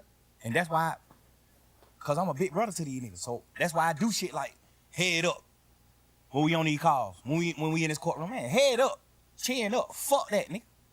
If we go to prison for the rest of our life, whoop-de-doo. We go to prison, nigga. And we fight to get out this bitch. If we beat these folk, whoop-de-doo. We beat them. We go forward. That's how I go. But can a nigga feel like, shit, well, it was still a nigga left on the case and you took your plea? Yeah, but My plea didn't say. Chill to it, chill to it, chill to it. Hey, but that nigga that slit that shit in us so slick and quick. I was serious before you came in here, bitch. Chill, chill. Oh my God. So let me hear what the hell he said, because that's a genuine concern. Yeah, but Let's hear what the nigga got to say. My plea couldn't harm nobody. You see what I'm saying? Yeah. My Wow, plea, break it down for us, man. my plea, I ain't say YSL with no game. In my plea, I ain't say nothing in my plea. That's why I didn't do the plea. The state offered me a plea, and they wanted me to say YSL was a game. I'm the owner of YSL, the game, and YSL must end. In the state's plea, they say all this in their plea. I told them I'm not doing that. So they wanted me to tell about Nut getting killed. I don't know nothing about that. They wanted me to tell about Shamel Drinks, the other nigga from their side getting killed, the 3-4 more niggas from their side getting killed. Even they was talking about niggas who got killed from their side that weren't even involved in the case. They just wanted me to tell on that. Like, you gonna tell them all this shit. We know you know about all this shit. I'm telling them, I swear to God, all my freedom, I don't know about none of this shit. Nigga, I'm in the clouds. I really don't know about this shit. Guess what that state ended up saying? We going back and forth. We. Just talking about the plea, the agreement, the plea agreement. Weeks and weeks. We never can come to agreement. Guess what the DA say? Fonnie Willis say, well, you don't got to speak on none of this shit. You don't got to tell on nobody getting killed. You don't got to tell them on none of that. I take all this shit out of the plea. But you must say YSL is a game, and you the owner of YSL. Man, I'm not doing it. Beat it. I'm a man, nigga. YSL not a game to me. Beat it. I don't give a fuck. No freedom in the world can make me do that. No. Guess what Brian say? Shit, I ain't gonna do the plea. Fuck it, let's go on finish trial. Say less. The next day, he come to me with a plan. He say, you ever heard of a goddamn non-negotiated plea? I'm like, nah, what's that? He like, well, you don't gotta deal with the DA. You deal directly with the judge. That means you get up in front of the judge and you say, you guilty of these crimes. I say, I'm not guilty of that. I'm not in the gang. I'm not guilty of YSL being in the gang, the RICO. I'm not guilty of that, Brian. So I don't want to get up in the courtroom and say I'm guilty of that. That's not true. I don't want to get out of jail that bad, Brian. That's not true. Let's let's finish this trial. And he ain't want to do the plea anyway. Brian like, man, we're going to beat the sleeves out of that motherfucker, man. I'm just telling you, you can't get convicted of this because it was in your house.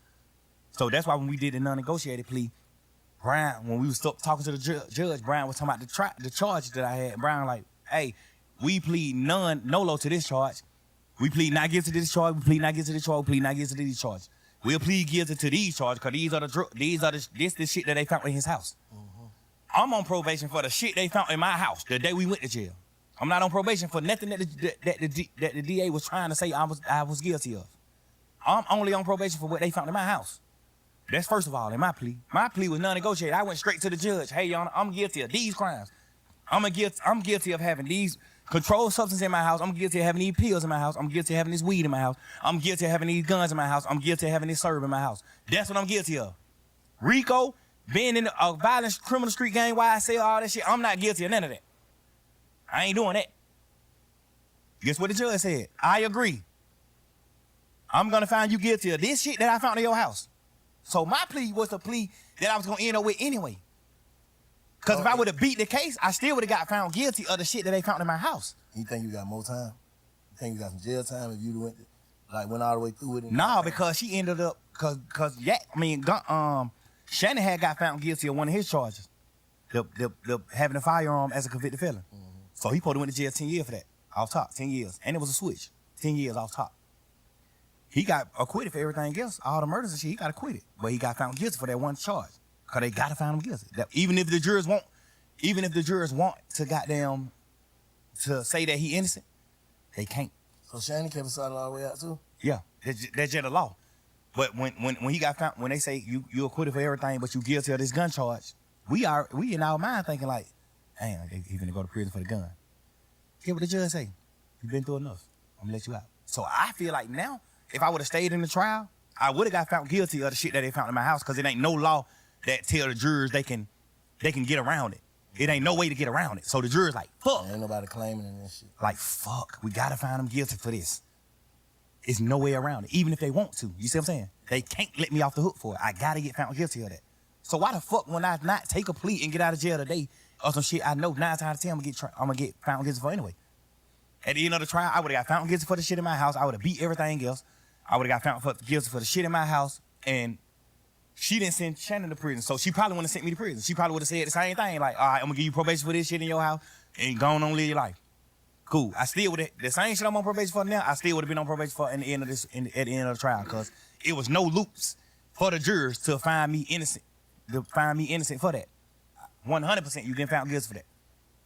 They can find you, they can say you ain't guilty of it, but it's like them not being real. It's like the jurors just not being real.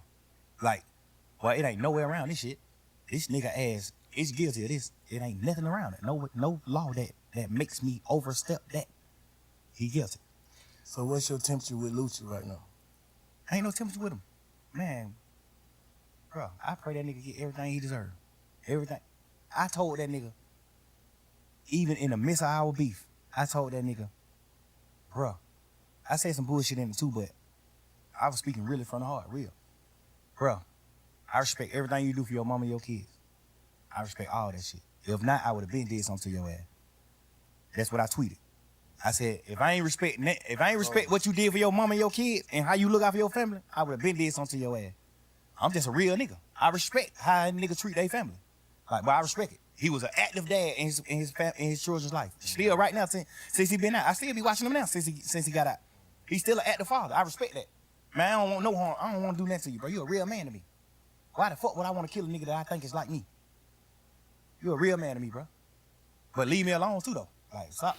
Don't fuck with me neither. Cause if it have to go a certain way, then we gotta go a certain way. So, but that was my way of trying to just tell niggas like, hey, bro, I ain't on that. I ain't on that, bro. I'm living life. I'm doing shit, bro. I'm doing shit in this world for real, bro. Bro. And the nigga, he tweeted me 1,000,000 times. Fuck, nigga, you ain't nothing like Tupac. Nigga, you a rat. I mean, you a goddamn punk. You gay. You wore a dress. You did this. You did that. Woo, woo, woo. He tweeted me probably 20 times in a row. Every day, just judging. Agony, every day. I tweeted him one time. After he tweeted me 20 times, I said, nigga, if I ain't respect what you did for your mama and your children and how you looked out for your family, I would have been did something to your ass. If you read that tweet from me, what you'll say? What you'll tell Lucha? Man, leave that nigga alone, bro. Right? I say you troll. No, that ain't true. But I say he trolling, but he don't want to do nothing to you. I say that. Right. He trolling, but he don't want to do nothing to you. I really want to end with that tweet. Yeah, Cause me or him don't got nothing to do with it in real life. Me and him don't got nothing to do with none of the beefs on both sides. Me and him don't got nothing to do with it. He just love Nut so much, he just asserted himself in the shit. But I thought they was saying about a girl though. Hell no. That shit was trolling. When he said he fucked my girl and all that shit was trolling shit. We was trolling. That's what I'm saying. That's what niggas thinking like. Yeah, nah. All Hell this no. whole beef behind. No, sir. This shit is behind Nut. Woody broke in Nut car and stole his jewelry. And I'm saying all this shit because it's all public record. We already done said all this shit on the stand. Him and the DA done said this on the stand. He broke in Nut car and stole Nut jewelry. He didn't know it was Nut car. He seen a peanut chain. He said, oh shit, this nigga Nut chain. He called Nut and said, hey, bro, he ain't put it on himself. He just said, man, some young nigga broke in your car. They brought the jury to me. And Nut like, all right, bring the jury. I ain't tripping. Nut a player. I ain't tripping. Nut, bring the jury to me. Woo. He bring the jury to Nut. Get Nut his jury back and goddamn gone on by their business. Nut ain't tripping. Nut like shit, I got all my shit back. I ain't tripping. But you got niggas who with Nut who like, man, these fuck niggas just played. Let's take it down. So the whole time, me and Nut on the phone every day trying to stop these niggas from beefing. Like, man, bro, we ain't on that, bro. Bro. Nut getting money, I'm getting money.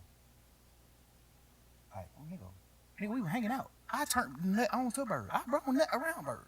Because I know Nut best friend, the nigga who they call Birdman from Pink City. I know him from being Nut friend. I don't know. I ain't never seen him, though. I probably seen him 2 times in my life.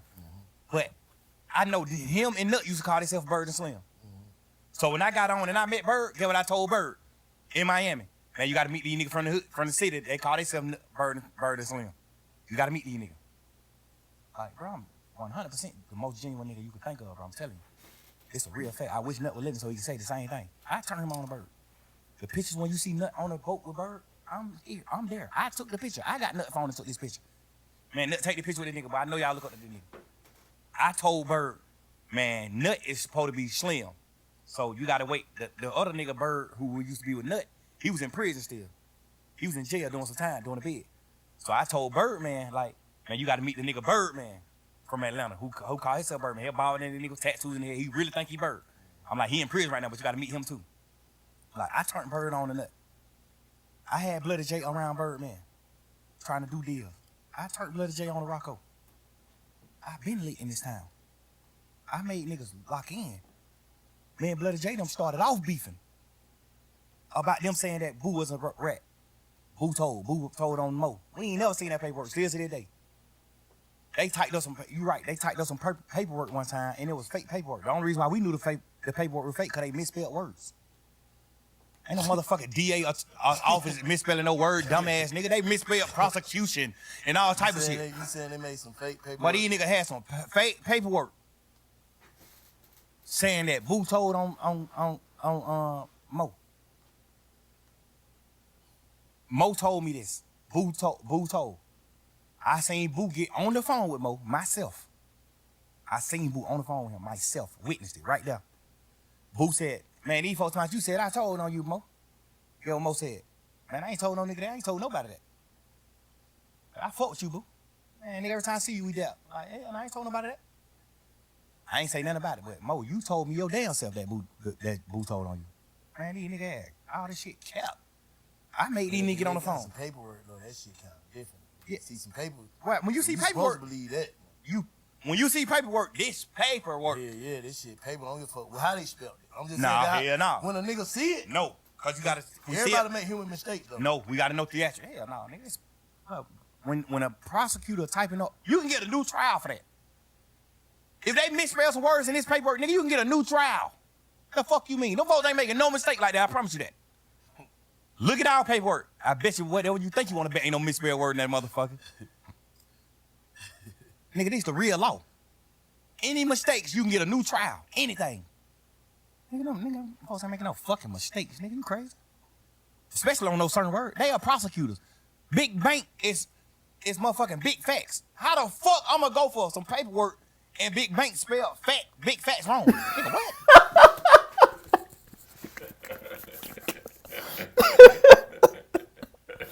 Hey, bro, that's just the way his ass talk, bro. Like, it gotta be dead ass serious. Oh, God, nigga made sense. How the hell the prosecutor gonna spell prosecution wrong? What are you talking about? They gonna beat it. What are you talking about? And they had more than one misspelled word. They had like 4 or 5 misspelled words on the first piece, on the first sheet. The state of Georgia versus this. That was wrong.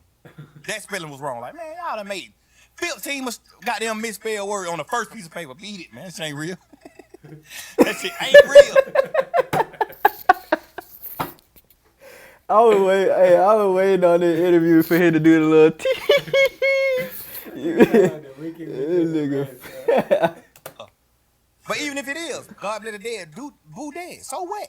Even if it is. Even when I figured out, because Mo told me himself that Boo told. So even when I seen Mo, when I heard Mo on the phone with Boo and Mo denied saying that to Boo, I ain't even tell Boo Mo told me that. I ain't even tell Boo, man, he capped. He told me you did. I ain't say nothing of that, 'cause I'm just not no messing nigga. I ain't doing that. When I heard Mo tell Boo to my face on the phone from jail, Boo said, "What's up, my boy? What going on, nigga? That Boo." He like, "What's up, my boy? What's up, big?" He like, "Man, I'm trying to see what the hell going on in these streets, bro. You know, I fuck with your game, bro. These niggas my goddamn you saying I told on you, bro." And he said, "Man, hell no. Well, you know I fuck with your game. Every time we see each other, we goddamn greet like players. Well, you know I ain't said no shit like that, man. Don't let these niggas goddamn woo." I heard him say this out of my own mouth. And I ain't trying to stir no shit up within they crew. Man, all them niggas, man, I respect all gangsters, all real niggas, all niggas that do what they supposed to do. I seen Mo take care of family from jail. I respect the boy. I done been on the phone a few times. Even throughout the beef, I done been on the phone with him. "Hey, bro, man, I ain't got nothing to do with that shit. Keep that shit away from me. I'm trying to do what I need to do with this rap shit. I made it out of Cleveland Avenue, nigga. I got 6 motherfucking kids, nigga. I'm doing what I'm doing." That's why I was fucking with nigga like Bloody J. Nigga like Ola Player. I was fucking with them niggas. I was fucking with Big Nut. I got 5, 6 videos with Birdman with Nut in them. With greeting. Like, nigga, ain't no harm in my blood with Days Loaf in they hood. I shot that motherfucker in Pink City. In they projects. Where they hang at right now. I shot that video there. The video of me, Birdman, and goddamn Ralph. Look at the video.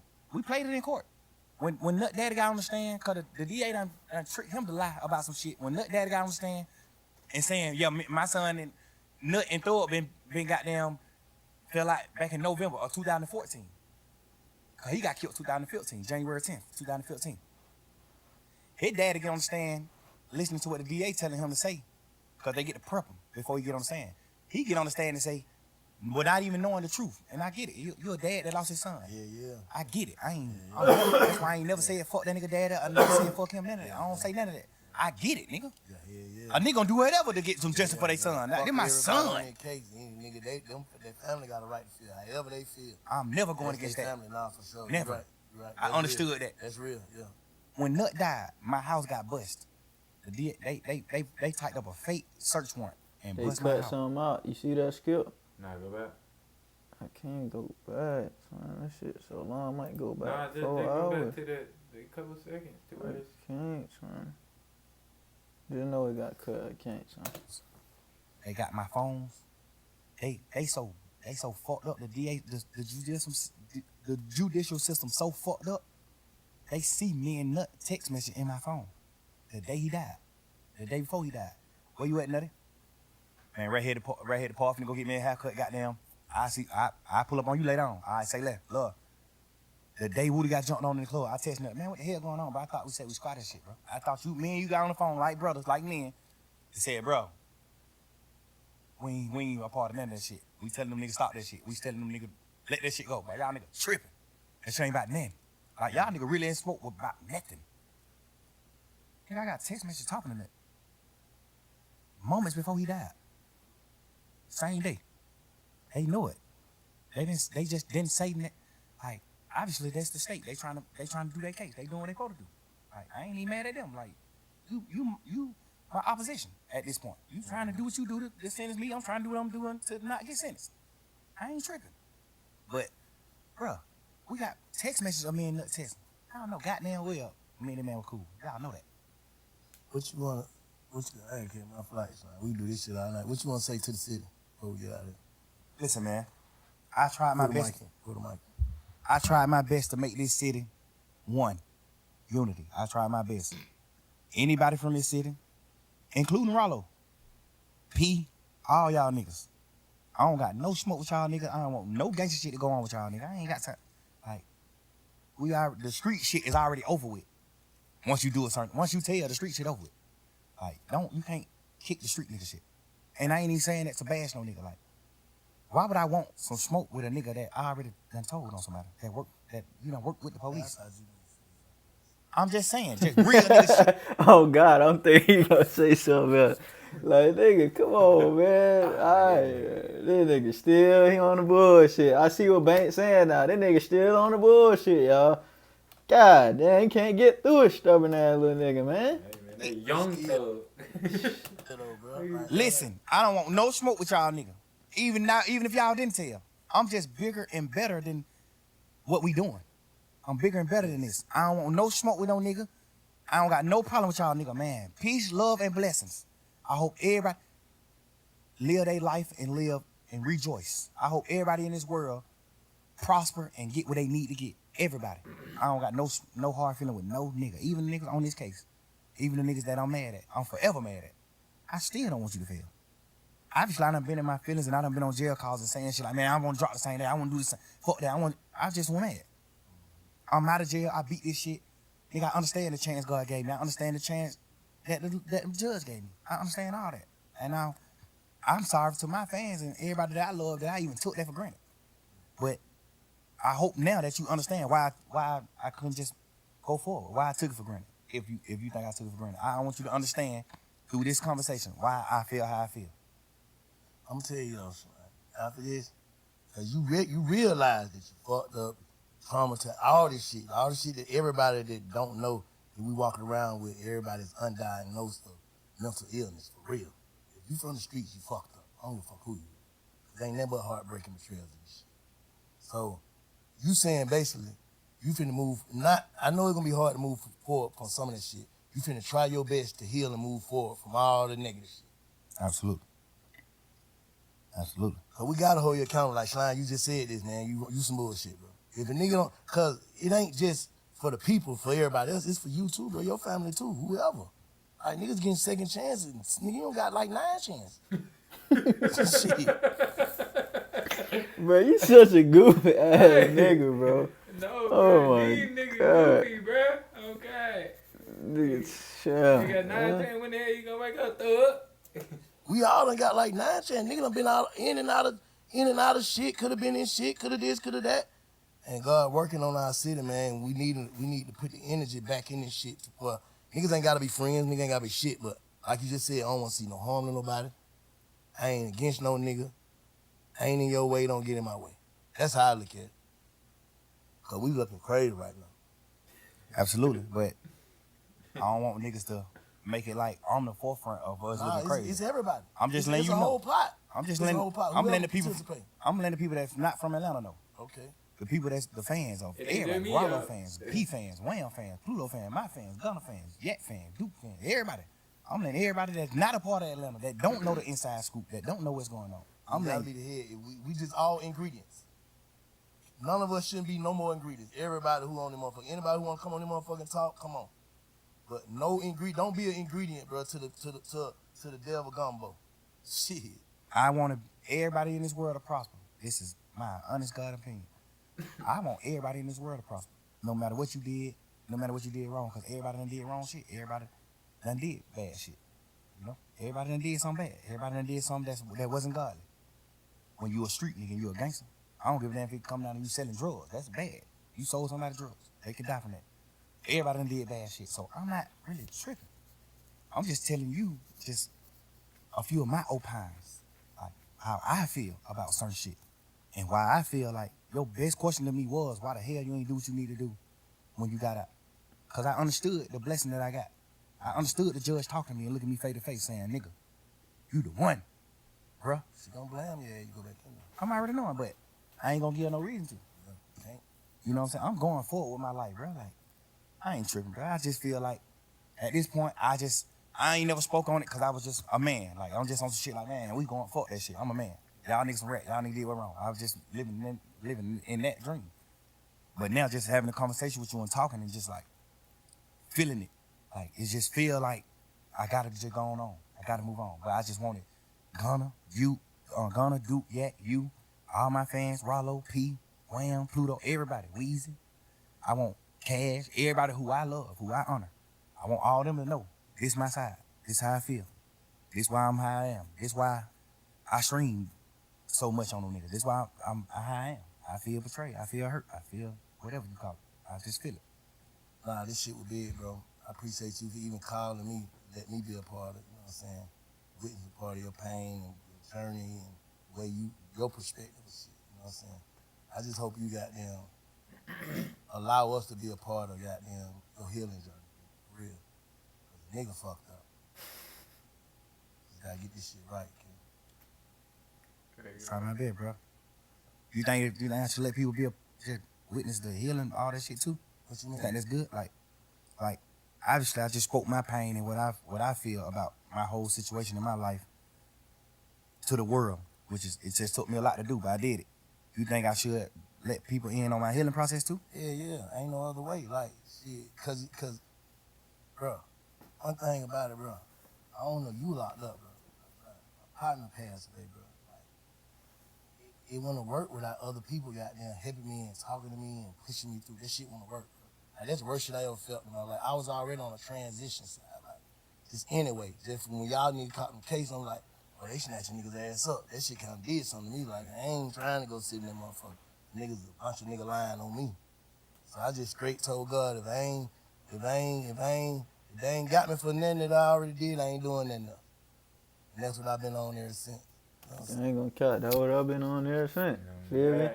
Nigga ain't trying to go to jail, y'all. I ain't gonna count. If you ain't never been to jail, but it's not the place to be. Not fun at all. Do not want to go there at all. And if you gotta spend anything longer than a day in that bit, you gonna know what the hell I'm talking about. You gonna know what the hell I'm talking about. One day in that bit All you need, man. is all you need to know. This is not where I want to be, gang. You hungry? Bologna sandwich, nigga. You don't eat bologna? Bologna sandwich, nigga. That's all I'm gonna say, man. And I don't take shit personal. Like I used to just like this, take everything personal. I don't take that personal. That's the first thing, bro. Get that book, bro. Full Agreement, dog. Just listen to it on your phone. Whenever you grind to the studio, Full Agreement gonna show you, but you can't take shit personal. Have you ever read the fifth agreement? Nah. Read the fifth one. You read the 4 already too? Yeah. Okay, but shit, you got that motherfucker the truth, bro. Oh, definitely. Nah, but you gotta allow people to goddamn Be a see part the growth, cause you see the growth and be a part of it, cause you allow us to see all the other shit. That's a fact. Appreciate you, bro. Appreciate Let me you. pull up on you. Hey, y'all go tap into the Big Fat Network, man. Follow us. All right, man. Look, we sat this bit for about, I don't know, I'm guessing about 4 hours, and we watched this shit. You feel me? I appreciate y'all for pulling up, watching this video with us, man. We heard Thug out, man. My opinion, man. I mean, as far as like, you feel me? He explained himself, man. He explained himself. He explained how he felt. Y'all know how I feel about all this street shit, man. All that shit goofy, man. At the end of the day, all that shit goofy, but you gotta understand this how niggas raised, this how niggas come up, bro. So it's hard to just ditch that mindset and just go to a completely different one. But most importantly, I don't think this had nothing to do with street shit. No matter how much time he wanted to say it, he said it. You feel me? Because that's just, you know, who he is. I think it had more to do with just the betrayal. And the betrayal can happen whether you in the streets or not, man. The betrayal can happen to anybody, a corporate worker, a mom, a dad, a child, or anybody. You don't have to be in the streets to feel betrayal, man. And at the end of the day, man, Thug, we grew up on Thug. You feel me? This nigga grew up on Thug. We all listen to Thug. We all fuck with Thug, man. And we appreciate him sharing that part of his story with us. And we want to hear from the other nigga, because what the fuck y'all nigga got going on? Oh, You feel me? What the fuck y'all got going on? Why Gunna? They call out Gunna. Why the fuck you ain't pull up on the nigga mama? I got one more. I feel like how bad Thug was going out for him to put the effort in speaking up speaks crazy volumes. You feel me? Like, Right. I believe him off of him just taking the initiative when Gunna had ample opportunity to land, but I'm still willing to hear you out. Still willing to hear you out, man. Y'all niggas gotta speak for yourself, and y'all gotta explain it. No matter how much y'all wanna duck and hide from all the allegations and all that stuff, man, y'all gotta understand y'all public figures, man. And the people is watching y'all. And so long as you don't come out and say your part, the people gonna speak for you. And Thug, he came out, he said his piece. Now it's up to us to do what we want to do with that information. Right now, what I'm gonna do with that information is I'm gonna salute him, man. Thank you for coming out, Big Bank. Thank you for goddamn hosting a nigga and being a real nigga and asking these questions and showing the youth that it's okay to speak up and let nigga know how you feel. That no matter how tough you is, you feel me? Everybody got feelings and sucker shit is sucker shit at the end of the day. And from what I heard, Gunna, you doing some sucker shit right now. So get your ass on Big Facts, and we need to hear what the fuck you got to say, my nigga. Get your ass on Perspective with Bank, because we need to know what the hell you got to say. We out.